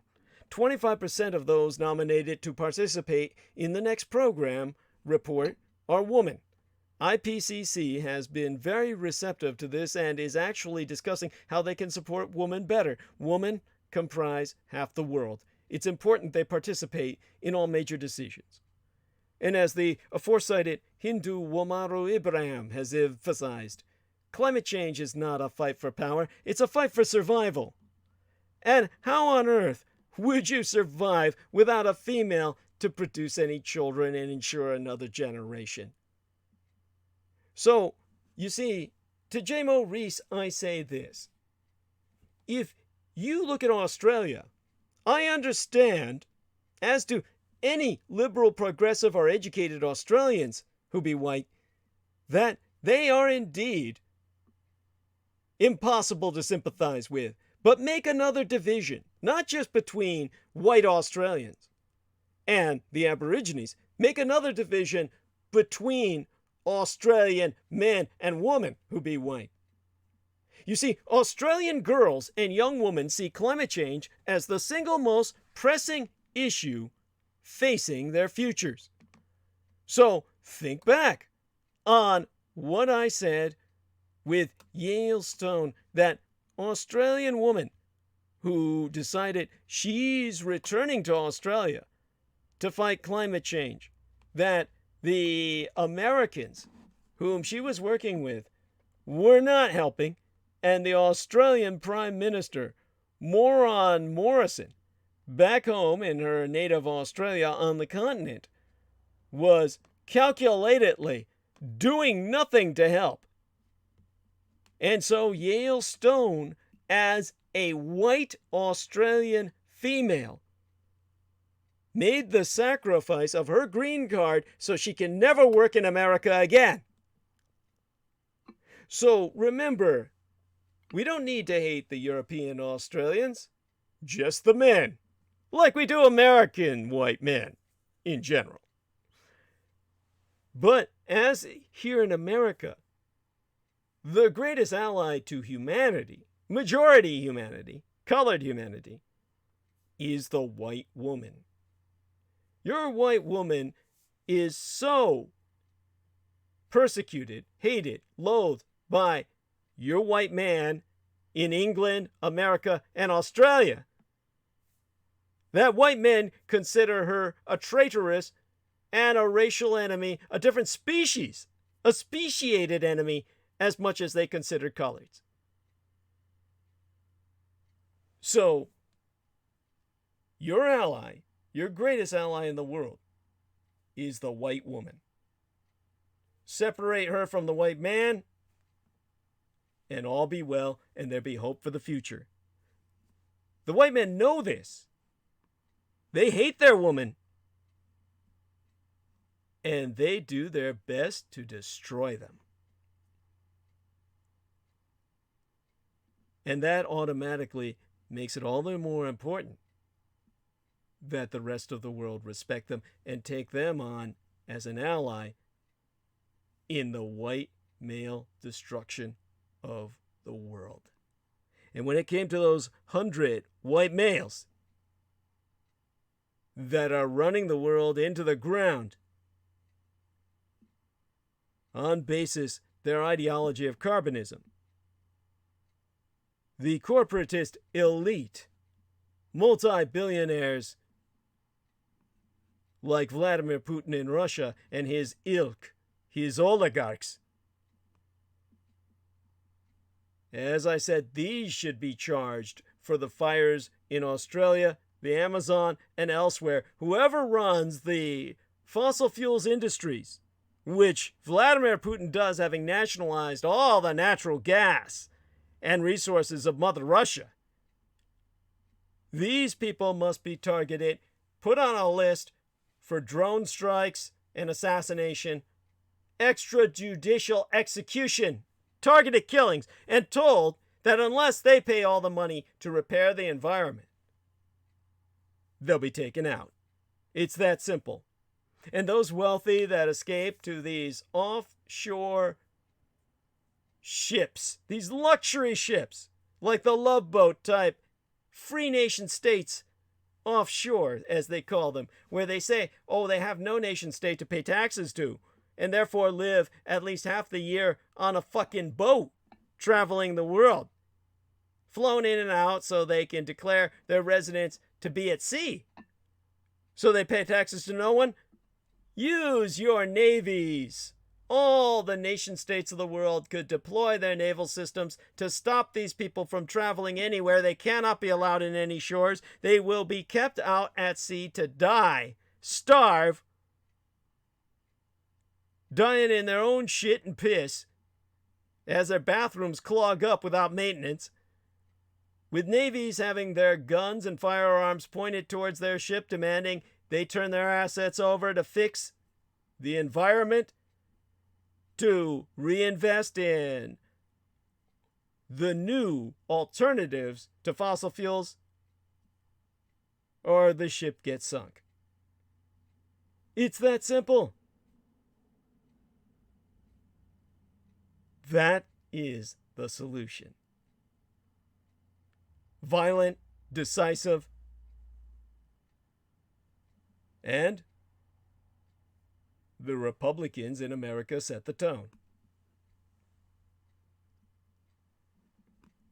Now, one among the creepiest true crime tours in America is the Tucson Murders True Crime Tours. The Tucson Murders True Crime Tours provide us historic crime investigation into forgotten lost crimes in Tucson, Arizona. These small private tours be hosted by the Mr. Ben Baron Estanius, a true crime researcher and enthusiast who will personally take his thee to real historic crime locations related to these crimes in Tucson. Relive these events and hear the untold stories behind the stories. The Baron Ben specializes in the seemingly ever-developing case of the late serial rape killer Charles Howard Smitty Schmid Jr., alias the Pied Piper of Tucson, an aftermath tour, which you can find out more about at theunfinishedman.com, where you can find excerpts from his book or scenes from film documentaries he's been working on. But other cases, such as the strange case of Morris Brady, the Dr. George Marvin Tejardine case, and the Red Rapist, also be within his repertoire, as in fact are all the crimes that shocked the Southwest throughout the 1960s, the very decade I myself entered this vale of tears. These devastating crimes stained a city so deeply they may never be removed. For tour information, contact theTucsonMurders.com, Tucson being spelled Tucson, Tucson, put the word "the" in front of it, or telephone the Baron Ben Estanius personally to guide your tour Establish your rendezvous with him at 1-520/323-3406. That's 1520-323-3406. Now I'll turn toward Russia, as based on the link sent to myself by Lena Shea, my manageress. Let's take a look at some other things that be going on online. And I'll take a quick, indulgent look into the chat room here. And I noticed that Sarah Shields says, Douglas, I don't mean the weed. About the smoking. I do so appropriate JMO too. Appreciate JMO. Yes, there we are. Derek Talley says, so there, JMO, you're appreciated by Sarah Shields there. And Derek Talley, of course, brings up what he always does, the site for the support. God bless him. Love my brother. And, of course, got around 33 people watching in the regular sense. And let's take a look at the other 36 over here. So yes, actually it's almost always, as I said, 10 times that amount. Okay, that'll be evident, of course, once I close transmission down, which will be hopefully in a few hours from now. Now, my mistress and manageress sent myself a link about the Russian government resigning as Vladimir Putin seeks a constitutional shakeup. Now, of course, Vladimir Putin has been in power for almost 20 decades, 20 fucking years, as either president or prime minister. And now he's got the Russian government resigning to make way for his constitutional changes. So, let's try and see if we can grasp this inconceivable development. Well, it's entirely expected, and yet it's still, shall we say, it's still unbelievable. Russia's prime minister and its entire government resigned Wednesday, today, as part of sweeping constitutional changes that could see Vladimir Putin extend his hold on power forever. In his annual State of the Nation speech, Putin said he favored changing the constitution to hand the State Duma, the lower house of parliament, the power to choose Russia's prime minister and other key positions. He himself declaring that, of course, these are very serious changes to the political system. Yeah, no shit, huh? Adding that he thought the parliament and the civil society were ready for changes. He's saying it would increase the role and significance of the country's parliament, of parliamentary parties, and the independence and responsibility of the prime minister. Now, that being Prime Minister Dmitry Medvedev, Putin's longtime trusted ally, who said today that the government he heads was resigning to give the president room to carry out the changes he wants to make to the Constitution, making the announcement on state television, sitting next to Putin, who thanked him for his work. I mean, this is just, honestly, it's sick. It is sick. I mean, the audacity, the temerity to do what he's doing in public and open is beyond disgusting. The public opinion poll released Wednesday by the Levada Center, Russia's only major independent pollster, showed that 53% of Russians would vote for Putin in the next presidential election. And you know, that's wanked way out of proportion. And it's still a drop from 70% compared to January of 2018. But let's try and put this into perspective with Russia's unusual role in the global order. Let's put this into context. Under President Vladimir Putin, Russia has demonstrated that it has the capacity to destabilize the entire international order, but none of the capacity to fill the vacuum it be creating. So Russia occupies This unusual position on the world stage, where under President Vladimir Putin, Moscow has repeatedly demonstrated that it has the capacity to destabilize the international order, but not the capacity to fill the power vacuum. While Russia lacks the military strength to challenge the American empire in supremacy, no one, particularly not the NATO alliance, is ignoring its capabilities.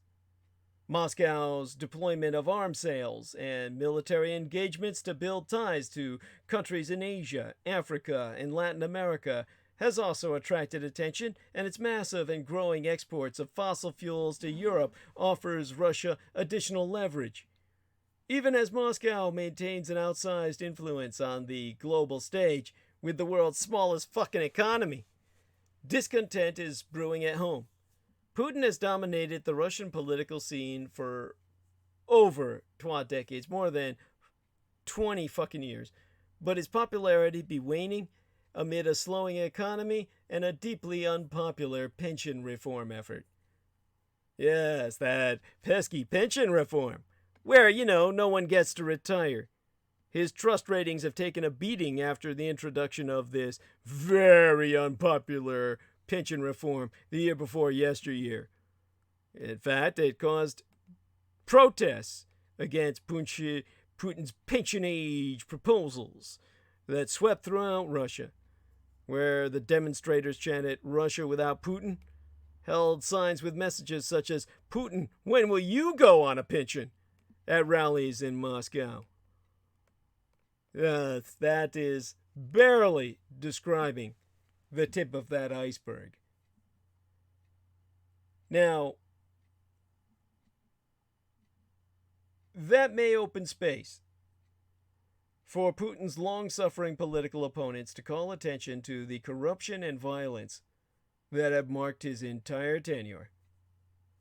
With its sanctions on Russia, the United States has added to Putin's problems, I am happy to proclaim, and American officials, including members of Congress, still see Russia as an enemy that meddled in American elections and is continuing to work against American national security interests around the world. But for reasons that be all too demonstrably evident, American President Donald Trump has proven resistant to measures that could deter future Russian interference in our electoral process, even as his own efforts to undermine NATO and other international blocs plays completely into his puppet master Putin's hands. All of you idiots are out there watching the goddamn Man in the High Castle, a fantasy about something the Axis never wanted to do, filthy its boots on your dirty territory, or dirty its boots on your filthy territory, whereas you're under Russo-satanic occupation now, sucking satanic ass and swallowing satanic cock under the era of Antichrist, as manifest in Vladimir Putin, who's glued to the throne himself. There's no game here. It's more like he can't get off the goddamn throne, and he keeps reigning on the kingdom, dumping his turds on all of us. Vladimir Putin is preparing to rule forever. The details be murky, but his plan for constitutional change is no goddamn exit strategy. So ask yourself, what is Vladimir Putin playing at? Just today, as dated Wednesday the 15th of January, the Ides of the first month, Russia's president took even Kremlin watchers by surprise.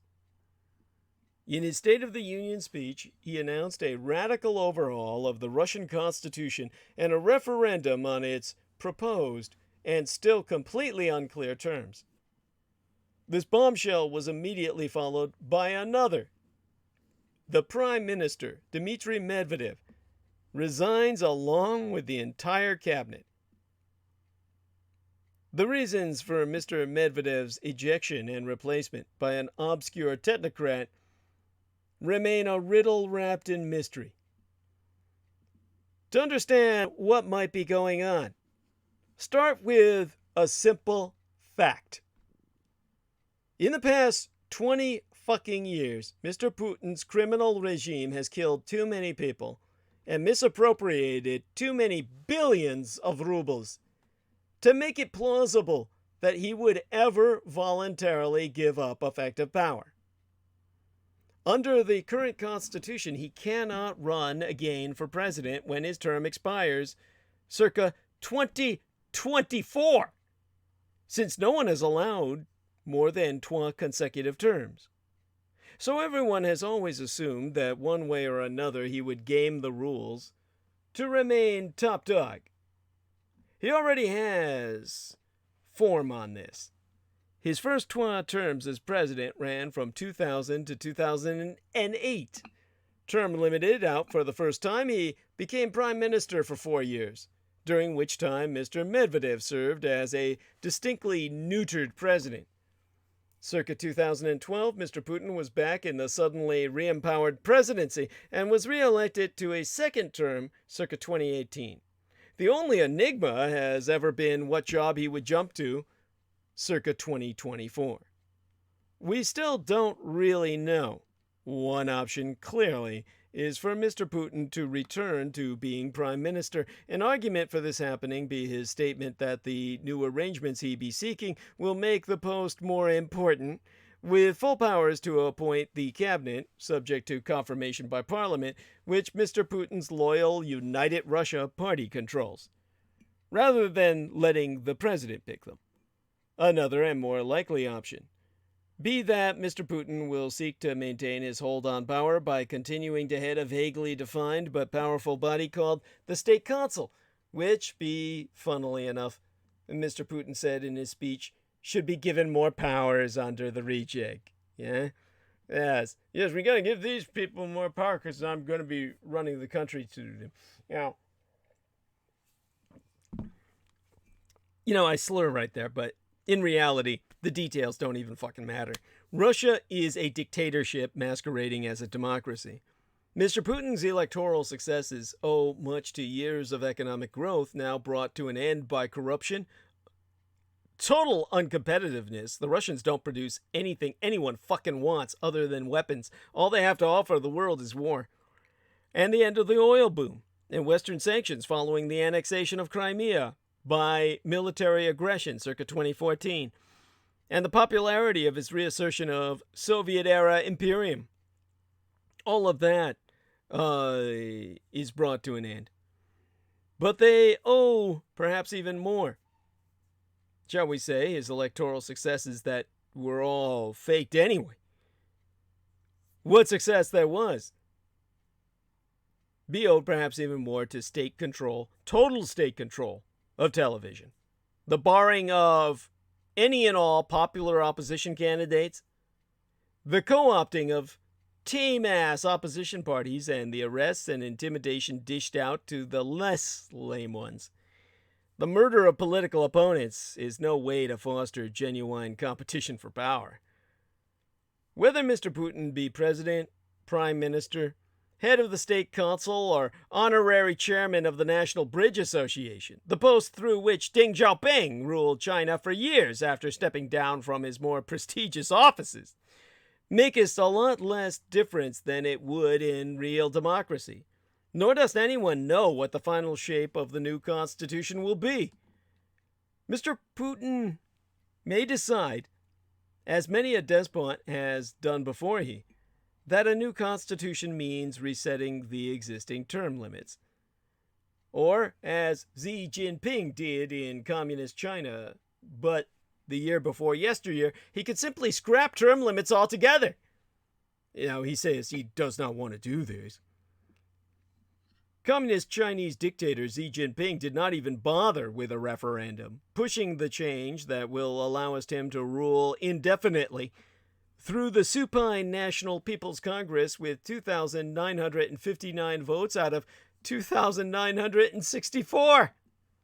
And I can't even imagine what happened to the 4 or 5 people who voted against him. Another model be offered by Kazakhstan, where Nursultan Nazarbayev, who became his independent country's first president in 1990, stepped down last year, only to stay on as leader of the ruling party and holder of the title Leader of the Nation. America would once have spoken out against such rule twisting. Under Donald Trump, it does not. The American president maketh little secret of his admiration for strongmen. Nor is the European Union likely to do more than mutter as Mr. Putin glues himself to the throne. It be spooked by a rising red China and dependent on revanchist Russia for its gas supplies. The world's autocrats will watch events in Moscow with interest to see if Mr. Putin can offer them useful tips for extending their own rule. For Democrats everywhere, the only comfort be that even rulers for life don't live forever. But you see, with genetics, as mentioned by Brendan Zogit, bioteleportation, they intend on changing all that. The rulers intend to rule beyond your lifetime. But they be haunted. Trump himself faces the ghosts of presidents past. A looming Senate trial after a legacy-staining impeachment. Fights with Congress over the power of the executive to deploy military force sans lawmakers express approval. Keeping Iran nuclear-free. The ghosts of presidencies past be haunting President Donald Trump, who be grappling at once with several political and foreign policy crises that individually consumed the attention of previous presidents. And on top of it all, Trump has to juggle them all as he seeks re-election in a deeply polarized political environment. Trump returned from a fortnight or 14-night, a 12-week holiday stay at his Mar-a-Lago resort to a maelstrom of problems. Some of them arguably self-created, as I myself would attest. The Republican-led Senate, which be widely expected to acquit Trump of the 12 articles of impeachment approved by the Democratic-run House in December, was still feuding with House Speaker Nancy Pelosi, a California Democrat who is still holding up the formal action, or she was until today, or yesterday, just to see what kind of trial the Senate planned to conduct. Now, John Bolton, Trump's former national security advisor, volunteered that he'd be willing to testify before the Senate in an eventual trial if he ever gets subpoenaed, undermining White House and congressional Republican assertions that no more witnesses need be heard. Then a feared counterattack from Iran came Tuesday, Septimania, when the Southwest Asian nation launched missiles at American bases in Iraq in retaliation for the American killing of a powerful Iranian general, Qasem Soleimani. Both sides appeared to stand down on Wednesday morning, but 7 days agone. Yet, anyone like myself knowest more is to come, even if the retaliation be economic and not military. Efforts to rally Congress round the flag and the president have failed, with the House voting Thursday, Septimania, in favor of a joint resolution demanding that Trump consult Congress before initiating any military action against Iran. Trump, meanwhile, insisted that as long as he be commander-in-chief, Iran will remain nuclear-free.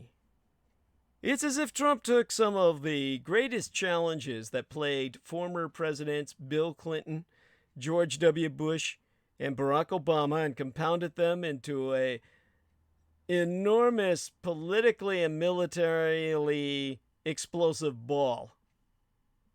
And he may have a harder time with them in part because of the experiences both Congress and the American voting public have had in the past with the other presidents who didn't ball up their clusterfucks.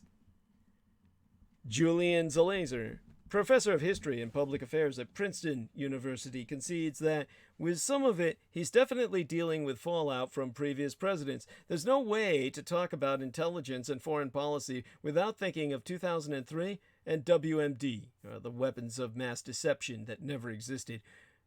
Here referencing the Bush administration's claim that toppling the Iraqi leader, Saddam Hussein, was warranted because he had stockpiled weapons of mass destruction. Now, such stockpiles of weapons were never found.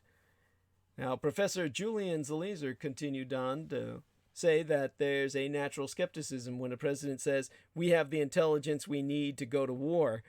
That's why a lot of Democrats don't believe him. Now, Thursday's House debate opened with Representative Eliot Engel, New York Democrat and chairman of the Foreign Affairs Committee, arguing for the War Powers Resolution. Emerging from a classified briefing on the matter the day before, Engel, who voted circa 2002 to authorize force in Iraq, said the briefing theme was simply, trust us. That's not something Democrats and a few Republicans, including the incensed Senator Mike Lee of Utah, be prepared to do with Donald Trump. Now, Republicans, of course, repeated the president's claims. During the floor debate, Representative Michael McCaul, Texas Republican and his party's senior member on the Foreign Affairs Committee, claimed that Iran was actively plotting to take big action. He accused Democrats of being incapable of giving the president credit where credit be due. It was a far cry from 2002, when then House Democratic leader Richard Gephardt of Missouri appeared with Bush in the Rose Garden to reveal the text of the Iraq War resolution. Trump's actions and his assertion, sans any provided evidence that Iran was planning to blow up an American embassy, might have served as a way to rally the nation in the face of danger, or at least distract people from his other big problem, impeachment. And it could have worked in a previous era. But there be little indication such be the case now. A USA Today /Ipsos poll last week found that a majority of Americans, by a 52% through 34% margin, called Trump's behavior with Iran reckless. Further, 55% of Americans, and nearly a third of Republicans, said the attack had made the United States less safe, not more. University of Maryland professor Shibli Tsunami, who is also senior fellow of the Center for Middle East Policy at the Brookings Institution, affirms that people are not buying his narrative about Iran. If Trump was trying to change the topic, it's got limits in this environment. But still, Tsunami warns that it's definitely not over, and that more Irano-American conflicts could be coming. Bush was punished for the Iraq War, but only after it had begun to sour and the public reevaluated its earlier support for the action. As noted by the presidential scholar Barbara Perry, director of presidential studies at the University of Virginia's Miller Center, the payback came in the 2006 midterm elections when Democrats took control of both the House and the Senate. The Lady Perry sums it all into a single sentence, which be, what president, in the middle of impeachment, doesn't try to get us to look elsewhere? Clinton, after all, launched airstrikes against Iraq in December of 1998, leading to a one-week delay in the impeachment proceedings against him. But Clinton had help from the British and support from the international community, while Trump acted alone. Clinton announced the strikes the day of the event in an Oval Office address. Trump announced the killing of Soleimani from his Florida resort and didn't make a formal address to the nation until 5 fucking days later, a full work week, anon, after it was clear that the Iranians' retaliation had produced no American casualties. If Trump is indeed trying to create a distraction, the Ipsos poll suggests the public is onto him. By a 47% to 39% split, those polls said Trump killed the Iranian general to distract from his impeachment troubles. Referring to a phrase from an eponymous movie that describes such distraction techniques, University of Illinois College of Law professor Francis Boyle, who himself unsuccessfully worked with a member of Congress eager to impeach Bush over the Iraq War, has asserted that There is a wag the dog phenomenon here. He's channeling, to some extent, Bush, and he's repudiating Obama. Now, Obama has been an ongoing preoccupation of Trump's, with the sitting president frequently blaming his predecessor for various problems and touting his own efforts to undo things Obama did as president. This week, Trump claimed that Iran's retaliatory missiles were paid for with money Obama sent the nation. In fact, Iran was finally given cash from a decades-old claim between the United States and Iran after the non-nuclear proliferation agreement was signed among the United States, Iran, and other nations. Trump pulled the United States out of the deal, which he says was poorly negotiated, that just last week he urged other nations to do the same. This last week's events leave Trump in a unique position. A dysfunctionally wartime president, impeached and facing a trial, and up for re-election. But there may be no direct historical comparison anyway. So far, this president has been virtually unprecedented in just about everything he does. 'Tis we ourselves, as the public, Congress, and the international community, then, what be left to see what he does next. But Americans want jobs, not war.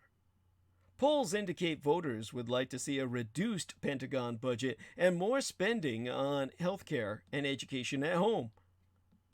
Yes, Germancies, but last month, President Donald Trump signed a congressional authorization to spend over $738 billion United States dollars on the Pentagon.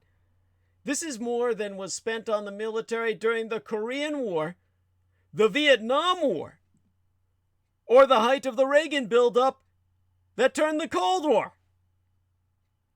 Only 41 Democrats in the House of Representatives even voted against this spending bill, fewer than 1 in 5. Why? It's simple. Democrats are afraid of appearing weak on defense. So afraid that they would rather sacrifice their priorities on the altar of United States militarism than risk an angering of an insatiable god, the Moloch. They should take courage. The public has had it with lies about the Afghan war, the chaos in Iraq, and now the prospect of an even more catastrophic war with Iran. The American people want a strong military, yes, but they also want an end to wasteful defense spending. More than anything, they want jobs. Real jobs. Ones that are not reliant on a pork barrel Pentagon and which produce things the United States actually fucking needs. And they knowest where Congress can find the money for them. But the year before yesteryear, The Nation magazine, circa 2018, commissioned a poll to explore voter attitudes about national security. They put progressive frames next to hardcore, robust, conservative frames and confirmed that progressive positions could outframe conservative talking points by 2-to-1, 3-to-1, and even 4-to-1. They took their poll to Washington, D.C. and met with senior congressional leaders, including Senators Bernie Sanders, Elizabeth Warren, and Jeff Merkley, and House Speaker Nancy Pelosi to present their findings. They were given very positive reactions, but Representative Barbara Lee quickly brought them back to earth. To quote as she, "Whenever we have a vote on defense appropriations, members come up to me and say, 'We know we spend too much money on defense, and I would love to vote with you, Barbara, but if the defense budget be reduced, I will lose 300 jobs in my district.'" Now, the defense industry has strategically located defense contracts in every congressional district in America and armies of lobbyists in Washington. It has made that concern for jobs the biggest impediment to rational defense spending.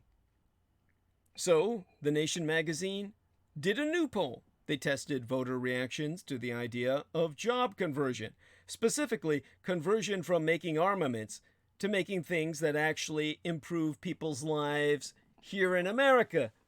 Now, job conversion is not a new idea. Indeed, America did massive job conversions after World War II. But it be an idea that has been dormant for 25 years and is not part of the current political vernacular. How resistant would people be to changing jobs, getting retrained, possibly having to disrupt their lives? Nation magazine didn't know, but the results exceeded their expectations, and they were able to say with great confidence that voters be ready to rethink excessive defense spending, even when it could mean fundamental job changes for them. As they did previously, they gave voters a choice of the best frames they could find for both positions. They tried not to tilt the scales in any way. Exempli gratia. They asked voters which statement they agreed with. Statement A, we have to hunt and kill terrorists out there before they get to the United States and strike our homeland. Or Statement B, America should stop trying to police the world and invest instead in rebuilding America, including its crumbling infrastructure and social services. By a surprising 57 to 30%, voters agreed with Statement B, the new progressive frame. Only 13% were not sure. They found that a significant amount of Trump voters, nearly 4 in 10, agreed with Statement B, with under half leaning towards the traditional red meat reactionary frame of Statement A. The most important results came from their question on pork barrel politics and the defense budget. They were amazed at what they found. By large margins, American voters do not approve of wasteful spending on defense and support cuts to the Pentagon budget, even if that means temporary damage to their local economy. Exempli gratiae, they asked American voters to select one of the following. Statement A, members of Congress who use the Pentagon budget to send more jobs to their districts are just doing their jobs by looking out for the people they represent. Or Statement B, members of Congress who use the Pentagon budget to send more jobs to their districts should find ways to support their local economies by building things that actually improve people's lives. By a whopping 77%, 77 to 13% margin, American voters rejected the notion that politicians should send unnecessary defense dollars back to their districts. A similar margin believed Pentagon spending should be determined only by what be needed to keep us safe, not by what it takes to preserve defense jobs. Indeed, when Nation magazine asked what they thought of the local effects of cuts to Pentagon spending, over 70% of voters answered that their community would struggle temporarily and then recover, or that it would have no local impact. They then changed track. Studies have repeatedly found that defense spending creates far fewer jobs than spending the same amount on domestic programs. By 2-1, voters agreed that we should cut Pentagon spending so we can invest more in things like healthcare, education, infrastructure, and clean energy that creates more jobs for the same amount of money. The results were consistent, question after question. Exempli gratiae, 68%, including over half of the Trump supporters, believe the Pentagon should not receive spending increases if it fails a financial audit. Only 15% disagreed. As they did the year before, they probed voters' beliefs on nuclear weapons. By a wide margin, voters believe nuclear weapons are more dangerous than the threats they be designed to counter. They believe that the current level of nuclear spending be wasteful. They support policies to break the back of the new arms race, and they want to rely less on threats of mass genocide for our security. The full polling results allowed Nation magazine to draw a number of interrelated conclusions about the mood of the electorate in this presidential election year. First, American voters are tired of endless wars. At a time when median real incomes have stagnated for more than a generation, people want more investment at home. This is not a call for isolationism. Voters still want to be globally engaged. They just want policymakers to prioritize funding the social, medical, and environmental changes needed in this country. Their results suggest that policymakers would be rewarded, not punished, for pursuing diplomatic solutions to conflicts. Second, American voters be uncomfortable with the role of nuclear weapons in our defense policy. with the messaging that be suggested. The public strongly supports fewer weapons, more negotiated restraints, and policies that will avoid nuclear war. Thirdly, the American people believe the Pentagon budget is completely out of control. As former Vice President Biden be fond of saying, "Show me your budget, and I'll tell you what you value." By that yardstick, our values need some adjustment. There be a real hunger for plans like those of Senators Elizabeth Warren and even the communist Bernie Sanders to lower defense spending and reduce corporate influence at the Pentagon. Indeed, the polling by Nation magazine suggested that the majority of voters will still call for cuts in Pentagon spending even if it affects their local communities, both because they believe their communities will recover and the money could be spent in more productive ways in the long run. These beliefs be held by Democrats and independents and a large swath of Trump cultists. Candidates who speak to these core beliefs are likely to be rewarded not just by a more balanced federal budget, but also by success on Election Day. Because escalation breeds escalation, in Iran and beyond. Washington's dangerous reliance on military intervention does not serve American interests, increase our security, or put us on any path to peace. The assassination of General Qasem Soleimani, commander of Iran's Quds Force, begins a new decade of American foreign policy by perversely recommitting us to the errors of the old one. With Soleimani's death, President Donald Trump capped months of uncertainty in Irano-American relations with a lurch toward war. Iran's face-saving missile strikes on Tuesday of Septimania had no casualties, and Trump appeared to wisely take this as an off-ramp from open conflict in the immediate. But it's only a matter of time before we again start hearing the war drums calling for regime change in Iran. Escalation breeds escalation. Monday morning, Trump tweeted, "Iran," all uppercase, "Iran will never have a nuclear weapon!" But his short-sighted tactics make it more likely that Iran, to say nothing of other adversarial states such as North Korea, will seek a nuclear deterrent all its own. This paradox is not unique to this administration. Washington's bipartisan military-first approach to foreign affairs broadcasts to bad actors worldwide that American intervention is always at hand and that a nuclear arsenal is the only sure deterrence against it. North Korea has affirmed this logic explicitly. In January 2016, a state-run media editorial declared, "History proves that powerful nuclear deterrence serves as the strongest treasure sword for frustrating outsiders' aggression." Same editorial continued by admonishing that neither Iraq's Saddam Hussein nor Libya's Muammar Gaddafi, both disposed and killed with American involvement, could escape the fate of destruction after being deprived of their foundations of nuclear development and giving up undeclared programs of their own accord. North Korea's Kim Jong-un be visibly determined not to follow in their footsteps. So for all its imperfections, the JCPOA, the Joint Comprehensive Plan of Action, better known as the Iran deal, presented an opportunity to break this pattern. Unfortunately, that opportunity be gone following Trump's withdrawal from the agreement, but the year before yesteryear.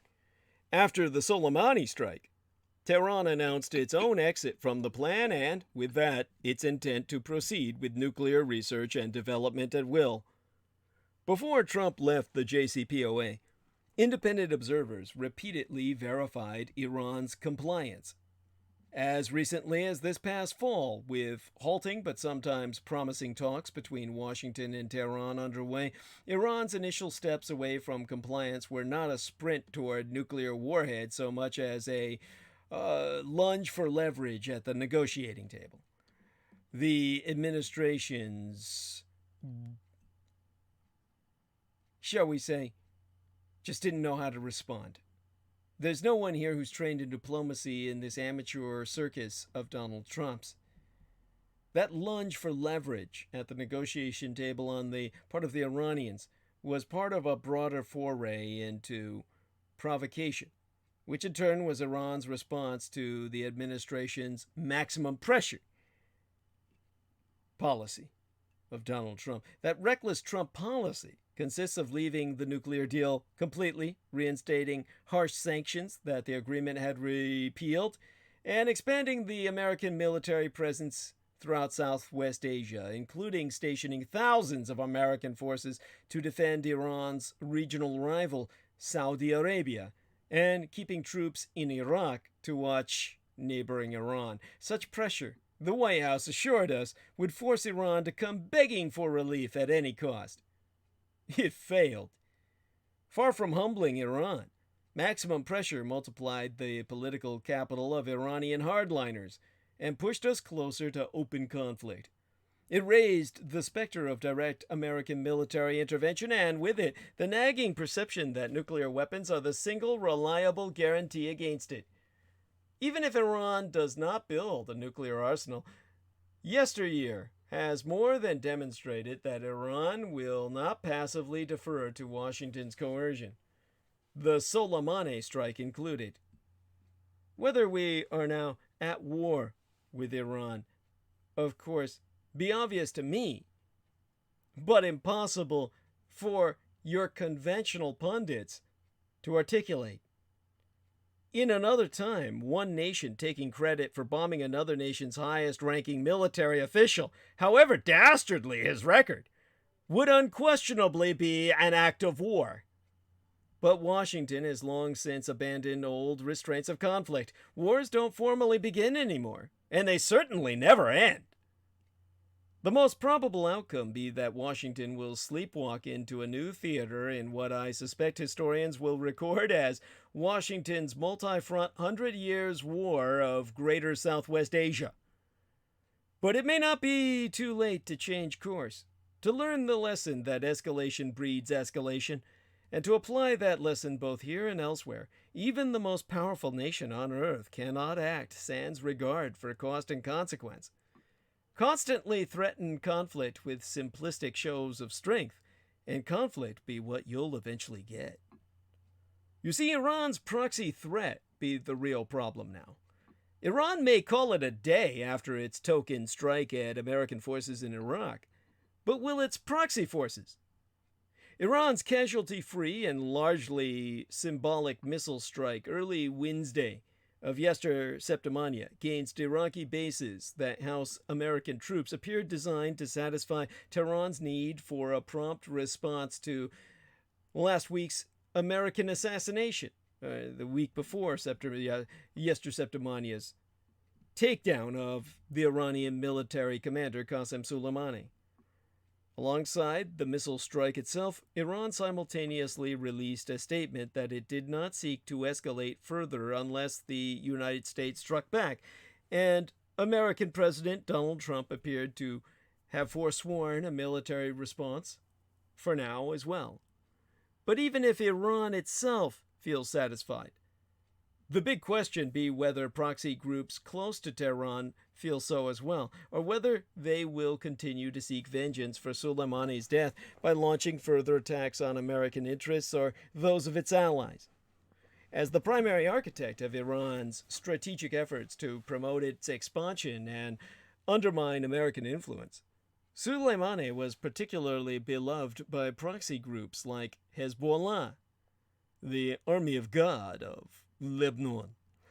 Constantly traveling, Soleimani oversaw the vast web of forces Iran has spent years methodically establishing, essentially the crown prince of Iranian fighting forces. Soleimani was a source of inspiration to followers throughout Iran's sphere of influence and was known as a living martyr. His image can be found on posters from southern Lebanon to Yemen, oft-times next to that of Ayatollah Ali Khamenei, Iran's supreme leader. It was Soleimani's face that fighters saw on the front lines, rallying them to the cause. That's why Iran's proxies were some of the loudest voices to demand Iran hit the United States as hard as possible in retaliation for his killing. In a speech delivered on the 5th day in January, but 10 days ago, Hassan Nasrallah, the leader of Hezbollah, the Shiite militia and political party that controls much of the Lebanese government, and is said to be the most formidable non-state military actor in the world. So much so that Lebanon is now known as Hezbollistan, delivered its harsh warning to these United States, with Nasrallah proclaiming himself that it is the American military who killed him, and it is they who will pay the price. He adding that future targets would include American military bases, soldiers, officers, and warships. Now that attitude he expresses percolates down the ranks, particularly with Iranian proxies in Iraq, the battlefield for the recent flare-up of hostilities.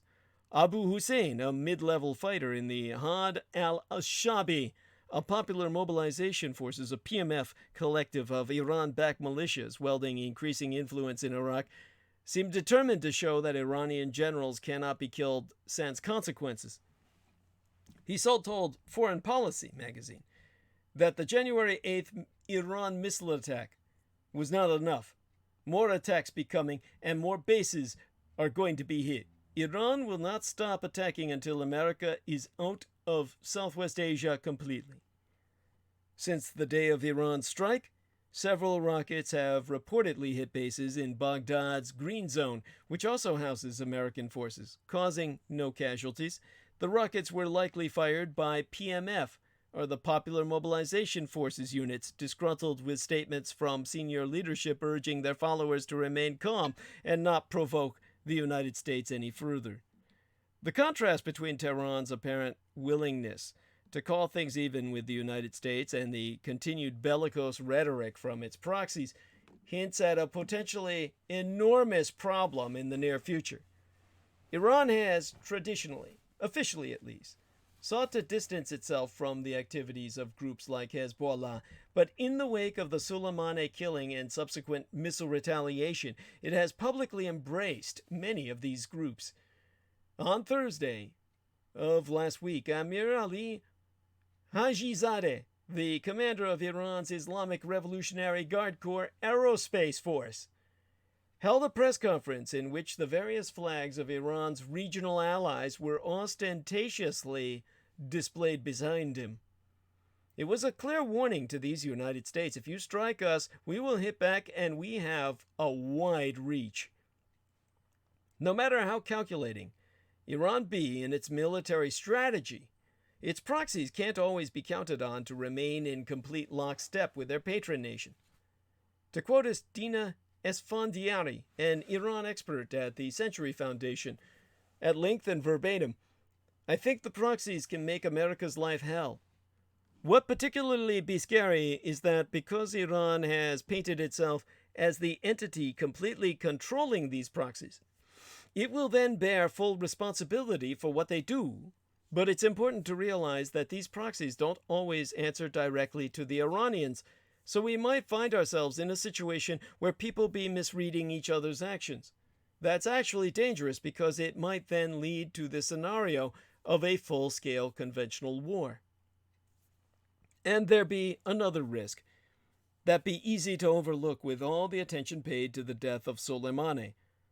The United States drone strike also killed Abu Mahdi al-Muhandi, the military commander of Kataib Hezbollah, part of the PMF, or the Popularly Mobilized Forces, and the group responsible for the December 31st storming of the American embassy in Baghdad.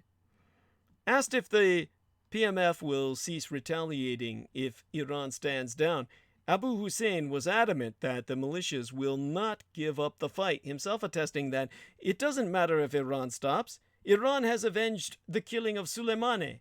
The Had must still avenge the killing of al-Muhandis. What Iran's proxies ultimately do be so important because it be very unlikely that Iran will seek a conventional military confrontation with these United States, let alone seek an immediate nuclear solution to its rivalry, though it be boosting its uranium enrichment capabilities and shortening its breakout time toward a bomb. Per Esfandiari, a full-scale conventional conflict between Iran and these United States is ultimately unlikely. It's unlikely because Iran knows that it will eventually lose, and Iran doesn't want to lose, especially if that puts its actual survival at risk. Iran's influence can be compared to an outstretched hand, leaving fingerprints across the region. The Islamic Republic has long nurtured proxy groups scattered across Southwest Asia, North Africa, and increasingly South Asia, the subcontinent on which be India, Pakistan, and Bangladesh, and Sri Lanka as the primary actors to carry out its agenda. Some of its more powerful regional allies include Hezbollah, the PMF, and the Houthi movement in Yemen, as well as, to some extent, Hamas in Gaza. Hezbollah is also very active in Syria, where it has been fighting on behalf of Syrian president and Iranian ally Bashar al-Assad. And given the group's military expertise, members of Hezbollah oftentimes be present in an advisory capacity in other places where Iran has proxy groups. Various other militias Iran influences be scattered from Bahrain to along the eastern borders of Saudi Arabia. Many of those allies have their own views of Soleimani's killing, and the extent to which they be satisfied with Iran's retaliation varies. A well-positioned Hezbollah political official in Beirut who requested anonymity because Hezbollah is not permitted to speak with Western press maintained that the Lebanese Shiite group stands ready to do its part in the event of continuing hostilities between the United States and Iran, himself testifying grimly that there will be a lot of escalation against American interests in the Middle East in the future. If the situation intensifies and they attack the Islamic Republic, we will cut off the American hand at the Lebanese border. We will hit Israel. He also mentioned the possibility that were the United States to attack Iran, Hezbollah would move against American assets in Lebanon, such as the Special Forces contingents that train the Lebanese armed forces. This would be another dangerous element in any Iranian proxy response to further American aggression. Of course, Hezbollah be given to inflammatory rhetoric. The group has lost leaders such as the former military commander Imad Mughniya to Israeli assassinations in the past, sans responding with anything more than vows of revenge. The differing responses to Iran's missile strike on last Wednesday reflect in part the need to speak to two different audiences. Tehran had to assuage its regional proxies that it would strike back and try to avenge Soleimani, as well as send a message to Washington that it had teeth, but sans provoking a wider war. To quoteist Vali Nasr, a professor of international affairs at Johns Hopkins University at length and verbatim, I would say that the Iranian government needed the strike to satisfy its constituencies in Lebanon, in Iraq, and even inside Iran itself that they be taking action. It's conspicuous that they launched so many missiles at two bases, and there were neither Iraqi nor American casualties. But at the same time, I think that they also wanted to send the signal to the United States that they do have the military capability to hit things they want and not things they don't want. So some of Iran's proxies understood the limited strike in just that way. Mohammed Mohi, a member of Kataib Hezbollah, be quoted as saying, "We imposed on America a new defense strategy by using advanced weapons without U.S. interception of them. On the other hand, the American reaction of not responding to the strike shows how the United States fears our own retaliation. Trump's speech in reaction to our attack was very weak and did not convince even his own followers." So even Kataib Hezbollah recognizes the Republican Party as a cult of Trumpists. But despite what Mohammed Mohi sees as a successful demonstration of Iran's military reach, Mohi too said the strike was not in itself enough to compensate for the loss of Soleimani. suggesting further proxy retaliations could well come in the not-too-distant future, himself concluding that this missile attack was only a slap and not revenge. Revenge will be total confrontation of the American presence in the region. The strike achieved a good objective, but it is certainly not sufficient as a response to such an enormous crime against the enormous personality of the martyr Soleimani. Abu Hussein also had a word of advice for the United States if it wanted to avoid future attacks against its assets. To quote his T, withdraw forces from Southwest Asia and specifically from Iraq. Second, vote Trump out and elect someone else. He will bring you only death. That leaves it back to us. The ball's back in our court to stop this war. We are not on the brink of war. We are already at war. What matters now is ending it as quickly as possible. The United States is now effectively at war with Iran. The assassination of Major General Qasem Soleimani, not merely an escalation but an act of war, took place on Iraqi soil. That it took place there is no more relevant or likely to keep the hostilities confined to that country than the fact that the assassination of Archduke Franz Ferdinand happened in Bosnia. When future historians debate the cause of this war, it will surely be relevant to note the hollowness of the Trump administration's claim that the Iranian general, whose killing was considered and rejected by both George W. Bush and Barack Obama, posed an imminent threat to American lives or interests. Iran can find a new Soleimani. The Quds Force leader was important, but he's not irreplaceable. And though far from an apostle of peace, Soleimani had no more blood on his hands than the Saudi tyrant Mohammed bin Salman or Philippine President Rodrigo Duterte, both of whom were invited to the Trump White House. Donald Trump's decision to withdraw from the Iran nuclear deal, the JCPOA, was a crucial factor in escalating these hostilities, but so was Bush's post-9/11 decision to include Iran, whose Islamic government had been cooperating with the United States in the aftermath of the attacks, in his axis of evil. This made it painfully ironic to see David Frum, the neocon pundit and Bush speechwriter who coined that very phrase, warning that war with Iran terrifies the imagination. Yet Frum be only half right.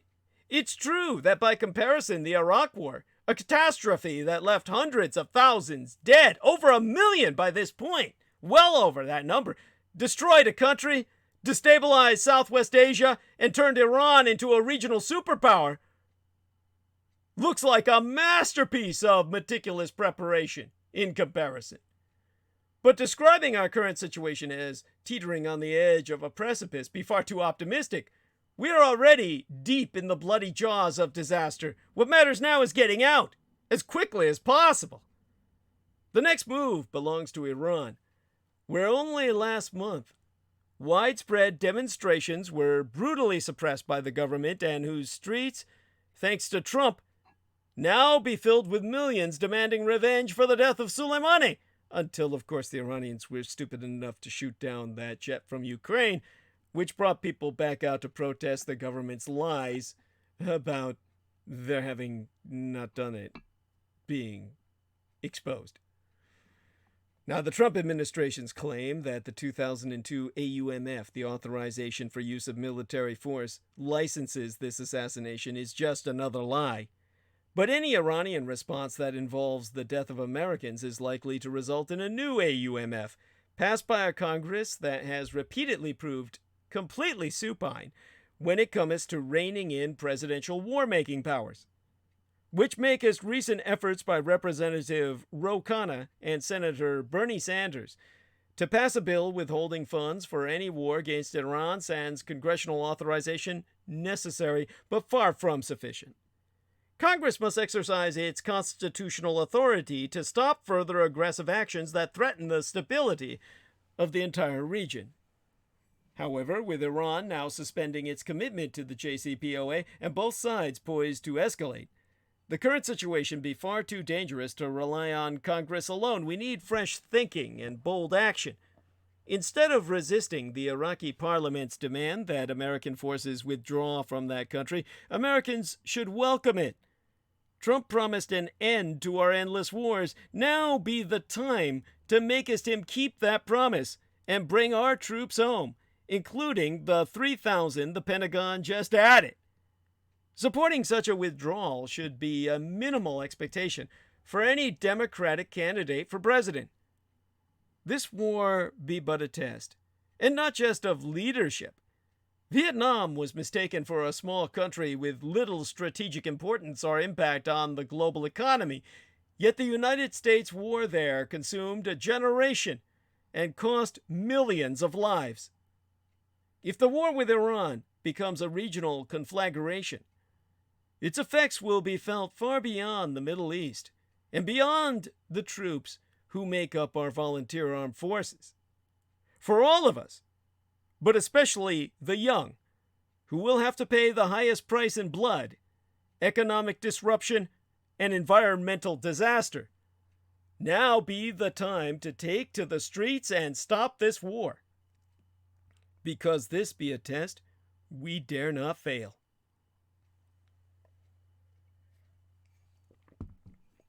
Now, I've taken us to the top of the hour tonight, and God knows, I pray nothing happens between now and Sunday, that I may speak to China and what happened in Japan with the Aum Shinrikyo attack using scalar weaponry. That will validate technologically everything I described that happened in the Andaman Ocean, the Indian Ocean, the Andaman Seas, tsunamis triggered by America on Sunday, together without needing to bring up too much else. So until Sunday cometh, when I'll also have our man Derek Talley with us for the opening hours or two, I would ask thyself to maintain Derek Talley in prayer, that wonderful young lady in Australia, the lovely little Davidson, Angel Rose Davidson of Australia, and of course, I need your help to make us rent in what essentially is for myself actually the most active of holiday months, the month of January. And I want to remind people and bring to their attention, as a matter of fact, that we still have several months before June, but I need you to save enough money, as much as you can, to purchase the 444 United States dollars worth of ticket to get yourself to Mount Shasta to meet myself personally. Make certain that you get together enough monetary. Make certain that you see me at Mount Shasta to deliver as a headline presenter my presentation. That you be there personally to speak to myself, meet me face to face. All of this is reasonably priced. It's 4 days long, in which showers and buffet and shelter be provided in a frigid environment. Mount Shasta is, as far as I'm concerned, I might as well be climbing Mount Everest with my sensitivity to cold. But bring yourself there, and you will be rewarded. 4 days for $444. That's only $111 a day. It's quite reasonable for all you get. And of course, Peter Moon and Crystal River will be there, along with the anonymous young lady from my private messages. We'll all be meeting each other personally. I will very likely have my medical cosmetologist with me. Well, we'll see. And she actually used to have her dad take her up there to go hunting. Well, he went hunting. And I'm presuming it was for animals. At any rate, let's take a look inside the chat room and decide whether I want to go on for another hour. We've got Taboo Bros, too, saying maybe Trump will end up in exile in Russia. Thank you, Daniel Arola. We can only wish.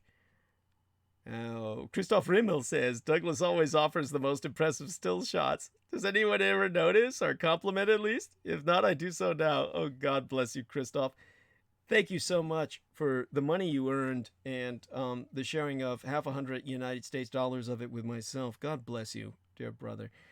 And of course, I ask everyone else to participate in getting myself through to the end of the month, and I need your money.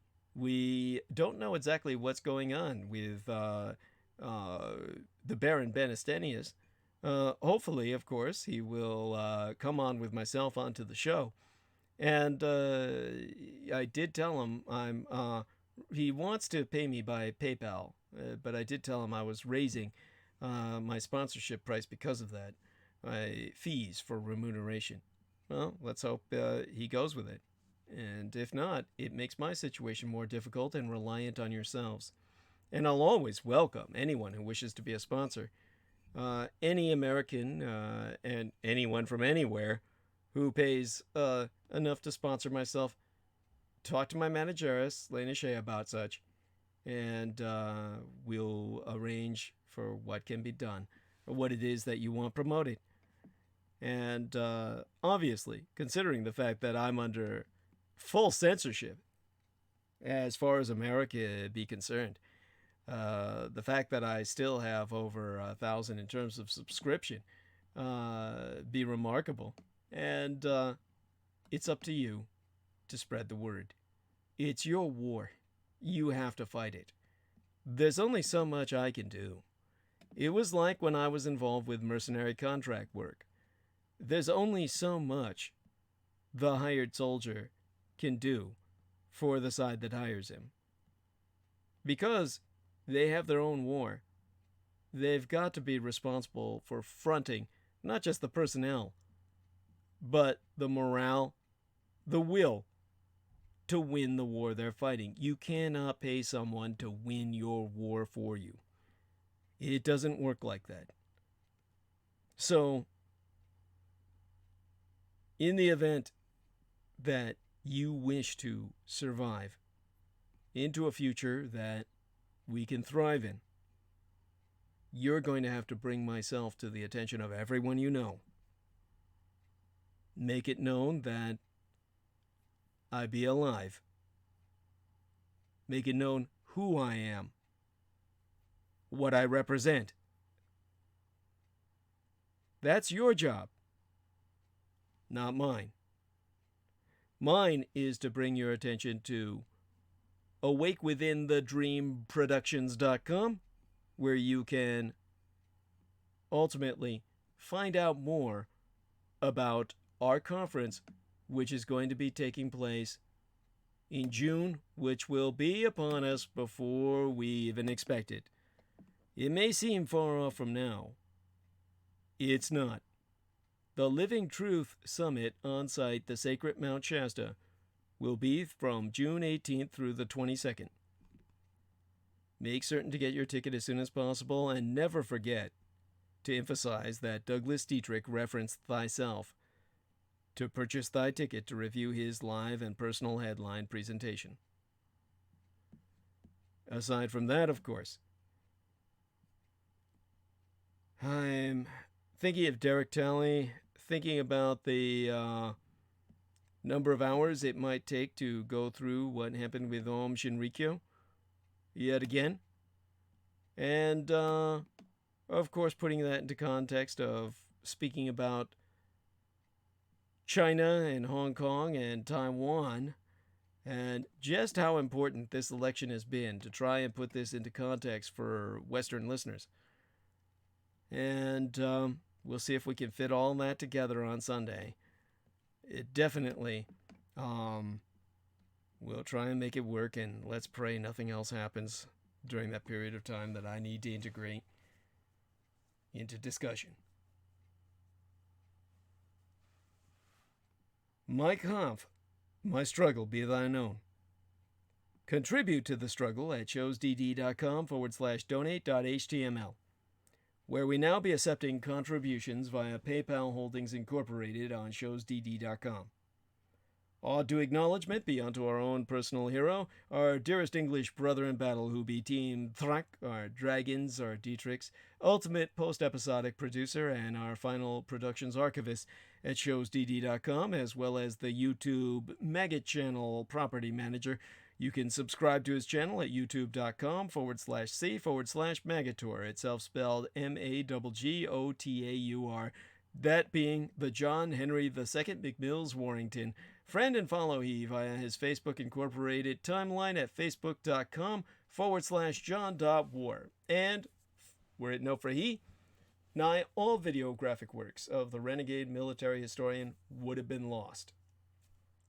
'Twas he who saved nigh all the Douglas Dietrich videos published on platform provided by YouTube that would have otherwise been erased from all free public accessibility and monopolized for privatized monetization via Patreon by the openly sub-satanic welfare-supported white trash Pueblo, Colorado-based amateur sorceress and skunk whisperer Amber Rose Dio, whose My Stick Warrior channel actively exploited YouTube to promote the Edomite thelema or will of Peter Simon Lavinda, pseudonymous author of the Simon Necronomicon, published circa 1977, to children for years prior her exposure, and via his own so-called Dietrichology YouTube channel by the parentally aided and abetted violent alcoholic, Eurotrash Canadian multiple sexual assaults offender Pavel Edward Prevara, who resided in his federally pensioned parents' Toronto domicile and aliases himself as Paul Edward via his Facebook timeline, whereon he hides still behind images of myself to friend underage boys, precepts predation. You can find out more at the homepage of showsdd.com for linkage unto all evidence you'll need thereof. Now, before I get into my normal bolo or alert and actung per this individual, I need to bring up another that I don't shit on often enough. The scumbag Niall Parkinson, who, of course, charcoaled himself into a corner, to use John Warrington's own phrase. And John Warrington produced a video on Parkinson's disease. Make certain to go to the Maggot channel and review the Parkinson's disease video, in which you can see an actual spy dedicating his life to trying to destroy mine. And this was, of course, where Peter Lavinda intervened at one point in their Skype conversations, which you can find amid the screenshots when you notice the part where Mr. Parkinson and John Warrington reestablished communications where evidently someone had interrupted and caused John Warrington to break off contact with Niall Parkinson in disgust at the fact that Peter Lavinda had been listening in to their Skype conversations all along. Now, our man Daniel Arola says that this Mr. You Need New Topics, hiding under the cyber drag as Crystal Miller, he says it sounds like someone who listened to you for years, like Niall Parkinson. And therefore, it become all the more important that people know who this Parkinson scumbag is. Make certain you review Parkinson's disease on the Maggot channel of John Warrington. And again, of course, just so you know where to go, that would be youtube.com/c/Maggotaur. Moggootaur. And with that, alert and actum, a warning. Attention from all fans, friends, and followers of myself. We are providing public service to Bolo. Be on the lookout. Per the pedo predator Pavel Edward or Paul Edward Prevara. You can find out his backstory at the September 8th, 2019 dated episode of Critical Omissions, entitled Deep Web Pedo Predator Hides Behind the Face of DDD. This public figure, the former executive producer of the Critical Omissions program, who was caught red-handed attempting to archive my entire Google account after having hacked it via VR co-managed Douglas Dietrich YouTube channel, who be an identified transnational cyber terrorist with a known criminal record in intimate partner sexual violence, has been confirmed to still be preying on young boys behind my known image, even whilst brazenly self-promoting his LinkedIn corporation self-employment expertise as simply JAP. Now, Paul Pravara, referencing himself on LinkedIn as a data engineer for then producing my program, maketh little sense beyond hyperbole, and the citing of JAP in the uppercase letters JAP as his employer, or rather his field of employment, as he be presenting himself as self-employed, thereby indirectly but publicly self-asserting his unemployability, maketh no sense at all beyond the intended entendre as ethnic slur against myself, JAP otherwise being acronymous for a software, Java Anon proxy, which you can find out more about at FreshMeat, linking via freshmeat.sourceforge.net/projects/anon, or anonymous, similar to Tor, or TOR in the uppercase, acronymous for the onion router, as in multi-layered, which itself be likewise exploitable in hiding or encrypting IP or Internet Protocol addresses by moving through multiple routers, a dark web tool employed throughout the pedopornographic industry, precepts pederast predations, JAP being similar thereunto, but JAP itself being relatively new, released in December of 2016, as well as concurrently deployable to hide web browsing. Paul Pravara thereby openly promoting himself as a data engineer in the realm of child exploitation and baby rape, advertising unto others his own ability to deep dive into the depths of deepest darkness and assist others in such. His About section in linked readist, my objectives remain the same, resolve data problems through abstraction, which all too obviously maketh no sense whatsoever, a silly string of terms comprising a non-sequitorial word salad. A data engineer develops, constructs, tests, and maintains architectures such as databases and large-scale processing systems, which altogether might be occulted, it as obfuscated as abstracting data problems. But it is not how anyone seriously seeking employment would ever advertise themselves. Instead, Polyboy, the pedo, presumes any potential contractor to read, as in to interpret, his pithy comment, his about statement, as I exploit JAP to resolve data problems, it as transmission of questionable data, through abstraction, meaning the cascading and mixing the data streams of multiple users in order to further obfuscate, it as to cult the data to outsiders, which be what JAP does. Both Polyboy the pervert from Prague and his foreign-born Euro-slut handler Agnieszka, or Agnes Maria Shragzinska, promote themselves as hackers. It would be self-evidently stupid to advertise oneself as such via LinkedIn by all common sensibilities, but they have been emboldened by the Temple of Set to hide us in plain sight, Pauly's entire linked entry being utterly senseless by any conventional rationale other than within this context. Ergo, Paul Pedoverve Pravara, be advertising more than meets the eye. Anyone doing a search on LinkedIn for JAP, specifically, in disambiguation from the ethnic slur, which would pull up anyone's profile who had worked in either a Japanese restaurant or the Empire of Greater Japan itself, would instead, using all uppercase letters, come across his page, and most likely not anymore, with the nebulous statement of resolve data problems through abstraction, it as via encryption, being the key. Anyone who seeks help in questionable tasks requiring JAP now be directed to his page and his page alone.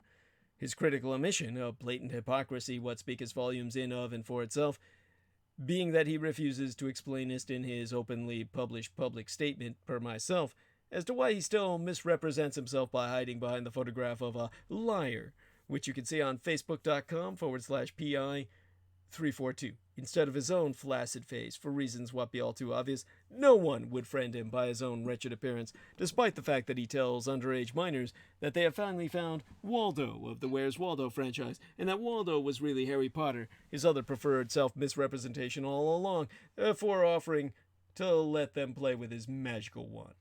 And one final warning by way of Pavel Privy, the pedo-predatory pervert from Prague. He has now established a false Twitter account by which to continuous misrepresenting himself, called @DDD_now all in the uppercase, of course. The official Twitter account for myself be at Doug D. Dietrich, with only the D's in uppercase. Both the identified malefactors, Rose Dio and Paul Privy, ultimately boasted themselves activated assets of the Temple of Set, Setheistic, it is satanic, high priest and primary Wikipedia contributor, the United States National Security Agency Deputy Director, Dr. Michelangelo Mikey Aquino, Colonel, United States Army Special Forces Operations, Psychological Operations, the PSYOPs, retired but laterally transferred to the NSA, whereon he ultimately retired into consultation at the civilian rank of the equivalent of general, which he could never have reached in the Army because he had become a liability. In this case, he retired into consultation as a super grade, a bureaucratic equivalent of the rank of generalcy.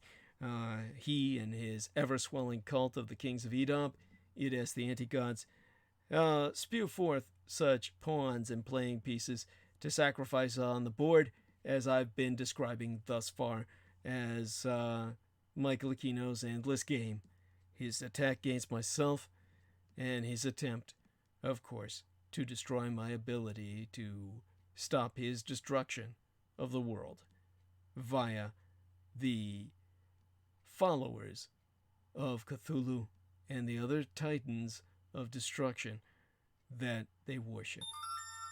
But now you too can do your part to help in the fight against total annihilation.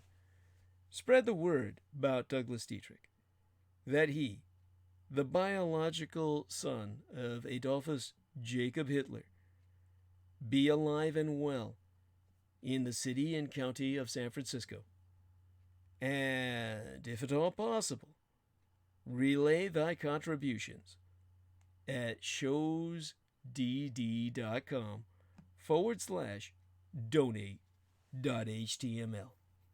For people are forever asking me what they can do to fight the pedo-patho-phallocracy, such being, of course, our present Slavo-Western government by a patriarchy of pathological pedophiles. Ye can all help spread awareness by supporting myself. We have a new contribution page on douglasdietrich.com where you can make a donation online using either thy credit or debit card. Simply go to douglasdietrich.com and click that red donate button. All sponsors will be granted exclusive electronic access to both my videographic and audio recorded archives from this year, through to this year, from the 2011th year in our Lord, the very year mine own late and sainted matriarch, the Grand Madame Diana Linzu Jin Takabayashi Hideko Dietrich, was murdered, assassinated, nigh immediately aftermath, San Juichi Sensemi, the 3/11 terror attack, against the Fukushima Daiichi, or Big One cluster of nuclear power plant facilities on site, the Greater Japanese Empire, when 'twas deemed by much Native American cosmological reckoning that the first rays of the sixth world were dawning upon us, and magics could again be worked conjointly with Mother Earth to redeem the folk upon her. They're not on YouTube anymore, whereon the internationally recognized renegade military historian and intra-global crises analyst Douglas Dwayne Dietrich, long gone, established his high-profile visibility platform per rationale of personal security by way of public promotion. So visit showsdd.com/donate.html and donate online, where it is fast, easy, and secure. Only on contribution will thy membership be processed within 48 through 72 hours, within 23 days, for full access to all mine archives, meaning all those videos that John Warrington saved, aside those on the Maggot Douglas Dietrich channel and the YouTube channel named Taboo Bros 2, spelled TABOO space BROS space Roman numeral 2, as managed by the mixed martial arts maestro Daniel Arola, whom you can visit at facebook.com/daniel.arola.3 of Dalmaj, or Daniel Arola Martial Arts Group Incorporated, Kali Combatives. Yea, so all the Megator-backed Dietrich-hosted vids now be available unto all, accepting contents accessible via the aforementioned TB2 and Maggot YouTube channels, Our extensive showsdd.com archives, now including even the old ostensibly professed Revolution Radio archives obtained from Mike Ringley, now deceased and unmissed, thanks to private purchase by the well-established alternative acid rock band Deep Space Pilots, whom you can visit at deepspacepilots.bandcamp.com, lead bandsman Ronald P. Stroine, whom you can friend as Zeb Shepard. On Facebook, the general practice attorney at law in good standing at the law offices of Ronald P. Stroine and Associates, whom you can visit at thedebtfreeway.com, as well as the Soi Disant American Freedom Radio episodes I myself hosted from May 20th of 2018 on for a month that Pavel Edward Pravara smuggled onto YouTube, Precepts ultimately copywriting such for himself.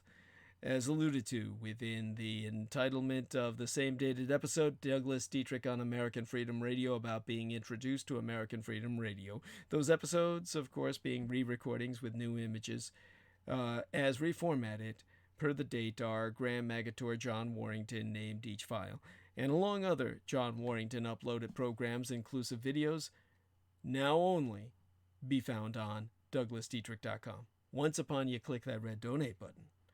On past transmissions, I have informed our listeners about the option to send us checks or monetary orders to my known physical mailing address in order to avoid paying the middle person. Now my manager, Lena Shea, has asked myself to clarify unto our audience that I was referring to PayPal Holdings Merchant Services as said middle person, and not herself, who be an unremunerated volunteeress. As my webmistress, the young Madame Lena Shea has been relaying thank you communique on mine own behalf unto everyone who submits their donations online.